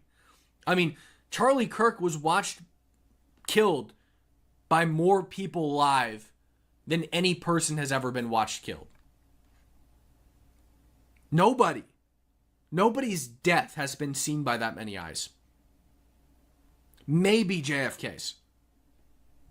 Right, but nobody saw JFK get assassinated, the tapes, until years afterwards. Everyone, by the time they saw John F. Kennedy get killed, they'd known about it for years. We watched it happen live. We had to go through the pain of sitting around all day and wondering if Charlie Kirk was going to live or die. We sat around hoping and praying to God that Charlie Kirk would not be dead. We watched more and more gruesome footage come out of blood spilling out of Charlie's neck in high definition, only to find out later that he had passed away. So you can call that cringe if you want, Zach Bryan. Call it cringe all you want. You're a terrible artist. Your music sucks. You've now essentially committed career suicide, right? With all the stuff you're saying. You were only popular amongst conservatives. Liberals evidently most of the time don't like country music. You're not going to find a big fan base there. We were all you had. And hey, whatever, right? I'm a big believer in, if you want to say something, if you have something on your mind, if you believe in something, stand for it and say it. I'm a big believer in that. And all the power to Zach Bryan if he wants to do that. All the power to him. But you want to call us cringe? Okay, your music sucks. You just blew your fan base. Like, I just don't understand the, like most artists straddle it pretty much in the middle. Right? Toby Keith, I'd care to wager he's probably a Republican. Right? Rest in peace. I'd say he was probably a Republican. But what did Toby do? He played it very much in the middle. He's an American patriot. He sings about loving America. And when asked, he would say, I'm a moderate. I'm in the middle. That's the smart thing to do. Right? Or at the very least, if you want to say I'm a Democrat, don't sling shit at the other side. It's probably not going to go well for your career. And, you know, I'm not his career coach and whatever. I'm just saying, I don't understand the point in burning people here. You're taking a stand. You're obviously pandering to the left. What are you trying to achieve? They don't listen to your crap. And when I say crap, I mean crap. I'm sorry, Zach. Okay? Green Day. Green Day opened the Super Bowl. And here's where my opinion gets a little bit mixed. Okay? I actually really like Green Day. And I actually think that Green Day's performance at the Super Bowl was really good. I thought that the songs they sang sounded very, very similar to their studio albums. They're very good live performers, and the music is good. It's catchy. Do I like the message behind the music? No. I think if they would have headlined the Super Bowl, the performance would have actually been a lot better. The only thing I would have had to complain about is what I'm about to complain about. The fact that Green Day is basically a leftist communist organization, band that hates the United States. But their music is really good. They sound really good. Okay, and I had no idea actually this whole time. I've been a Green Day fan for years. I've loved Green Day for a really long time, and I had no idea this whole time the lead singer was a lesbian. I just had no idea. So they hid that really well, and I respect it. I was really interested to find out that it was a lesbian that sings Green Day. It doesn't sound like a lesbian. It sounds like a man, but it's clearly a lesbian. I mean, this might as well be the offspring of Ellen DeGeneres. So, and to be clear, Green Day's message has never been anything but what it is now. Okay. Green Day has always been a leftist grunge organization, or band, organization, that has been very anti-establishment. It's always been their message. It's not changed. It's not like they got political. They've always been political. Okay. It's not new. But again, I really like Green Day. I like a lot of their songs. I grew up with it. Okay? Probably shouldn't be playing the Super Bowl. Do I get hype when I hear Green Day? Yeah, I do. And I do think there is a way to kind of, I can listen to Green Day and sing Green Day and like the music still with, even though I very much dislike the artist. Here's some comments from Green Day. Let's watch this. This goes out to all guys agents out wherever you are. Quit that shitty job you have. Because when this is over, and it will be over at some point in time, Christine Stephen Miller, J.D. Vance, Donald Trump, they're gonna drop you like a bad fucking habit.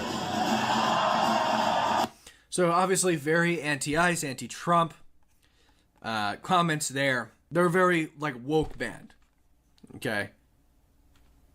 This is a band that has there's a lot, for those of you who don't know, in Green Day's song American Idiot, which is not a song that should be played at the Super Bowl. American Idiot, there's a point in the song where it says, I don't want to be a part of the redneck agenda. Now, for the time, that's already basically saying I want nothing to do with conservatives. Redneck and conservatives, lot of dumb, the same thing. Okay? For the most part. Most rednecks are conservatives. And there's a stereotype, obviously, that all conservatives are rednecks.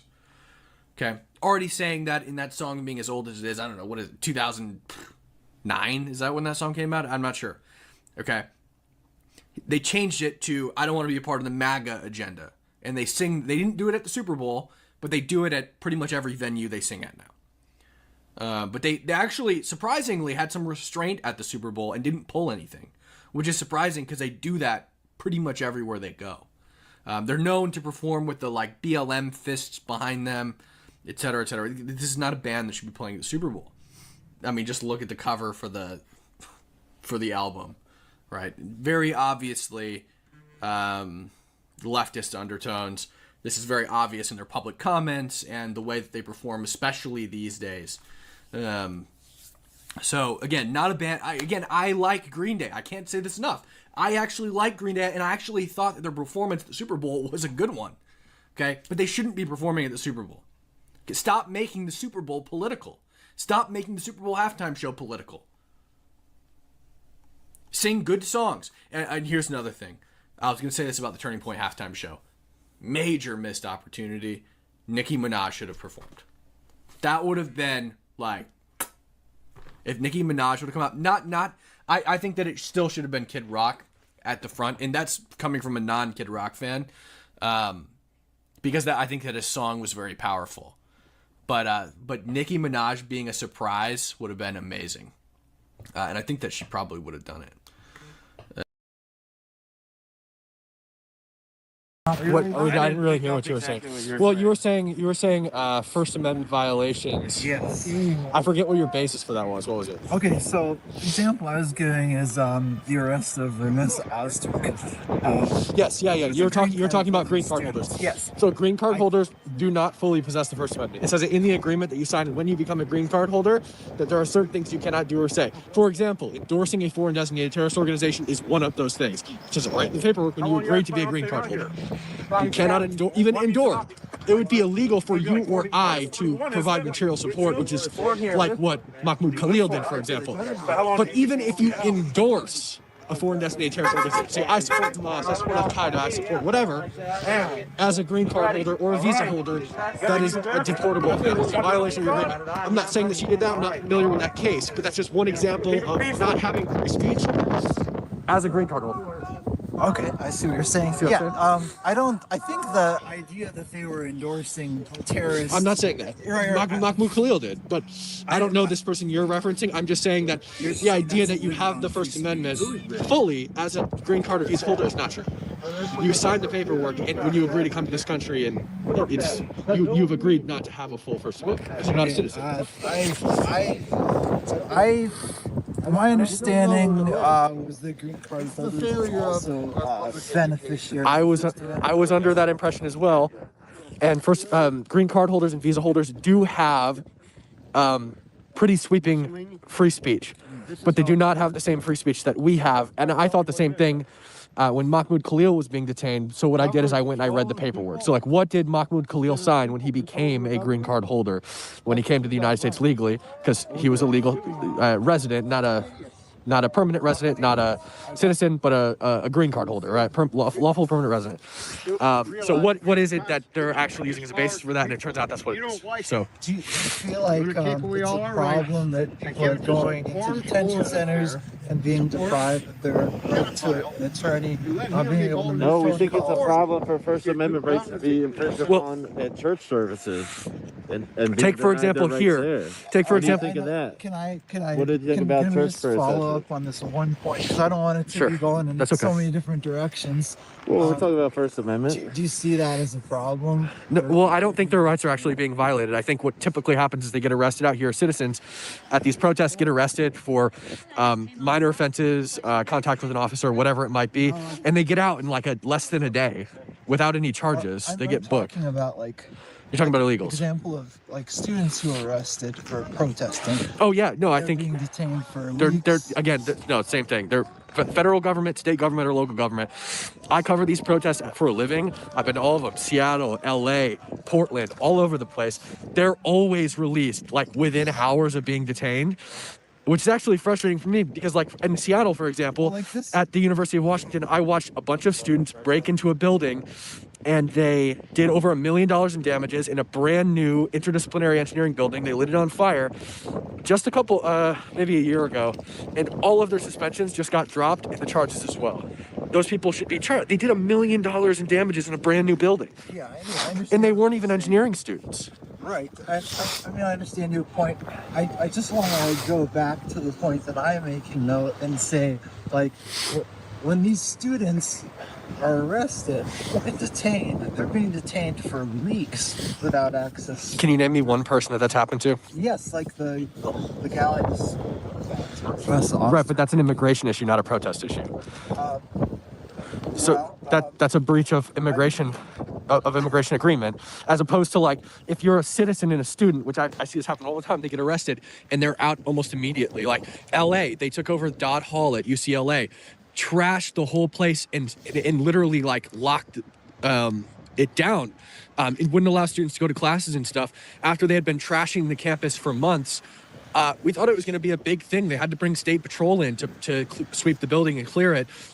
All of those guys were out the next morning, before the next morning, right? They were already all out sometime in the middle of the night, and they were back out doing the same stuff the very next day. And so I actually think it's the opposite. I think they're not going hard enough on students who do violent crimes, for example, especially. I mean, I don't know those incidents, so I can't really speak to that. But what I'm saying is that like the length of time they're detaining people and what they're subjecting them to, like the number of people who have died in detention in this first year of this administration, like surpasses the number of people who died in detention during the Biden administration. Well, that's because we weren't detaining anyone during the Biden administration. Like, let's be honest here. We weren't really doing a lot of border enforcement during Trump's time. But like we just spoke to a person over here who says Trump's ICE agents and federal law enforcement officers are not good enough because they're not trained well enough. They're only trained for 8 weeks. Now, I don't know the actual duration of how long agents are trained, but I'm almost certain that the duration of training has not changed since Obama was in office. And we know Obama was the deporter-in-chief who deported more people than any president in U.S. history. And the duration of training seems to be the same. And actually, a lot of the guys in this building right now that you guys deal with every day have been Border Patrol agents, ICE agents, Bureau of Prisons, whoever comes out since Obama was in office, and sometimes even before. Tom Homan, for example, was given a medal by Obama. Obama pinned a medal on his neck for outstanding service. And everybody championed those people back then. I mean, that's okay. I mean, Jesse Waters just made a good point the other night. Like, a couple years ago, CNN was doing embeds with ICE. You know, back when Obama was in office. They're doing embeds with ICE, which is something that now, like, if I was to do an embed with ICE, you guys would see me as like, oh, that guy must be a conservative because he's a journalist doing an embed with ICE, when it used to be a mainstream thing because they're a law enforcement agency that really hasn't changed that much. So you're saying ICE's tactics have not changed since the Obama administration? I don't think so. I think they've had to implement riot control now because, like J.D. Vance noted in his speech today, the reason there's so many ICE agents here is because there's so many people impeding them. Like the other day, they sent a decoy convoy out with Bovino and had him ride around town in circles all day so that the protesters that were rioting would target him and not actual officers doing operations. You have to have a whole bunch more people here just to distract and mitigate threats to operating agents. And if people just left them alone and allowed them to do it, or if MPD stepped in and did their jobs, A, Renee Good would be alive, and B, there wouldn't need to be so many ICE agents here. But people don't trust ICE, and they don't feel that they're doing their job lawfully. For example... But why do they trust ICE under Obama, not now? ICE agents weren't going around profiling people. How do you know that? Now... How do you know that it was not happening then, and how do you know it is happening now? Because that wasn't the policy of the administration. That's not the policy of the administration now. JD Vance just said today that there shouldn't be any racial profiling. It's not the policy anywhere. On the ground reports here, it's obvious that that's taking place. How do you know it's obvious? Because it's being reported by local journalists. Like who? Like Andrew Mercado, who told people to attack me? Literally told people to attack me. Like, this guy is a fanatical psychopath who not only told people to attack me, but also threatened to beat me up. Sorry, in person. personally? Me personally. He said my name, Cam Higbee. He said my name personally, told people to mob, assault me, make sure my security gets their paycheck in. Huh? Cam Higbee. Cam Higbee. Cam Higbee. Nice to meet you. Well, okay. They're going after the vulnerable. This was 2 weeks ago.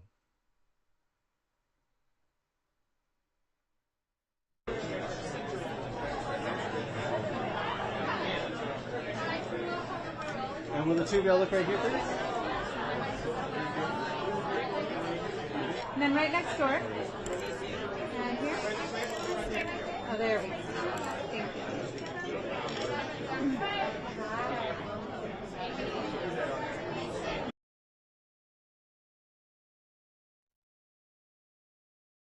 Overseeing the U.S. Immigration Court in Annandale, Virginia, as the chief of the National Security Division at USCIS's Fraud Detection and National Security Directorate, and as Assistant Chief Counsel with U.S. Immigration and Customs Enforcement.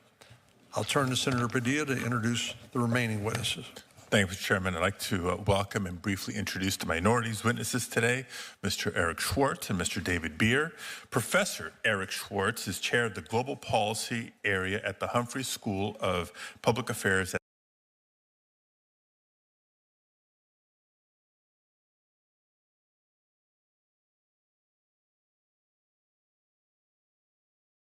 the most preeminent experts in affairs. His extensive work in the field of humanitarian efforts make him one of the most preeminent experts in this area, and we thank him for being with us today.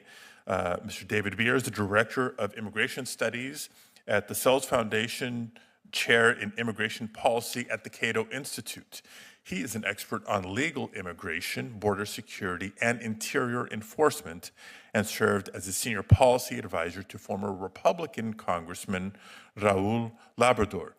In that capacity, he drafted immigration legislation for Representative Labrador, then the chairman of the House Judiciary Subcommittee on Immigration and Border Security. Mr. Beer has been published in numerous prominent national publications and has been cited on multiple occasions by the United States Supreme Court and federal circuit courts. Mr. Beer is a political science graduate from the Grove City College in Pennsylvania, and in his experience in the field of immigration makes him a great source of knowledge for our hearing today, and I thank them both for their participation. So I switched over to the Senate hearing on Somali fraud in Minnesota.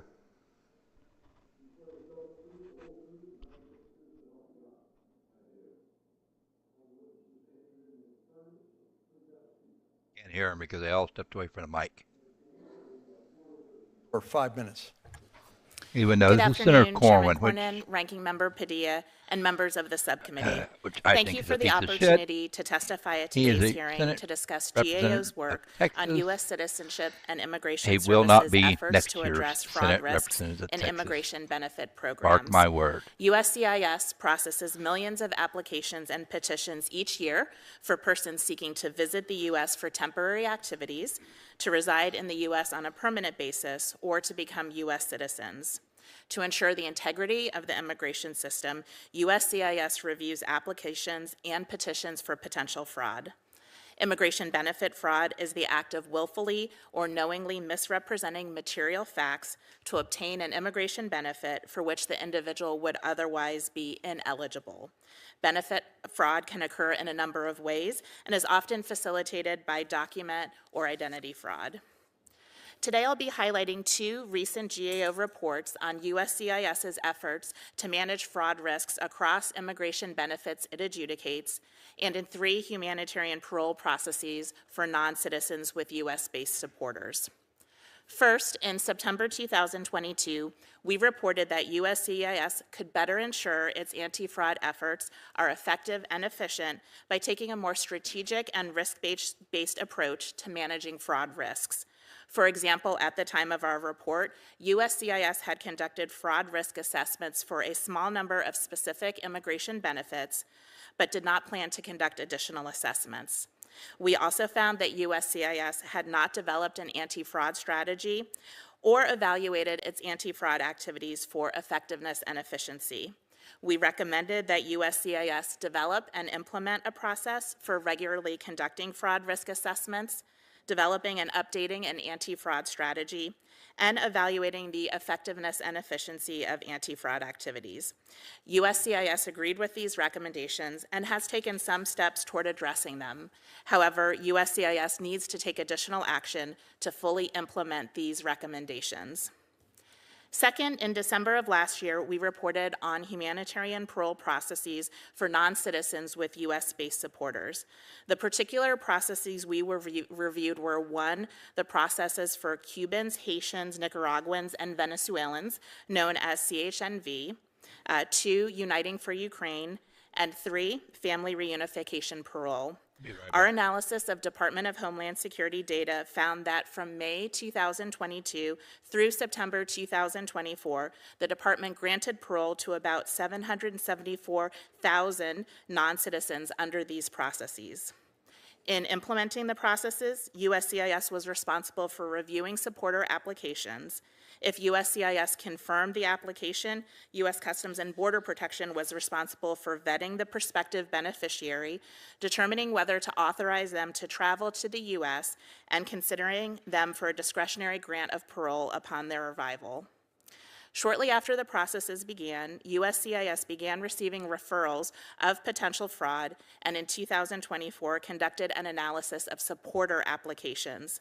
Based on this analysis, USCIS found that fraud indicators were widespread in Uniting for Ukraine and CHNV. Fraud indicators among the applications included supporter information belonging to deceased individuals, counterfeit or altered documents, and thousands of applications with at least one piece of fictitious supporter information. The Department of Homeland Security suspended the CHNV and Uniting for Ukraine processes in 2024 due to the fraud risks, and subsequently terminated CHNV in March 2025. USCIS assessments attributed the risks identified in the parole processes to insufficient internal control activities. We concluded that although DHS has ended the supporter-based parole processes, USCIS could still benefit from having an internal control plan in place for future situations that may introduce new or increased fraud risks, and we recommended that USCIS develop such a plan. In closing, implementing our recommendations would help USCIS take a more strategic and risk-based approach to managing fraud risks. We will continue to follow up on USCIS's actions to implement our recommendations. This concludes my prepared statement, and I would be pleased to answer any questions that members may have. Thank you, Ms. Gambler. Mr. Hankinson. Chairman Corn, Ranking Member Padilla, members of the committee, I'm hoping we're here today to examine the issues posed by immigration benefits applicants from Somalia. Somalis vary person to person. The most famous Somali Americans I know of are Congressman Ilhan Omar and the writer Ayaan Hirsi Ali. Now, their views are very far apart, yet both have been accused of immigration fraud. But the question before us is not about race, and it's not about religion. The question is how we calculate risks and rewards across migrant populations so we can decide who to let into our country. Last year, DHS looked at immigration benefit applications in Minnesota, and they found evidence of fraud or national security concerns in 44% of cases. USCIS Chief Joe Edlow said, "That should shock all of America." It doesn't shock me, because in my consular assignments, I was lied to many times a day about every aspect of applicants' cases, including their age, name, identity, occupation, marital status, purpose of travel, wealth, income, relatives in the U.S., and intent to return home. It's an unfortunate fact. People lie to get visas and immigration benefits. An interview with U.S. consular officers is the first line of vetting for visa applicants. And the second line of vetting is through automatic checks of U.S. databases. If a foreigner has a record in the United States, we can see it. But the great weakness of vetting is what I call the 9-0 rule, nothing in, nothing out. Let's assume a visa applicant has committed a serious crime, but his home country has little law enforcement and no centralized records. Well, if his country is incapable of recording or unwilling to share this criminal record, then we have no way of knowing the truth unless the individual self-reports on his application form. And in my experience, many applicants with adverse histories don't volunteer this information. Typically, the more corrupt and poor a country is, the more visa fraud. Somalia is as poor and corrupt as countries get. In 2025, the UN ranked Somalia 192 out of 193 countries on its Human Development Index. Transparency International's Corruption Perceptions Index ranks Somalia 179th out of 180. At the U.S. Embassy in Nairobi, Kenya, I supervised consular operations for Somalia since we had no consular presence there, and here are some examples of the routine fraud that we saw. Fraudulent claims to marriages and family relationships, fraudulent or unauthorized letters of support from the Somali government, fraudulent employment letters, educational qualifications, civil documents, letters of invitation from Somalis in America who had sponsored other individuals who claimed asylum, and so on. This hearing is about visa fraud, not welfare fraud, but they are connected. Like crime, corruption rates seem to follow immigrant populations into host countries, at least in the first generation. Refugees in the U.S. can be eligible with no waiting period for federal benefits including Medicaid, cash and medical assistance, social services, Social Security, supplemental security income, supplemental nutrition assistance program, temporary assistance for needy families, and federal student aid. Now, all Americans, or Americans of all background, have been known to commit fraud, but the concentration and the scale of the welfare benefit fraud committed by people of Somali descent in Minnesota is still notable, with losses estimated in the billions. The U.S. asylum system is also easy to defraud because there are too many cases and we lack the resources to verify every applicant's claim in their home country. There are over 1.5 million cases pending at USCIS, and that backlog encourages more fraud because aliens know that they can stay here for years before their cases get decided. And if they obtain U.S. visas by fraud, they usually go on to become American citizens, all on the foundations of an original lie. And once citizens, they can petition to bring in their relatives. In 2017, the U.S. prosecuted a fake family of 5 Somalis in Minnesota who fraudulently obtained U.S. citizenship after winning the green card lottery under false names and relationships. But I'd call that a rare win among many fraudulent cases that are never discovered. And in addition, Somalia's perpetual violence makes it quite likely that some asylum applicants have persecuted others in the past, which should render them ineligible, but we would have no way of knowing without being able to vet them and having accurate records. Some Somalis have gotten a second nationality, including in the U.S., and yet they go back to Somalia regularly to do business. Others based in the U.S. have financed terrorist activity or recruited others to fight for al-Shabaab. And these activities are obviously incompatible with asylum status, let alone citizenship. DHS recently launched an operation in Minnesota to review thousands of refugee cases through background checks and verification, which I think is a great start. They should apply the growing power of artificial intelligence and to look at fraud patterns in all immigration benefits, from visas all the way through to naturalization. We have to do that to restore integrity into our system and to punish those who abuse our generosity. And we should not be giving immigration benefits to people from countries in general whose identities we cannot verify and whose documents are unreliable and whose criminal records cannot be checked adequately. Thank you very much. I'd be happy to take questions. Thank you. Mr. Linderman. Thank you, Mr. Chairman. I thank the committee for this opportunity. As a U.S. diplomat who dealt with consular issues during my postings in Trinidad, Cuba, Ecuador, and Mexico, I came into regular contact with widespread fraudulent activities related to obtaining a U.S. visa. The fraud took place at many levels. Sometimes it involved simple cases of altered documents, and other times it involved organized criminal networks that linked back to the United States. The most challenging and pernicious aspect of sophisticated fraud involved corrupt host government authorities who provided bogus official documents to crooked visa applicants. This unscrupulous practice is common in countries with widespread government corruption. The U.S. visa process is driven by documentation presented by applicants, particularly those that show their family relationships, educational and work history, police and medical records. In conspiracy with corrupt government officials, malfeasant visa applicants can obtain falsified birth, marriage, divorce, or police documents, among others. Years ago, the Congress passed the Immigration and Nationality Act to set the standards for U.S. consular officers to adjudicate visas. The INA rightly puts the burden of proof on visa applicants to demonstrate their bona fides to receive a visa benefit. This process, however, is fundamentally complicated when applicants can procure from local corrupt government authorities, through bribes or illicit favors, official documentation that falsely attests to vital information. When visa applicants present such falsified documentation, the burden of proof, in effect, has been flipped back on the consular officer to demonstrate that the government-issued document is bogus. Demonstrating such fraud is a supreme challenge for consular officers. Only so much information can be extracted during a short visa interview. Consular field investigations are costly and time-consuming, and very few can be rigorously followed up. In addition, for many years, State Department had prioritized issuing visas over investigating fraud. Consular officers were given interview quotas, posts were ordered to avoid visa backlogs and waiting times, and plus there were always powerful voices in Washington constantly insisting that all visas be issued, and fast.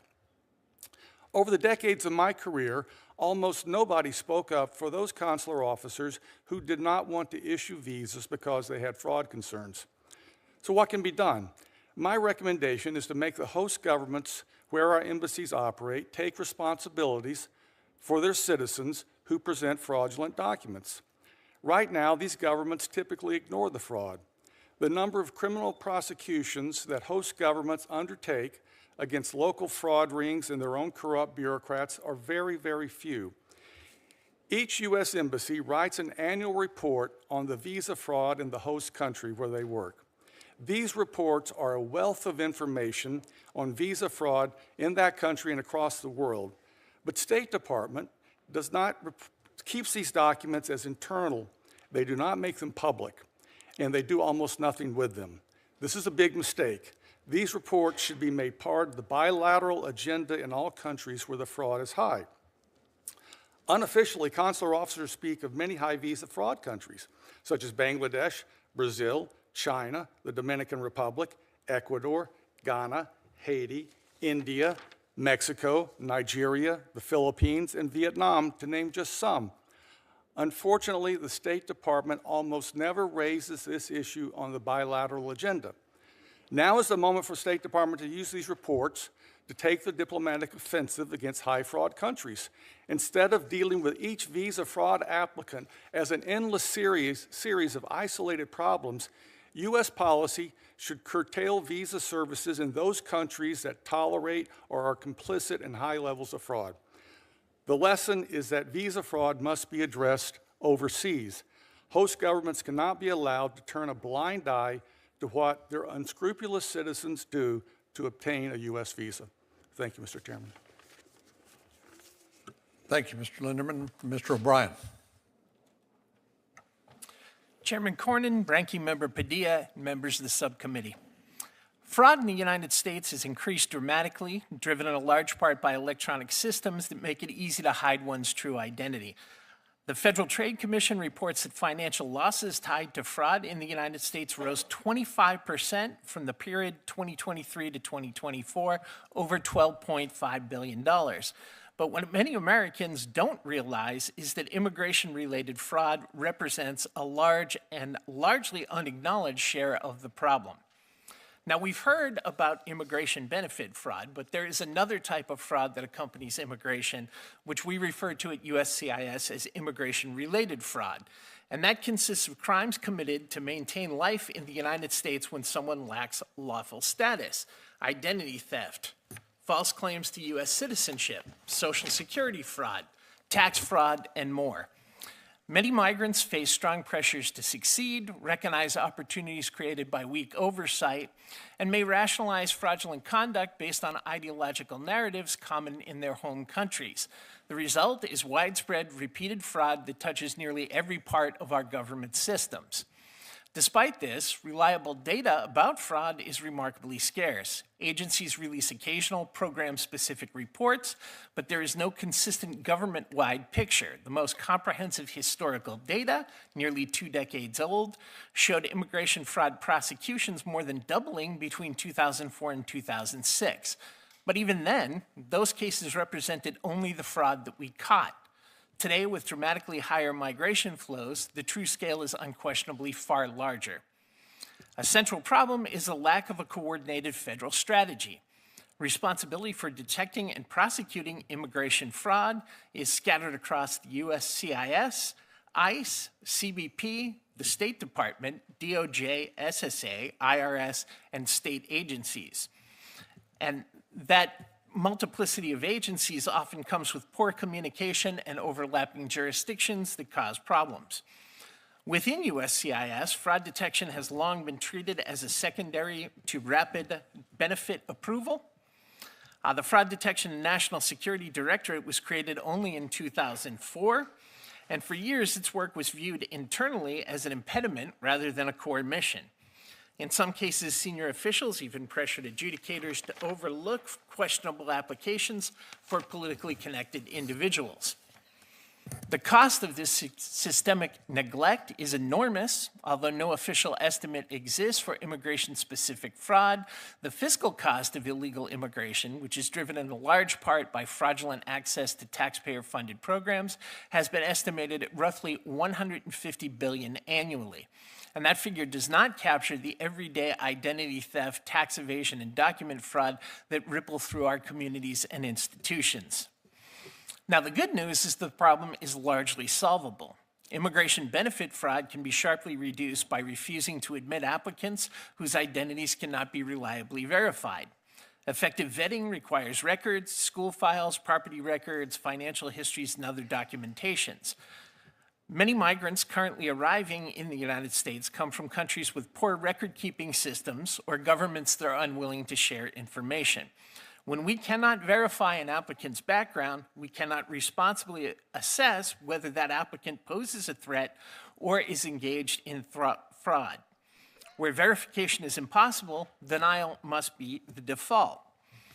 Immigration-related fraud is even easier to address. Systems like E-Verify and SAVE allow us to detect identity fraud, unlawful employment, and fraudulent claims for public benefits quickly and efficiently. Making these systems mandatory nationwide, paired with laws that prevent issuing licenses or identity documents to individuals whose identities and intentions cannot be confirmed, would eliminate millions of opportunities for fraud.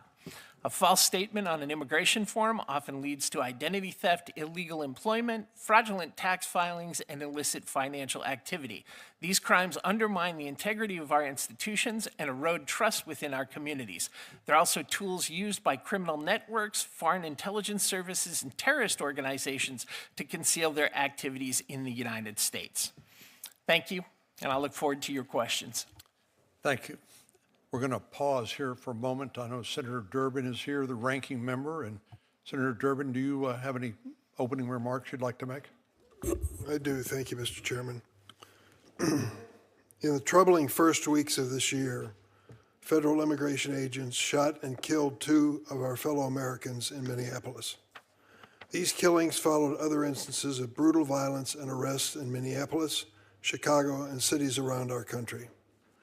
Under the Trump administration, we've seen an unprecedented number of deaths in federal immigration detention, one of which was recently ruled a homicide.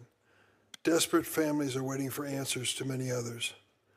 These are the devastating impacts of this administration's reckless, aggressive mass deportation campaign. As members of the Senate Judiciary Committee, it's our responsibility, committee and legal responsibility, to conduct much-needed oversight of the Trump administration and to have a reasoned, bipartisan discussion on how to stop these abuses of power and fix the broken immigration system. Instead, we're having our second hearing in 2 weeks, demonizing an entire community based on a few individuals' misconduct. Quite simply, the Republicans on this committee are working overtime for the Trump administration's attacks on lawfully admitted refugees.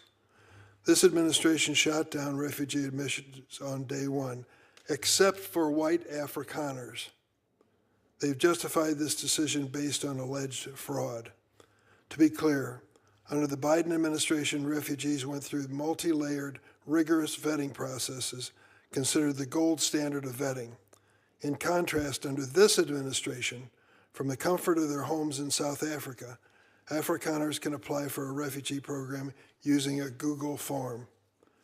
This processing takes less than a month in South Africa, and it shows. Consider one recently arrived Afrikaner refugee. He made disgusting anti-Semitic posts in 2023 before he was admitted to this country as a refugee. Yet he was approved in record time by this administration, even as the administration claims it will revoke visas for, quote, anti-Semitic activity. At the same time, this administration is rounding up lawfully admitted refugees. In recent weeks, immigration agents have arrested over 100 refugees with no criminal record in Minnesota and flew them to detention centers in Texas for, quote, interviews, close quote. Some were released in the middle of the night, thousands of miles from home. They had no idea where they were. They were not even given paperwork or identification. These individuals had immigrated the right way to the United States. Many waited for years in refugee camps overseas. They underwent extensive vetting by the Department of Homeland Security and other federal agencies. They arrived on flights coordinated by the U.S. government. It is wrong to treat these refugees like they're fraudsters. So why is the government putting these highly vetted refugees in shackles, transporting them thousands of miles from home, and interviewing them in detention? We only have to look to the president's own words. He has repeatedly made bigoted and racist attacks on Somali immigrants, calling them, quote, garbage, close quote. He has said repeatedly he doesn't want immigrants from, I'm not going to use the word that he used, S-hole countries. How do I know he said that? I was sitting in the Oval Office with him when he said it. The racist attacks have not stopped with immigrants. Just last week, Trump posted a disgusting racist image of former President Barack Obama and his wife, Michelle. They are my personal friends. Barack was my colleague. I was the first senator to endorse him for president.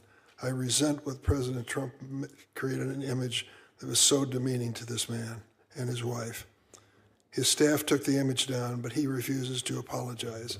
The words "I'm sorry" are not in the president's vocabulary. This racism should have no place in our society or in our immigration system, and it should have no place in this committee. Let's be clear. Fraud is a crime and it should be prosecuted. I will remind everyone that it was the Biden Justice Department that opened the Minnesota fraud investigation and brought the first prosecution. And it is the Trump Justice Department that has diverted prosecutors and FBI agents away from fraud investigations to focus on the president's mass deportation campaign. Refugees are some of the most vulnerable and most vetted individuals in the United States. We can target fraud without shackling and detaining them in the dead of night. It is time we reject these racist attacks and restore order and humanity in our immigration system. I yield. Mr. Beer. Chairman Cornyn, Ranking Member Padilla, and distinguished members of the subcommittee, thank you for the opportunity to testify. For nearly half a century, the Cato Institute's research has shown that people of any ancestry, background, or birthplace can be assets in a free society. America's immigrants exemplify this truth. Despite often leaving terrible conditions abroad, immigrants work, start businesses, and invent at higher rates than the U.S.-born population. Cato's recent analysis shows that immigrants reduced deficits by $11.5 trillion over the last 30 years, including about $140 billion in Minnesota. Although welfare fraud is a serious problem, immigrants aren't to blame. Non-citizens account for just 5% of welfare fraud losses, 31% less per capita than U.S. citizens. Rather than targeting entire ethnic groups, Congress should end the broken welfare systems, namely the oversight-free aid to states that led to all the fraud in Minnesota. But let's be clear, DHS isn't anti-fraud. DHS is itself openly carrying out the largest fraud in the history of the U.S. immigration system. DHS and the State Department are raking in billions of dollars in immigration fees and not providing the adjudications that applicants are entitled to. For individuals for over 90 countries, half of all legal immigrants, the administration is simply not processing their applications. The burden of proof is already on these applicants. DHS and state can deny anyone who fails to make their case. Instead, this administration is pocketing thousands of dollars from hardworking Americans and their relatives, including spouses and minor children of U.S. citizens, and then not even looking at their applications. This is a scam. It is fraud. DHS's entire Minnesota operation is another kind of scam sold to the public on lies. DHS hasn't criminally charged anyone with fraud there, and 60% of its immigrant arrests in Minnesota have no criminal convictions or charges. DHS itself classifies just 8% of its arrests in Minnesota as the highest threat level, and 3/4 of arrests it classifies as not being a threat at all. Instead of arresting fraudsters, it's seeking to jail 5,600 legal vetted refugees, nursing mothers, single parents, long-term residents, already dragged away from their families without any evidence of fraud at all. Rather than a law enforcer, DHS has become the biggest lawbreaker in America today. In less than a year, DHS has attacked the First, the Second, the Fourth, Fifth, Sixth, Eighth, 10th, 14th Amendments to the U.S. Constitution, the writ of habeas corpus, the independent judiciary, and much more. Every day, masked DHS agents detain Americans based on their race and demographics. They arrest legal immigrants for criticizing their foreign policy and Americans for recording them doing it. They threaten, assault, and even shoot people for exercising their First and their Second Amendment rights. They break into our homes without judicial warrants. They sentence legal immigrants to foreign prisons without trials. They are trying to strip the citizenship of Americans born in this country. They detain people without lawful basis, and they ignore court orders to release them. And of course, they lie about all of it. Combating fraud and upholding the rule of law is important, but the public cannot have faith in that effort by an administration that regularly gets away with fraud, lies, and lawlessness. Even the FBI supervisor and the 14 U.S. attorneys in Minnesota who were responsible for leading the welfare fraud effort there lost faith. They quit because of DHS's operation there. We need accountability. The Supreme Court has said Congress hasn't authorized Americans to sue immigration agents for constitutional violations. So fix it. No more absolute immunity, as the White House says. The new standard, absolute accountability. Anything less would be a fraud. Thank you. Mr. Schwartz. Mr. Chairman, Senator Padilla, thank you for inviting me to testify today. The school where I teach at the University of Minnesota is in the Cedar Riverside neighborhood, a center of Somali American life, with businesses contributing to its commercial and social vitality in a community that faced economic distress in the 1970s and 1980s. I'll begin by noting that Minneapolis is now hosting a militarized federal law enforcement presence with ICE and CBP personnel committing civil rights violations that have been credibly documented, and reported, and that include unlawful killings, arbitrary arrest and detention, harsh mistreatment, transport out of the state of Minnesota, and perhaps most ominously, disregard of federal court orders.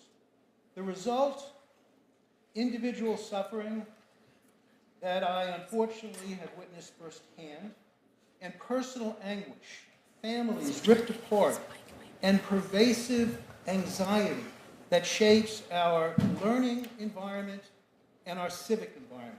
Mr. Schwartz, is your microphone on? Okay, I think it's on Better. now. Yeah. All right. Well, I could hear you, but okay. It would be unconscionable for me not to raise an obvious and deep concern. Why this subcommittee is not focusing on a pattern of serious civil rights abuses affecting immigrant communities in Minnesota. These are the hallmarks of violations we more readily associate with countries like China or Russia. And we have told those governments that no matter how important the law enforcement concerns, they do not justify abuses. Isn't that a message we ourselves should take on board? Members of the committee should also be alarmed that the framing of this hearing risks tarring an entire community with a presumption of criminality, especially as there is no verifiable evidence that there is a greater degree of illegality in the Somali American community than in other immigrant communities, or, by that matter, than among U.S. citizens. And these concerns are compounded when the President refers to Somali Americans as garbage, and declares that he doesn't want them in the United States. Nearly all of the members of this subcommittee have a critical mass of Somali Americans who are your constituents. But how many of you have condemned the President's bigoted and racist statements? Turning to the Somali community in Minnesota broadly, Somali Americans have played a significant role in the vitality of Minnesota's economy and cultural life. Minnesota's high quality of life measurements, compared to most other states in the country, are due in no small measure to Minnesota's immigrant population, which is critical to meet demand for labor in the decades to come. I'll now turn to the question of refugee vetting. By the advent of the second Trump administration, the United States had in place the most extensive refugee vetting system in the world. Refugees face vetting that is more thorough than for any other travelers to the United States. Applicants undergo biographic and biometric checks, overseas in-person interviews by U.S. Citizenship and Immigration Service officers, and security reviews involving intelligence and law enforcement databases. Finally, on the question of the Feeding Our Future issue in Minnesota.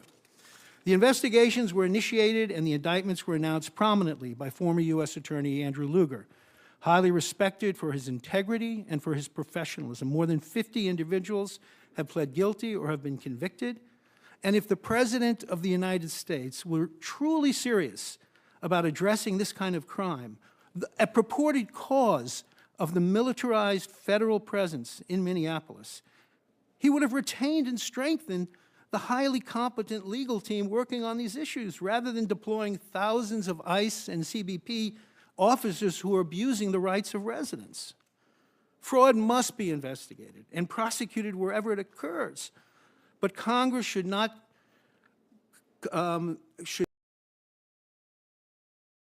condone rhetoric that stigma. Key concern, if one key concern of the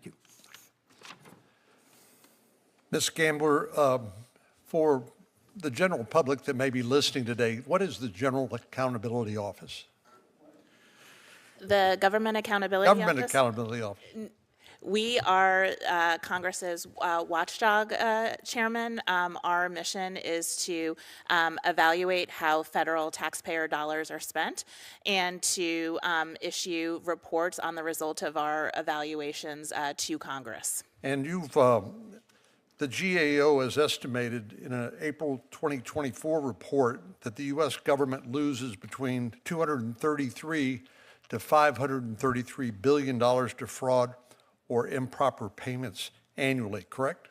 That's right. That estimate, Chairman, was focused on losses particularly attributed to fraud each year, but that was the estimate that GAO has made about the federal government's annual losses, estimated annual losses attributed to fraud. So fraud is real. In It's terms not a of figment GAO, of our imagination. It's not racism to identify fraud where it exists. It is real. There are absolutely cases of fraud affecting federal government programs. So during the Biden administration, there were two programs I wanted to ask you about. One had to do with the so-called humanitarian parole process, and the other had to do with the placement of unaccompanied children with sponsors in the interior of the country. And I understand the GAO has made investigations of both of those programs. Is that right? That's right, Chairman. So I think it gets complicated, I think, for most folks to really comprehend, but there are people who claim asylum, that is essentially they're present in the United States or at the border, and they would qualify, let's say, to be a refugee if they were overseas, but they have some statutory basis for seeking admission to the United States.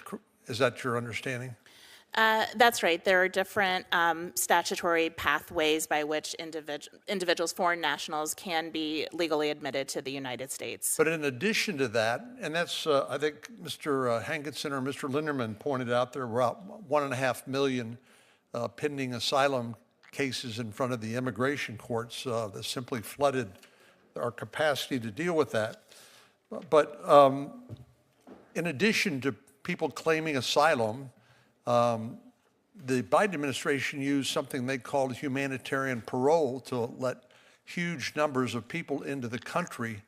I think we've had witnesses testify before. Mr. Hankinson, you may have been one of them, that pointed out that the parole process is supposed to be done on a case-by-case basis, not on a categorical basis. In other words, people coming from certain countries get admitted without any further question. But what sort of fraud did you at the GAO find in the humanitarian parole process during the Biden administration? Yes, thank you for the question, Chairman. In the review I mentioned in my opening remarks, we looked at three parole processes that were available to non-citizens who had U.S.-based sponsors. And in reviewing those programs, we found that through USCIS's own assessment of the program, of the processes, that there were widespread fraud indicators in those processes, to include supporter applications, including fictitious information or information that belonged to deceased individuals. And so through USCIS's own assessment, they found that there were fraud risk indicators in those processes. So just to give people a sense of what the magnitude of what we're dealing with as a result of the mass of humanity that's come across our border, largely unvetted, using a bogus process of categorical parole. In addition to that, we have overwhelmed the immigration court system, 1.5 million pending cases. And Mr. Hankinson or Mr. Linderman, perhaps you would care to comment on this.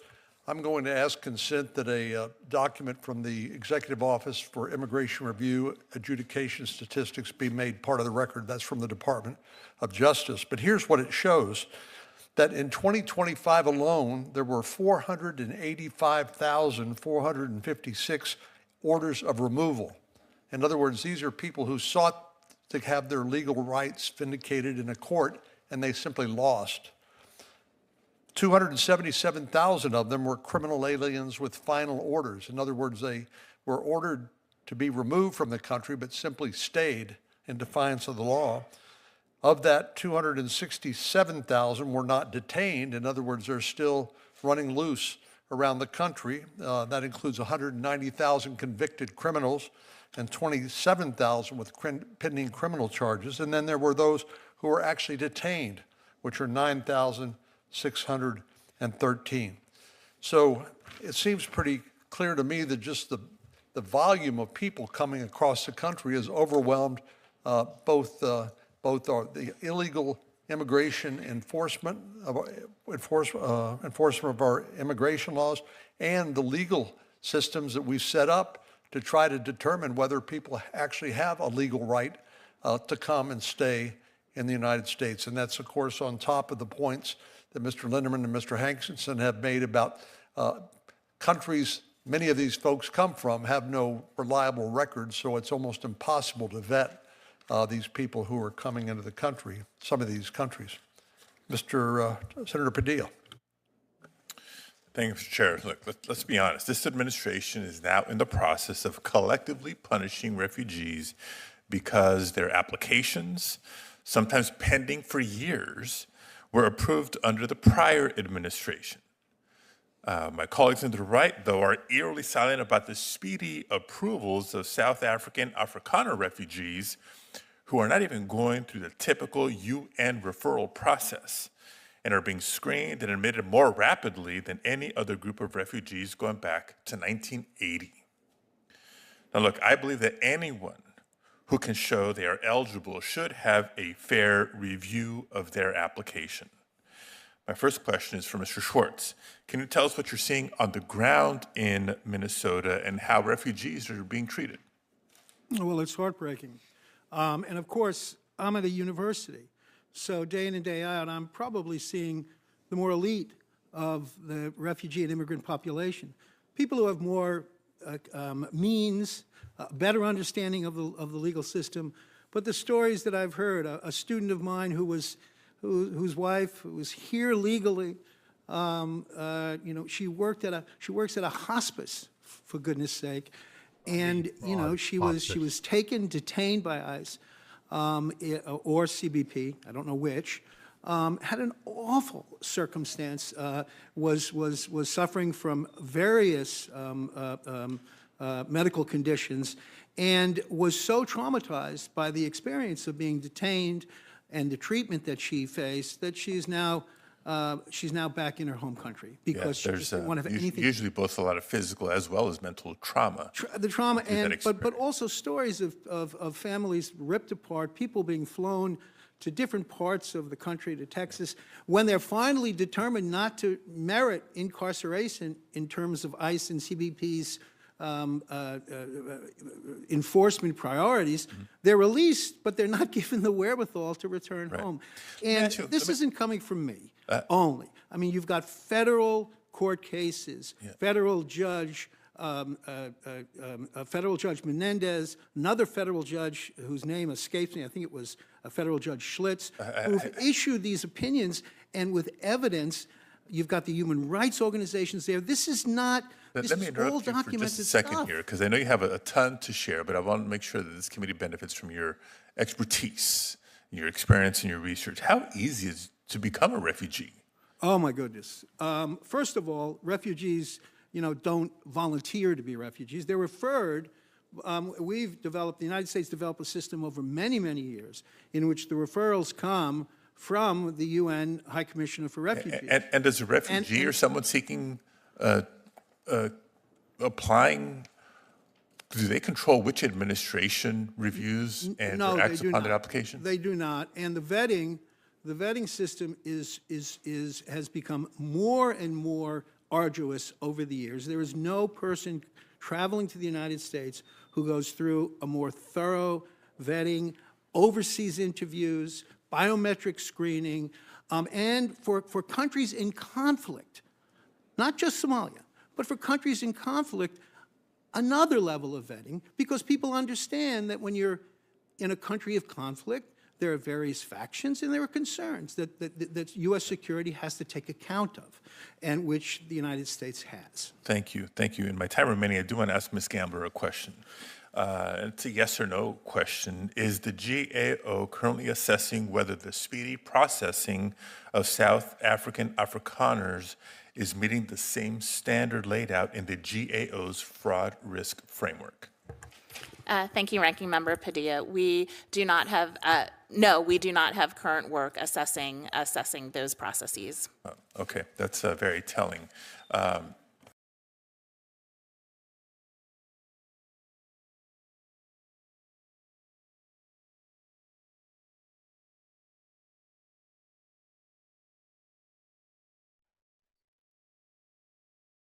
I'm hoping there's going to be another round of questions, but I'll end with this one. Back to Mr. Schwartz. As we heard the opening statements from the majority witnesses, they seem to be implying that our immigration officers and consular affairs professionals and adjudicators don't have the ability to do the biometric checks and other key elements of vetting and reviewing. Would you agree with that, or how would you respond? Well, in the refugee admissions context with which I'm most familiar, I think the amount of resources by the advent of the Trump administration that have been devoted to that task, and after all, the majority of Somalis who have come into the United States have come in as refugees initially, I think the efforts were serious, credible, and very defensible. But I think we can always devote more resources to addressing issues of fraud, of course. Thank you. Senator Kennedy. Thank you, Mr. Chairman. Professor Schwartz, you're a professor at the University of Minnesota. Yes. Okay. Beautiful state, by the way. Wonderful state. It's a wonderful state. Some people in your beautiful state went to your state Medicaid department and said, we want some taxpayer money, some being state taxpayer money, some being federal taxpayer money, to feed the poor. And these entities that did that got the money. And then they stole it.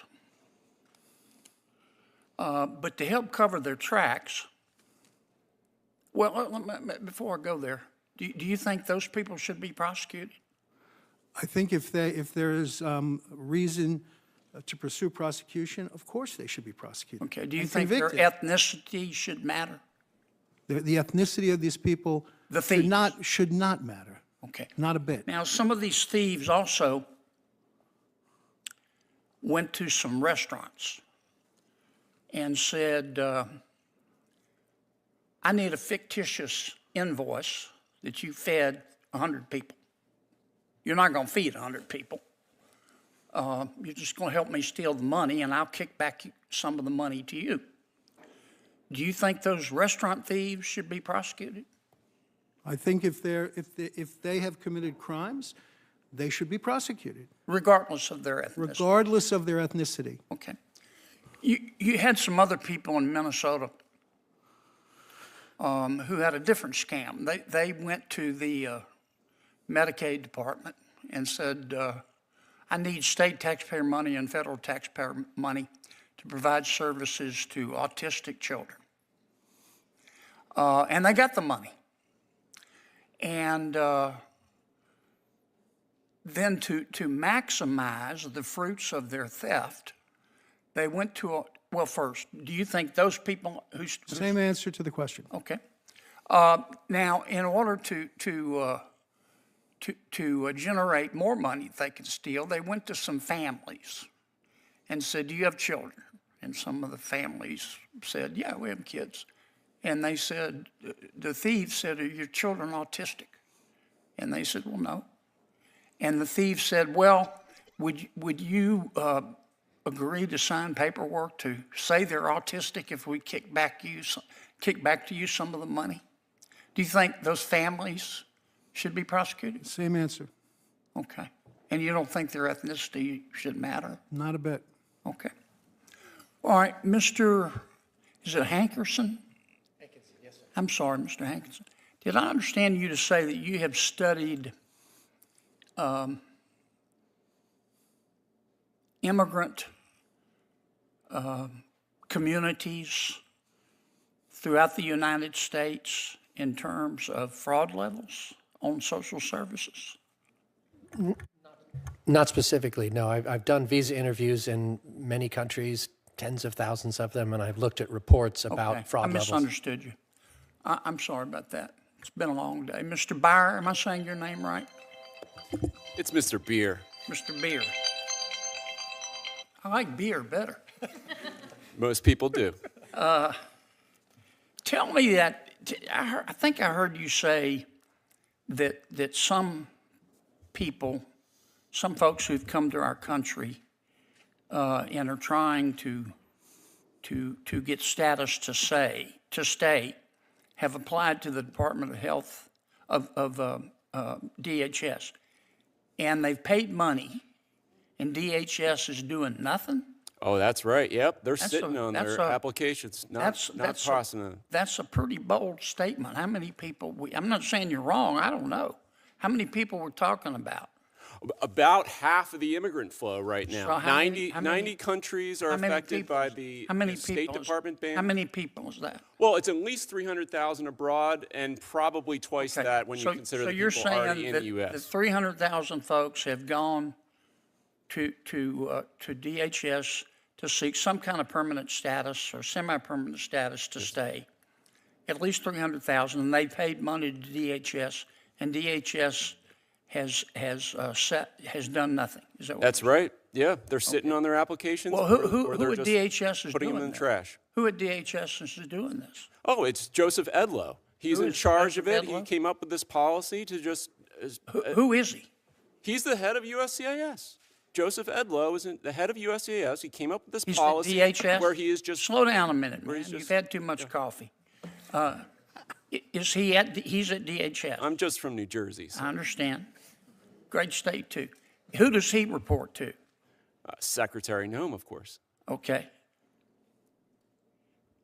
Does Secretary Noem know whether this... I don't know what Secretary Noem knows, but she's aware of the general tenor of this administration. What's his name?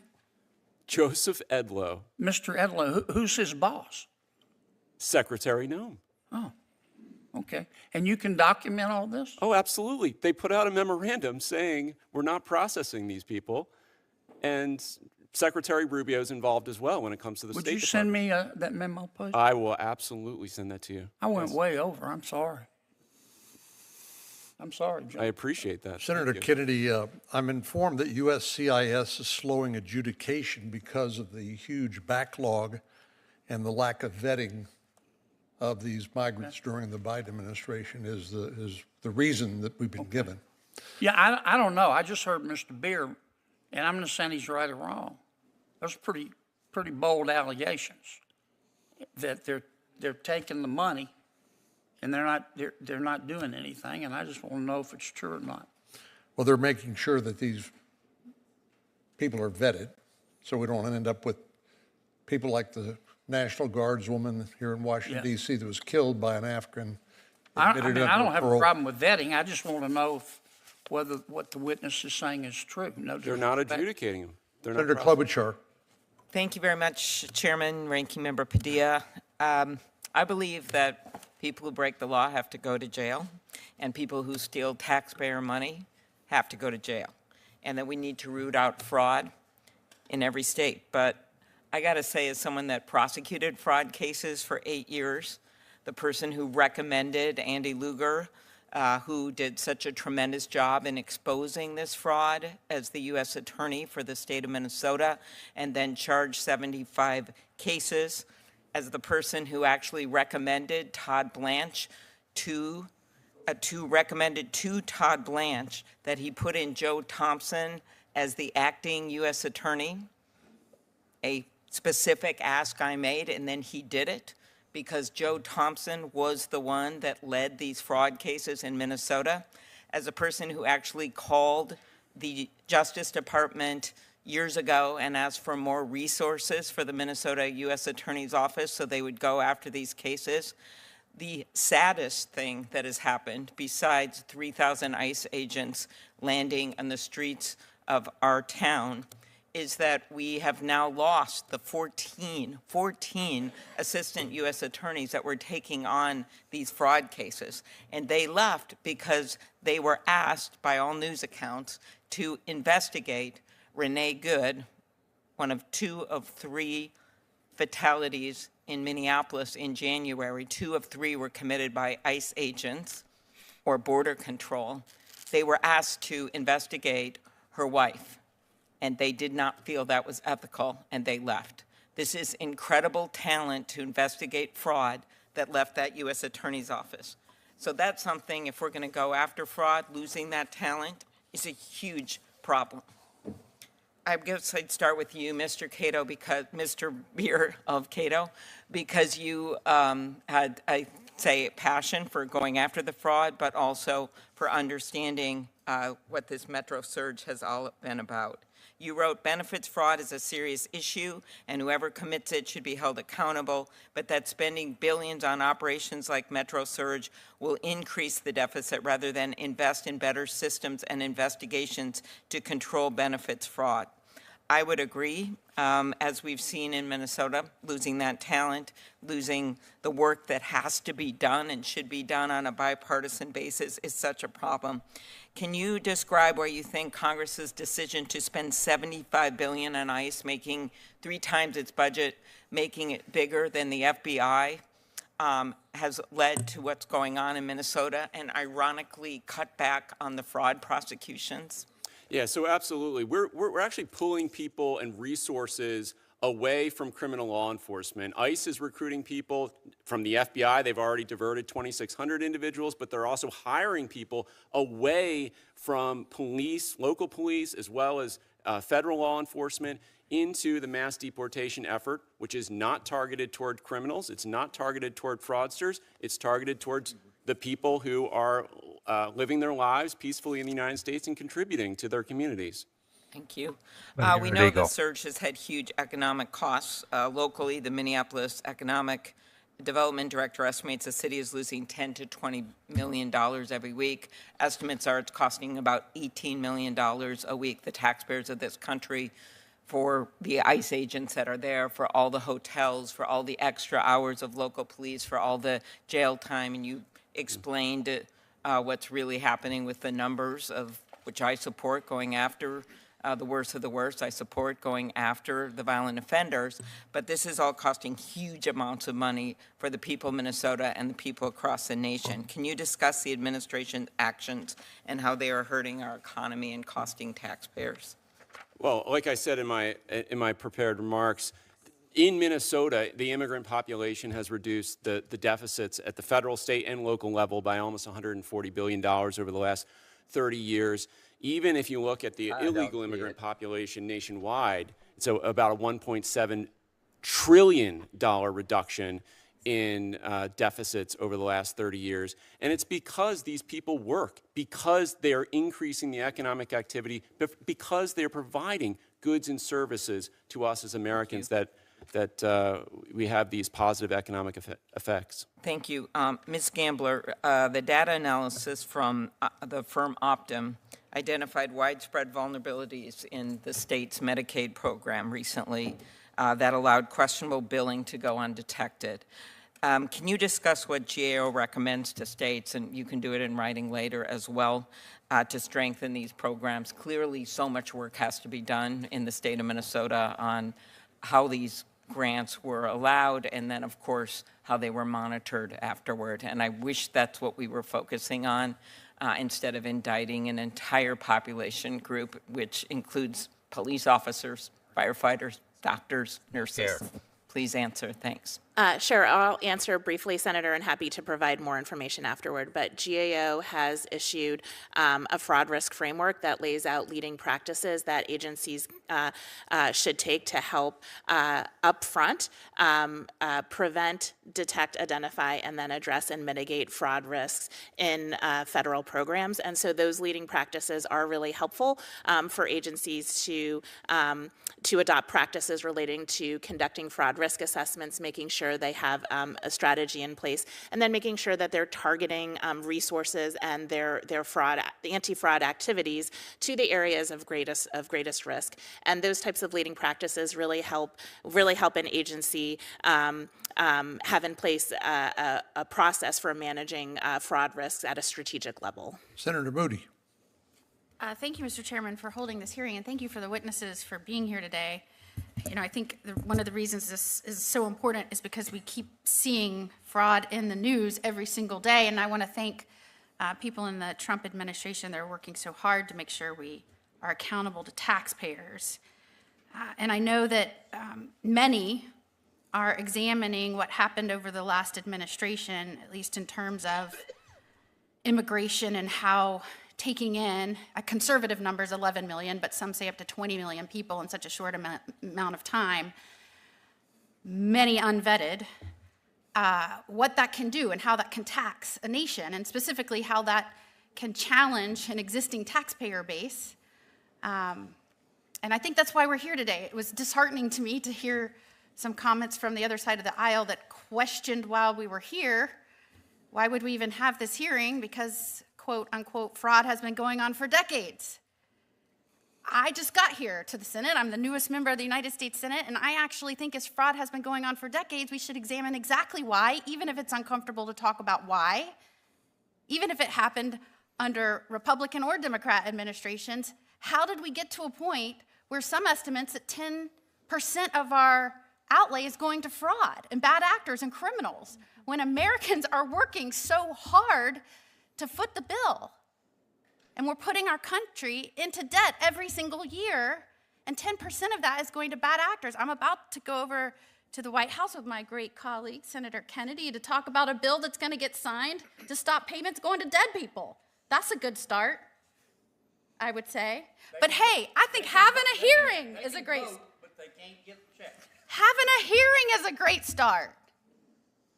There are not a lot of know-nothings in Washington. People know a lot of stuff, but there's a lot of do-nothings. And we have got to start acting like it is incumbent upon us to examine how we got here and fix our laws. And that's why you're here today. That's why we're all here today. Because every one of you would say we have a problem.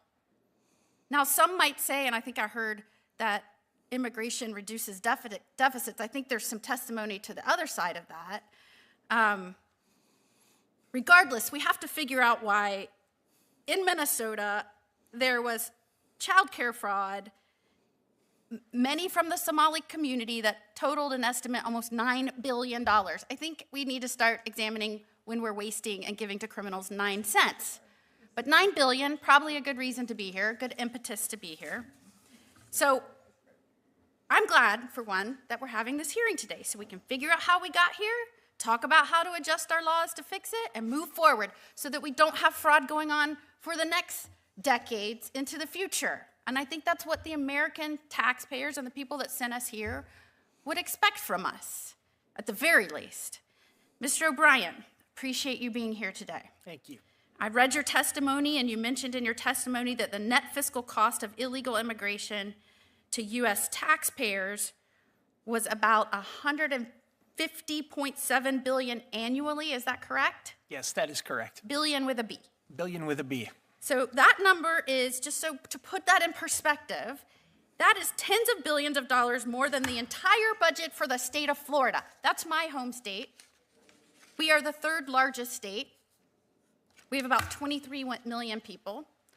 So again, your testimony is the net fiscal cost of illegal immigration to U.S. taxpayers is more than the entire budget for the state of Florida. Yes, that is correct. And if I'm not mistaken, there are only a few federal agencies, maybe the Department of Defense, maybe HHS, with some of the mandatory healthcare spending, that have budgets in excess of $150 billion.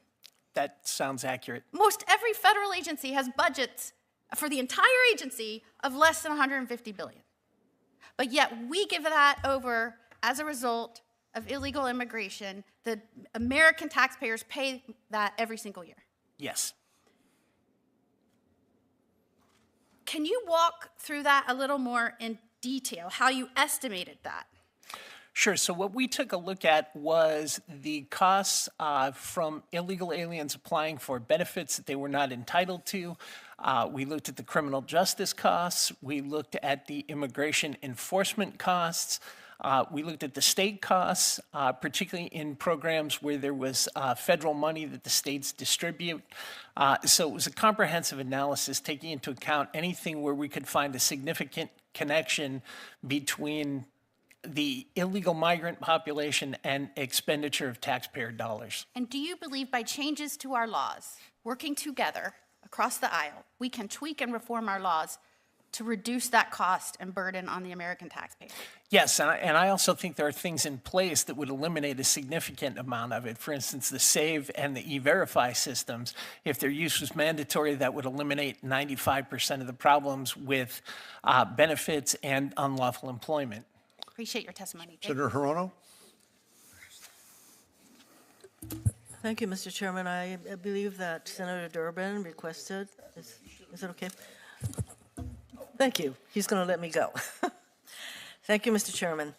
So, you know, there is fraud in so many areas of life. I mean, there's tax fraud, there's welfare fraud, there's Medicare fraud, there's Medicaid fraud. There is a lot of fraud. Correct? And yes, I guess we can focus on immigration fraud, which is part of what this hearing is all about, but it can, maybe Mr. Beer, since you have research in this area, with all of this the massive fraud that occurs, especially I would say in the Medicaid, Medicare space, do you think that immigration fraud constitutes the majority of the fraud that is going on in our country? No, I have no way to possibly answer that question. I would just say, look, if someone's committing fraud to come to the United States, it's not something that's going to be quantified in the same way as stealing from Medicaid. I mean, it's just they're different measures. So, you know, we looked at the monetary value. 95% of all the monetary losses to the government from government benefits fraud is by U.S. citizens, not non-citizens. And the non-citizen on a per capita basis is 30% less likely to... Yeah, so I think that some of the other areas of fraud that I cited, these are massive fraud that are being committed. It's hard to say, and they ought to be investigated and prosecuted, but much of the fraud in our country is perpetrated by U.S. citizens, not by immigrants. Now, we know that this is a regime that is totally intent on deporting as many immigrants as possible. We have about 11 million undocumented persons. How this regime is supposed to be deporting all these people is really beyond me. But nonetheless, we have a Steve Miller who says, no, I want you all to arrest at least 3,000, get at least 3,000 people and put them into our detention facilities, for which they now have some $40 billion thanks to the big ugly bill. So you have all of these resources, including the Department of Justice. They are just about every department that has anything to do with law enforcement is being directed to immigration enforcement. So we have a regime that wants to deport people. And so we have this hearing that is focusing on fraud being committed by a group of Somalis. And I tell you, you know, I listened to the depiction of Somalis as a country where they seem to be producing all these people who are prone to fraud. And I just want to have a really short response from the professor. You know, when you were sat here listening to the portrayal of Somalis as basically fraud-prone, and having worked in a community with a lot of Somalis, did this portrayal of a whole people come as a shock to you? It comes as a huge disappointment. And not only that, did it strike you as being fair? A fair it's portrayal? not fair. The framing of this, on top of the president's statements, the framing of this hearing is wrong. So there's no evidence yes. the Somalis are responsible for a greater degree of illegality than any other immigrant population. Yes. Okay. And Mr. Beer, you know, you talked about reducing our deficit. You know, I would say the majority of the 11 million undocumented people here, what are they doing? They are working. They are buying stuff. They are going to our grocery stores and doing all that. They're paying taxes. They even pay Social Security taxes, many of them, without ever hoping for any kind of payment from Social Security. So they are there being part of our community. That is why we have a whole ag segment saying our produce is dying literally in the fields and on the vines. See, these are, I don't know why we are sitting here focusing on a community that is just trying to make a life for itself. So rather than focusing on all the fraud that is going on in all these other massive areas of our lives,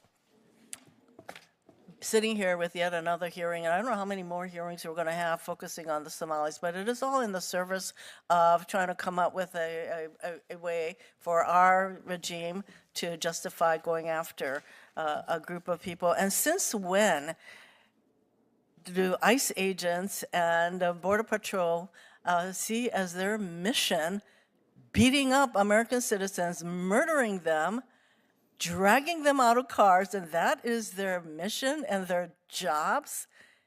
It's too hard to find fraudsters. That's the problem. There aren't everywhere on every street corner. So they're out harassing random people. That's the fundamental problem. Is that there aren't actually that many immigrant criminals. So what are they doing? They're harassing us. Yes. They're So harassing I heard the citizens of the depiction that United they're States. doing Senator their Britt. jobs. That's part of the mission. Since when? Thank you. Thank you, Mr. Chairman. I appreciate you holding this hearing to address the staggering levels of fraud that we've seen. They're in Minnesota, but I believe it's the tip of the iceberg. And we heard my colleague from Florida talk about that it's estimated that maybe 10% of what we spend every single year actually ultimately is frauded in some way, shape, or form, and the American taxpayer deserves better. When our debt climbs by the trillions at this point, and we are putting that debt on the backs of our children and our children's children, we absolutely have an obligation to ask questions. And that's exactly what we're doing here today. So I want to start with Mr. Hankinson. I want to begin by you. You served for years as a foreign service officer at the State Department, is that correct? Yes. Okay. I understand that your role there, obviously adjudicating visa cases and investigating fraud. So you've kind of been on the front lines of this, so to speak.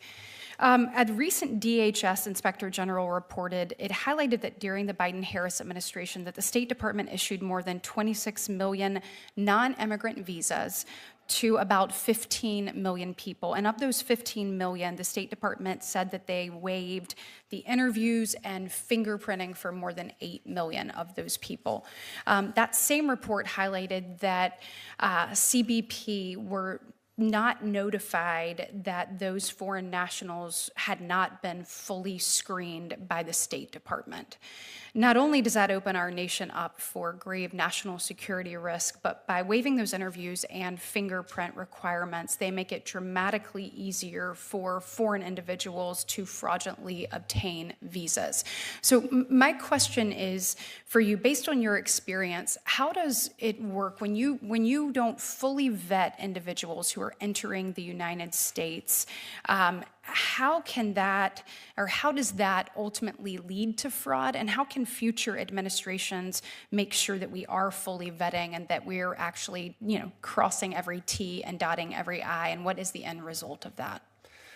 Well, I think the idea of fully vetting is a bit of a myth, because if you have, say, an immigrant visa applicant from Germany where they have excellent records, they share them with us, and you have that person's identity and civil documents that are trustworthy, you can be pretty sure that person is who they say they are. Excellent. If they don't have a record, they don't have a record. If you have an applicant from Somalia or from Mali or somewhere that has much worse records, then you're much less likely to have an accurate result. And in some countries that I've worked, you have people who have marriages that are testified to only by villagers who are illiterate. So they've maybe had a statement printed out for them that they've signed with a thumbprint. That's not really something you can rely on. And then often criminal records in places like Afghanistan just simply aren't recorded. Everybody in the village knows, but unless you can go there to check, you have no way of knowing. So how can we how can our system be better to prevent fraud in the future, visa fraud in the future?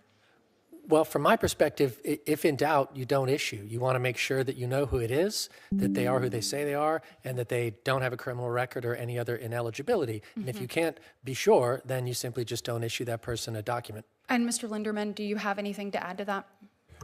Thank you, Senator. In my remarks, I emphasize that State Department actually keeps country by country fraud summaries on the encounters that they meet in that country. This is an unclassified document in which you will find for Somalia, Nigeria, name the Mexico, name the country, a collection, a very deep dive into corrupt practices, fraudulent documents, and other information in which American diplomats, consular officers encounter fraud. And this is a valuable tool so that you can actually make some intelligent judgments. Countries in which fraud practices are widespread, when those nationals come to our country, it is only logical to believe that in many cases they may continue those practices. And so I would say this is not a judgment based on race, ethnicity, or whatever. It's based on facts. And consular officers keep very good records, as my colleague Mr. Simonson just mentioned. And when there is doubt, visas should not be issued. But there is a holistic approach that we can do as well. We can turn to a government in which a foreign government in which it basically condones corrupt practices and say, we will hold you responsible for this, foreign government. We will stop adjudicating visas in your country until you clean up your own documents, you clean up your other corrupt practices. Yeah, demand better. Let me ask real quick, Mr. O'Brien, we've discussed the topic a lot, particularly in the last couple of weeks, about sanctuary cities.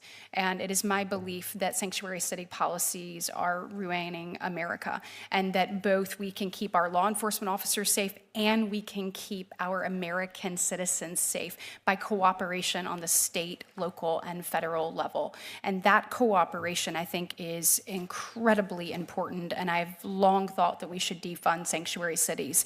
Obviously, there's a public safety risk, which I have just hit on, but can you discuss how those same policies enable individuals to actually defraud American taxpayers? Sure. I mean, the whole point of sanctuary cities is essentially for those jurisdictions to exempt themselves from federal immigration laws that they don't like. So they become a major magnet for people who are trying to evade the laws and are trying to commit fraud. And I think one of the things that is perhaps not necessarily digested by the American public is that if you are here illegally, you have to commit fraud in order to accomplish anything in the United States, because you can't work without appropriate documentation, you can't open a bank account, you can't operate a motor vehicle. And so all of these places, in refusing to cooperate with federal law enforcement in order to remove immigration violators, make themselves preferred locations for committing fraud because they're magnets for people who are trying to evade enforcement by engaging in fraudulent activities. Thank you so much, Mr. O'Brien. I think we need to end sanctuary cities now. Senator Durbin. Thank you, Mr. Chairman. Mr. Beer, I'm impressed by your analysis and your presentation, and I thank all the members of the panel for their presentation. But I'd like to follow up with a question or two. The big, bold, beautiful bill, President's budget, approved 18,500 new agents, ICE agents 10,000, 8,500 CPB agents. I believe that Secretary Noem has identified their training period to be 47 days as a tribute to the President, the 47th President of the United States. When I talk to police chiefs and mayors back home, they say you can't prepare an officer for contact with the public in that short a period of time. Do you have any thoughts on the subject? Oh, absolutely. It is reprehensible that they're cutting back on training at a time when they're asking officers to do things that even long experienced officers have not had to do: conduct random traffic stops, do crowd control, all of these things, profiling people in the street, all of these things that were never done by Immigration and Customs Enforcement before is now being done as a mandatory policy. So there should be more training rather than less when you're asking more from your officers. And so the question in my mind is, what are they going to do with all of these people as they're learning on the job with weapons in their hands, wearing masks so they can't be identified? It's speculation in Washington about detention facilities. How many there will be? 8, 9, I've heard 15 detention facilities. Our present Bureau of Prisons population is around 160,000. We have more people in jail than any country on earth, more people in jail than any country on earth. And now we're going to build detention facilities that house another 150,000. Visualize, if you will, the America that they're designing for us in the future with those parameters. Look, they're clearly not concerned about the welfare of the people that they're arresting. I mean, they are detaining American citizens even and putting them in these facilities and not giving them access to attorneys. They're not letting them make phone calls. And then they're often released without charges, but that doesn't make the wrong correct. And so now when you're going to have this huge bureaucracy of people pulling people off the street and shoveling them into warehouses where they're essentially black boxes. Lawyers can't get in, there's no oversight, there's very little due process, and the due process that there is, they're constantly attacking and trying to remove it. So you need greater oversight, you need greater protection, but they're not putting any of the money into oversight and accountability for these facilities. So the president's been very clear what his goal is, hasn't he? He's told us he's going after murderers, rapists, terrorists, to get out of here? Criminally insane, childhood predators, the worst of the worst, he says. How are they doing on that score? If you look at all the people that they've booked into these facilities, just 5% in the most recent available data had violent criminal convictions of any kind. One out of 20. Wait. One out of 20 fits that category. So you got 19 people that are not culpable, not liable, not criminally responsible in any way, and they are the ones who are being swept up in this detention. Even more tellingly, the administration itself assigns a threat level to each detainee. And we can look at, in the data, how they categorize these people. Just 8% are categorized at the highest threat level, and 73% are not given a threat level at all, deemed not a threat. And so you look at what they're actually saying in their own administrative records, they don't believe these people are threats either. And they don't care, because it's not about public safety, it's about the population purge. And it by all means necessary. It doesn't matter if it makes us poor. It doesn't matter if it takes away our rights. It doesn't matter if it harms you, takes your wife, and sends her to some foreign country. I just have a few seconds left. I commend to you the case of Miramar Martinez in October, who was shot on the streets of Chicago. A teacher in a Montessori school. She was shot in her car 5 times and survived. God knows how. She survived. And what happened to the charges against her? 8 weeks later, dropped. All charges. Could be because the vehicle she supposedly rammed had been moved from Chicago to Maine to be repainted. So it wasn't any evidence in her trial. To think of what because it was a federal, this 30-year-old woman's life, born and raised in Chicago, an American citizen, shot by these ICE agents on the streets of Chicago. And they bragged about it. They brag about it. He was the one who shooter said, "I got 5 bullets and 7 holes." It was quite a shot. He was very proud of himself. Thank you, Mr. Chairman. Senator Cruz. Thank you, Mr. Chairman, for holding this hearing. You know, I think it is amazing that Democrats never seem to focus on innocent victims who are shot and killed by illegal aliens that their policies have led into this country. They never seem to say names like Jocelyn Nungary in my hometown of Houston, who was raped and murdered, a young girl, by 2 Venezuelan gang members that Joe Biden had in custody and released, and they came to Houston and raped and murdered that beautiful little girl. They never seem to mention someone like Laken Riley, a nursing student, beautiful young woman, murdered by an illegal alien the Democrats have released. They never seem to mention anyone like Kate Steinle, a beautiful young woman, 28 years old, in California, shot on a pier by an illegal alien who had been released over and over and over again. We have had Kate Steinle's father testify before this committee. He held her head in his hands as she died, and her last words were, "Help me, Daddy." And yet, for my Democrat colleagues, it seems there's no limit to how many Americans can be murdered by illegal aliens, and yet they simply don't care. They still support open borders and releasing murderers and releasing violent criminals. We're here today because of the Democrats' open border policies and the damage it's done to this country, but we're also here today because Minnesota's welfare system has been treated like an open ATM, and the taxpayers are the ones getting robbed. Ms. Gambler, GAO has reported that the federal government loses hundreds of billions of dollars each year to fraud and improper payments, much of it in public benefit programs. Is that correct? Yes, GAO has reported both on estimates of federal government losses due to fraud, as well as estimates of improper payments government-wide. You may recall the infamous Leering Center, whose blacked-out windows and childless facilities have become emblematic of the public programs fraud currently plaguing Minnesota. Mr. O'Brien, when investigators encounter fraud this obvious, does it usually represent just a single isolated bad actor or the visible tip of a much larger scheme? No, it's usually the visible tip of a much, much larger scheme. Fraud has a tendency not to occur in a vacuum.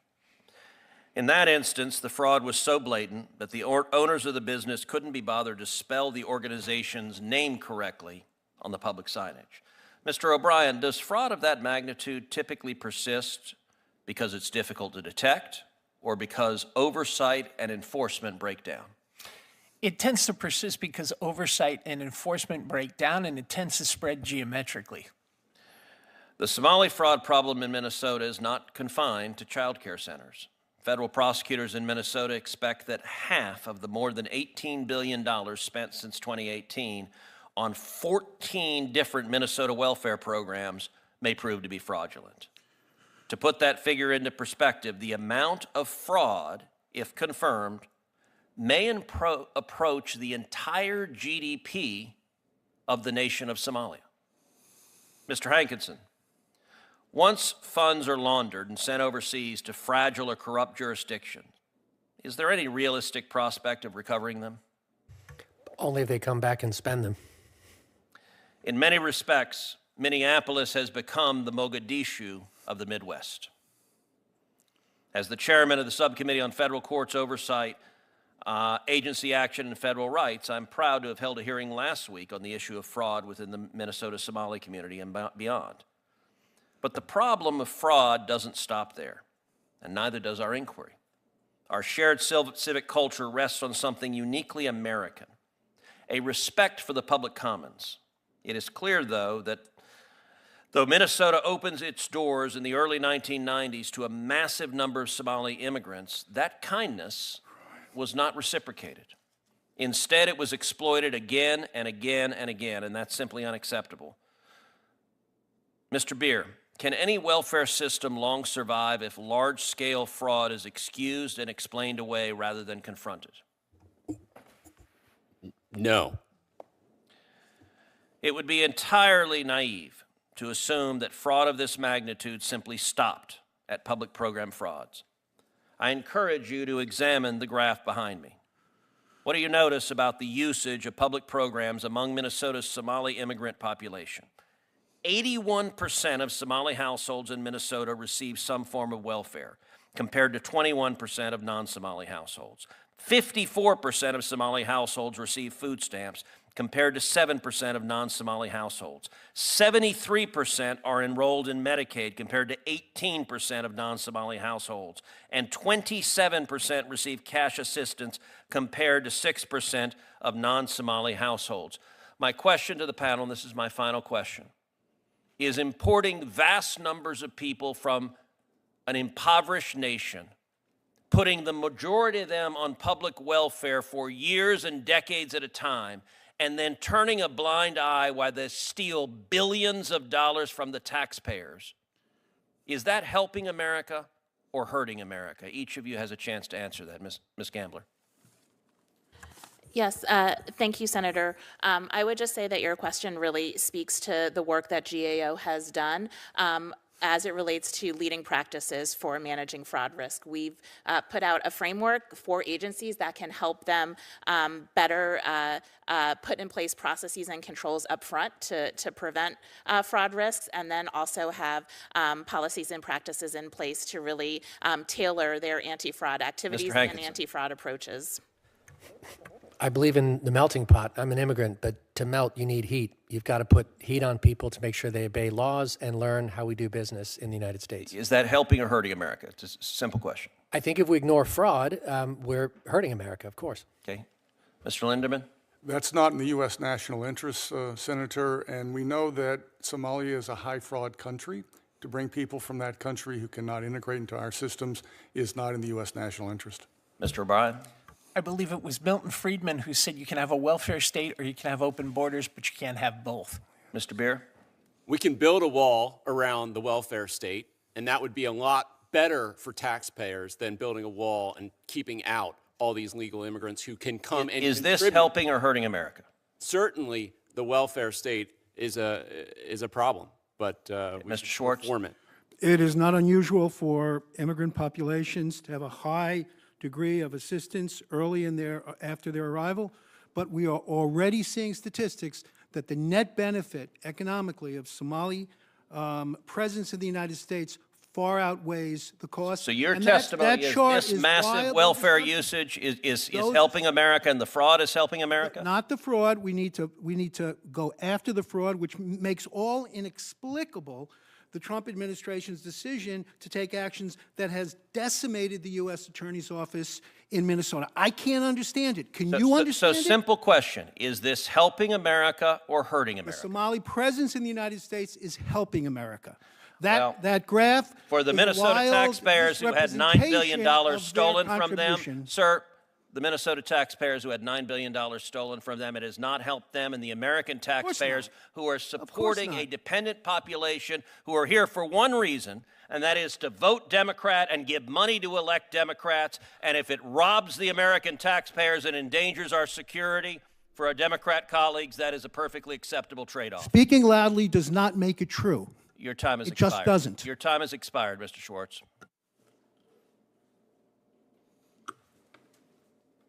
Mr. Linderman and Mr. Hankinson, I want you to respond to Mr. Beer's criticism of slowing the flow of adjudications because of the lack of vetting of migrants during the Biden administration. Do you think additional vetting is appropriate in slowing the adjudications by USCIS is a good idea or a bad idea in order to determine what the background is of these individuals? Mr. Chairman, it's a good idea to slow any visa process and to be sure when we are issuing a document, refugee, whatever the status that admits a foreign national into our country, the obligation of the State Department or DHS has to be clear that that person is someone we know who he is or she is before we admit them into the country. Otherwise, why are we there? Mr. Hankinson? I do think everybody deserves a decision in their case in the end, even if the answer is no. But having let in an untold number of many millions of people under parole, released at the border, and having so many pending asylum cases, I think it is a good idea to pause and figure out exactly where we are and maybe revise our systems to make sure that so many people don't slip through. Mr. O'Brien, my final questions are for you. So one of the things that makes me a little bit crazy is when I see in the media people talk about the migrants that are here in the country and said, well, they haven't committed any crimes, but you made clear that you can't be here in the United States illegally without committing crimes, whether it's identity theft or failure to have insurance and driving a car, you name it. But of course, when you enter the country without authorization, that is a crime, is it not? It is. 8 U.S.C. 1325 makes improper entry by an alien a misdemeanor crime on the first offense and a felony on any subsequent offenses. And you've made the point, correct in my view, that after they get here, you cannot claim to be a perfectly law-abiding individual if you enter the country illegally, because you simply can't get access to public benefits, you can't drive a vehicle, you can't, and the like. Thank you for responding to that. So earlier I made part of the record a document we got here from the Department of Justice that said last year alone 485,000 final orders of removal. So it's really interesting because our Democratic colleagues have demanded, in order to reopen the appropriations process for the Department of Homeland Security, that ICE agents be required to get court orders in order to detain these individuals. But the fact of it is, at least last year, 485,000 of them have already received all the process they are due under the law. Isn't that correct? Yeah, that is correct. Those individuals have received a final order of removal from an immigration judge, and that whole argument about the warrants is a red herring because federal district court judges do not have the authority to issue a civil warrant for the arrest of a person who has undergone the removal process. Well, and that's an important point. This is a civil process, not a criminal process, correct? That is correct. And so the idea of having to go back to court and get another order on top of the order of removal that's been defied by the immigrant makes no sense. Well, it makes no sense whatsoever. And if you stop and think about it, we spend an inordinate amount of money on the immigration court, and then to claim that an immigration judge has the authority to remove somebody from the United States, but on the strength of that order, ICE can't remove them from their apartment is just absolutely absurd. And finally, Senator Britt touched on this with you. In Texas, we don't have the problems they're having in Minnesota. Getting local law enforcement to cooperate with ICE. ICE issues a detainer when somebody's in a county jail and then is turned over to federal authorities without ICE having to go and execute their administrative warrant in the streets and be subject to harassment and interference by some of the individuals who unfortunately including those who suffered their loss of life for interfering with the federal law enforcement activity. So if we didn't have sanctuary jurisdictions like Minneapolis and Minnesota, the state of Minnesota, would that help? Yeah, it would help massively. I mean, the fact is that a large number of people who are engaged in criminal activity who are here unlawfully are going to encounter state or local police first. And if the state and local police make the presence of those individuals known to ICE, then that means ICE has to expend a significantly smaller amount of effort in order to take that person into federal custody and subject them to the removal process, or if they already have an order of removal, to then physically remove them from the country. Thank you. Senator Padilla. Thank you, Mr. Chair. I know we're at the hour, but a few more questions. I'll try to be brief before we close. First, Mr. Beer, I saw your head nodding during the discussion of warrants. My understanding is the issue of warrants is specifically to federal agents going into homes without a warrant, including homes of United States citizens, the practice of racial profiling, which has been sanctioned by the Supreme Court. Do you want to briefly add anything to that? Well, absolutely. What we're talking about is going to a judge to actually enter a home. I mean, that is, how do we know it's the immigrant's home? We don't know that unless you actually present probable cause to a judge and determine that. You don't just rely on some individual ICE agent or some federal agent's gut. We saw what happened in Minnesota when they went with their gut. They dragged a U.S. citizen out of his home in front of his grandkids in his underwear in the middle of winter. That's unbelievable what's happening. And it wasn't who they thought it was. Mr. Linderman, quick follow-up question. I heard you say just a few minutes ago in response to Senator Cornyn's question that all background vetting processing should be slowed down so that we're sure of who's trying to come into the country, something along those lines. Did I hear that correctly? Senator, what I meant to say was that we should not speed up issuing for some abstract reason because the paperwork is pending or someone is demanding. So I would imagine that not speeding up should apply to South African Afrikaners that the White House has given preferential treatment to. Agree or disagree? I would agree that everyone who comes as a foreigner to our country. Would it also apply to those seeking to come to the United States by purchasing this gold card that the president has talked about? If they're foreign nationals, they would all be vetted, sir. Thank you. The transition to a question from Ms. Gambler. I asked you in the first round of questions if the process for Afrikaners consideration was abiding by the standards and best practices that the GAO has laid out. Has the gold card program that the president has referenced a few times also implemented your recommendations? Thank you, Ranking Member Padilla. We also have not looked at that proposal, so we don't have insights to share related to that process. Certainly, if that's something that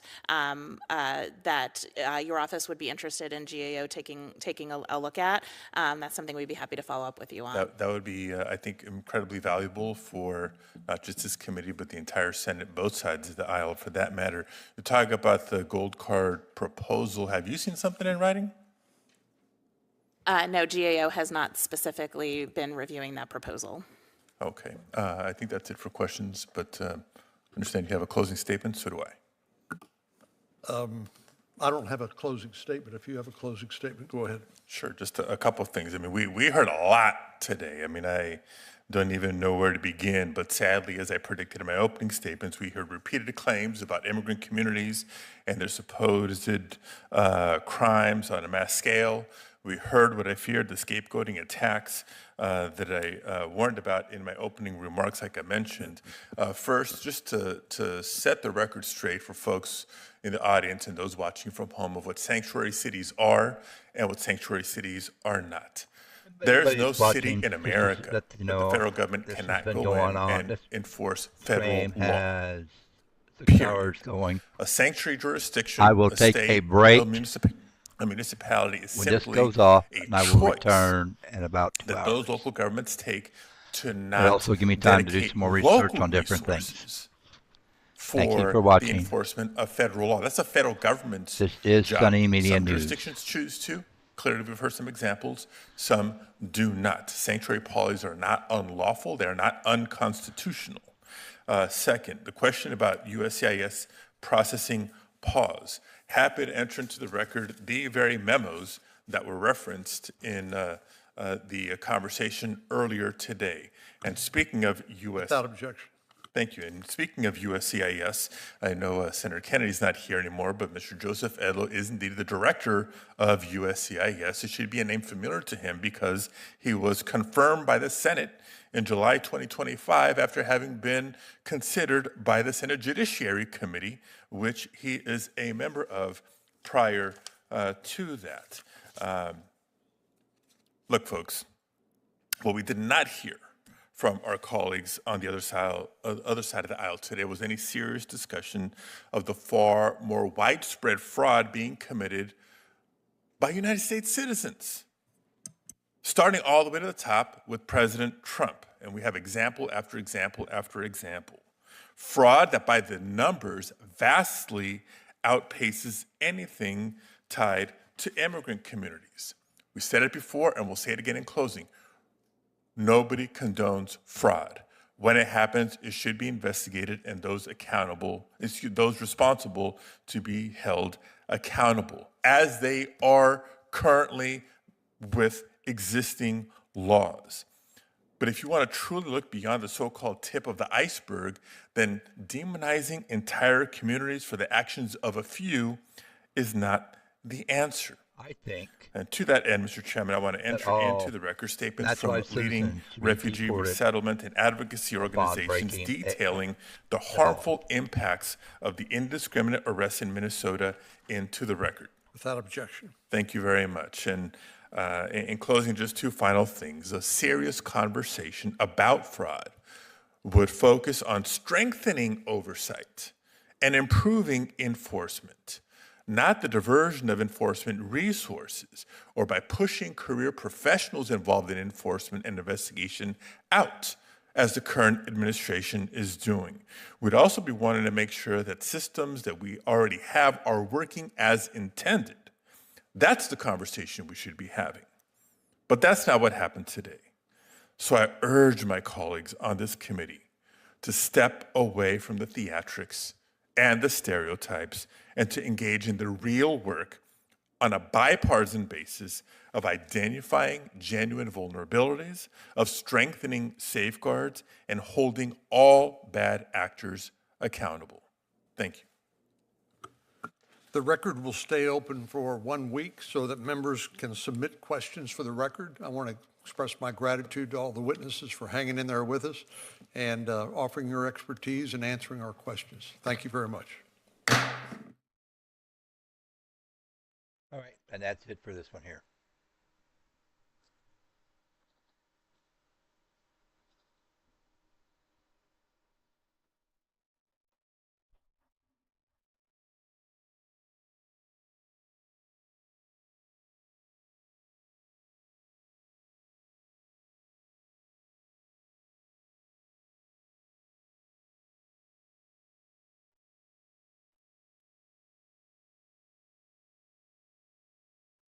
Again, thank you for watching, if anybody's out there. Thank you again.